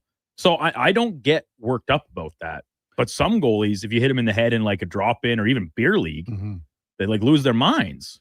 Well, here's the thing. In all the games, and Walker played with us, by the way, yesterday. And came out. How'd he look out there? All the boys were fired up to have him. And right on. Played well. He was on our team. You're not going to dog him like he was dogging you after after you went to one of his skates. No, I was pretty disappointed with his comments. And as I said, now I'll be honest. Now I can understand why Bruce Hardy wanted to beat the tar out of him at the Glendale, because some things can come across a little different. But then Walker tried to make amends by using references that you could relate to from your demographic with the Captain and Tennille stuff. But well, yeah, whatever. Anyway, that's off topic. But 99% of the guys that play hockey out there, like what you're talking about, the pickup hockey that we play, men's league, et cetera, if you put the puck on their stick, they have no idea where exactly it's going. Right. So if you're gonna put some elevation on the shot, there's a decent chance that you might rip the goalie in the mask. So, what kind of mask do you wear, Duke? Like, what is it? Well, I'm not wearing a Vladislav Tretiak birdcage, if that's what you're talking about. No Mike Vernon thing? No, I have a nice one. I bought it. It's your own mask. My own goalie helmet? Yeah, I don't know. What do you think? I'm like leaning into the lost and found every time I head to a rink to put on my goalie equipment? I actually do. Because, you don't have your own pads. I own a full set of goalie equipment. You have your own pads too. I have everything. Yes, Kev. I'll come play goalie for you. I need you to supply the equipment though. Like, what are we talking about, Kevin? That is a ridiculous question. Do you want to? Here, I'll tell you this. We got goalies that come on this Monday, Thursday skate that seem to forget a lot of their equipment. Now there's a little bin that, that's sort of lost and found. Well, it's locked up and everything. Anyway, how about this? I think it was on last Monday. Goalie comes, he forgets his pads at home. like out of all, that is the most goalie thing ever, because rightfully so, goalies have a pretty good stereotype and reputation of being weirdos and a little off the beaten path type guys. Walk into the rink, towing your bag behind you. Maybe you got one of those rollers where you're carrying it. A lot of goalies keep their pads outside their bag because they don't want a giant bag. They want a player size bag. They just keep the pads outside of it.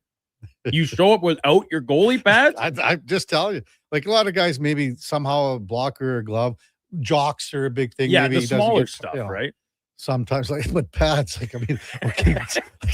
Packing your bag, and it's just like, my bag's sure empty today. I wonder what's up with that. Why is it so light? Exactly. Triple C in a truck says, can MTR even tie skates? Well, maybe this is a question that would have to be answered for the or in the Sports 1440 ODR Classic. Yeah, that we got to organize that. That'll be in February sometime, I think. Sure. Too. Yeah. We'll do it at Laurier Heights. We got to get that organized. What I got to do is I probably got to book the rink. Yeah. You've paid all your I'm a community fees. member. You've paid all your community dues and fees. I'm sure it shouldn't be an issue for you. Mm-hmm. But I think that would be great if we can get, well, it doesn't matter how many people come out. However many come out, we just fill the benches and, MTR right back. I can definitely tie skates, Triple C, you dope. Can Triple C spell yet? Salah gave him issues last week. That was, you provoked that. I Kevin. did, yes. You prodded that along to further spur this rivalry between our most vocal Eagle and 49er fans. Cunny says he wants to ref our little outdoor classic, but I think Cunny should play. Okay. Yeah. I mean, in all honesty, Cunny's a pretty good player. I just wish he would use his teammates a little more. Right. This is a great rivalry we got going between MTR and Triple C. Happy 30-year anniversary on that last Super Bowl, MTR. Oh boy. And then I don't understand the other one. Skater tutor? Well, that'd be like one of the things you like, maybe when you learn to skate. Yeah. For me, what I saw, and I can't even remember if I used one necessarily learning to skate, but we just had a kitchen stool out on the rink, but you can actually get contraptions that you lean on. They got some handles and stuff to help right at the beginning. I know you and the con man are going to be talking about it on Fantasy Frenzy for a fair chunk, I would imagine. But this whole Phil Rivers, interviewing for the Bills head coaching job. What do you think the other teams are saying, thinking right now? Like, what are they? I just don't understand it. Like, this makes him coming back to play the 3 games at quarterback look great. Like, it makes it by comparison. I get it. Okay, they had no one at quarterback. There was no one available, or they didn't like anyone. He knew the playbook. He's tight with Steichen. He could come back and get the job done and play 3 games. And to be honest with you, if you're rating him at a 0 to 10, would you give him a 4 or 5, Rivers? I think a 5 is fair. So that's not that bad for a guy that hasn't played for 5 years. But now you got him interviewing for the head coaching job, not an OC, not anything. And this is a guy with his head coaching experience at high school. But he said, Kevin, after the Colts conclusion, it was people were asking him about going back and returning to his high school coaching job, and maybe does he have a future for it in the NFL? And he said, and I'm paraphrasing a little bit, but this is some of the exact words used, like, with all due respect to the guys that have been doing this a long time and have dedicated their lives to the coaching things, he said, with my knowledge of the game, I believe I could be a head coach in the NFL right now. Yeah. He said it. Now, people can say whatever they want. It's a matter of putting validity and putting any stock in it is another. The Bills, as an organization, have taken about 10 steps backward. All the progress they made in the Sean McDermott era, going from league laughingstock to back to a playoff team to Super Bowl contender under perennial MVP candidate Josh Allen, You have completely regressed this week, largely due to your owner not knowing when to shut his mouth about Coleman into back and being a laughingstock. Mm-hmm. And I'm not saying that Phil Rivers couldn't be a good head coach. He obviously knows the game incredibly well. But it's a shallow pool in the coaching cycle this year. But maybe that should have been taken into consideration when you were the last of 10 teams to fire your head coach. I just want to punch up something, Duke. And I'm going to throw this because it has some similarities. And I'm going to see what you think about this. And I interviewed this guy in 2021, somewhere in there, 2021 ballpark. It was right here in the mall that has it all. Really? Yeah. Now, this is a guy that I interviewed, and he was here for the Brick Invitational. And you know what he was doing, Duke? Coaching? Yeah. He was coaching the Connecticut All-Stars, or what, I don't know if they called them the Yankees at the time, the Connecticut All-Stars. Mm-hmm.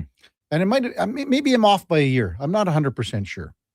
Anyway, he's coaching 10-year-olds, and his son is on the team. His name is Marty St. Louis. I've heard of him. Okay. So he's coaching 10-year-olds. And not long after that, he gets hired to become the head coach of the Montreal Canadiens. So what's different about St. Louis to Phillips?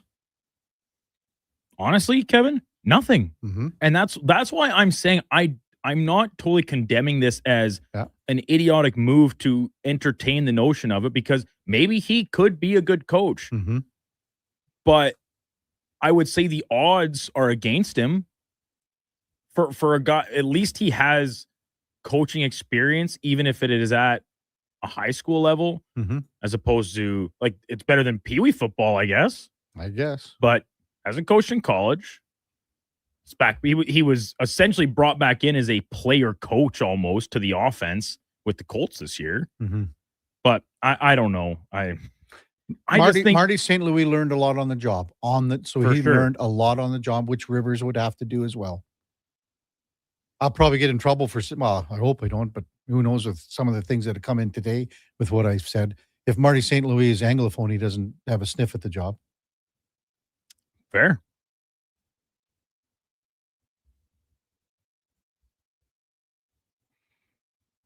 (833-401-1440).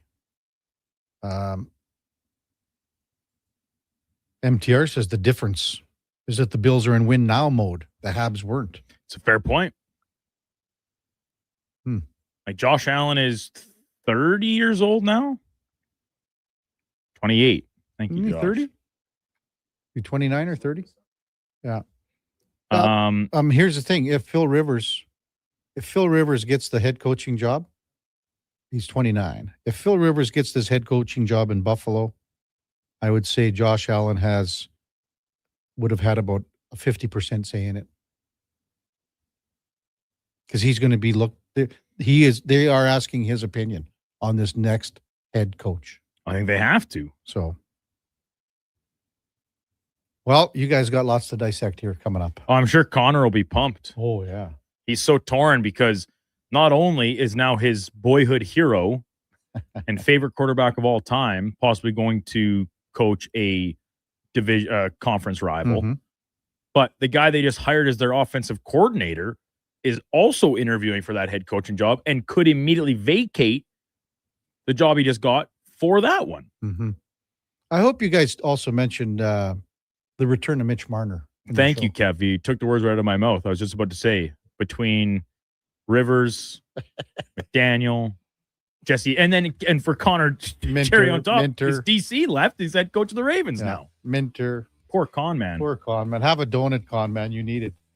Coming up at the top of the hour, it is Fantasy Frenzy with the former Ross Ship teamer, Connor Halley and the Duke of Delburne, 12 o'clock. It's the Lowdown with Alan Mitchell, 2 till 6. Jason Gregor drives us home with the Jason Gregor Show. We got Fox Sports all night. The Triple S tomorrow morning at 9. Who's in here? Josh is in here. And Josh and Paul Sir will be with you at 10 till noon with Hoop City. Before all that, time now for a Sports 1440 update brought to you by First Round. And again, they are rocking and rolling this weekend with the divisional championships. They've got the Pro Bowl brunch. You could win a jersey. You could win a helmet. We'll talk more about the giveaways next week for First Round because we'll be giving away tables for 6 for the upcoming Super Bowl party. So we'll be doing a lot of that next week. Hope you have a terrific rest of your Friday and a great weekend too. We'll see you back here on Monday morning. Thanks for listening, and we'll see you back at 7 o'clock on Monday. Until then, here is the Duke. This is the Sports 1440 update.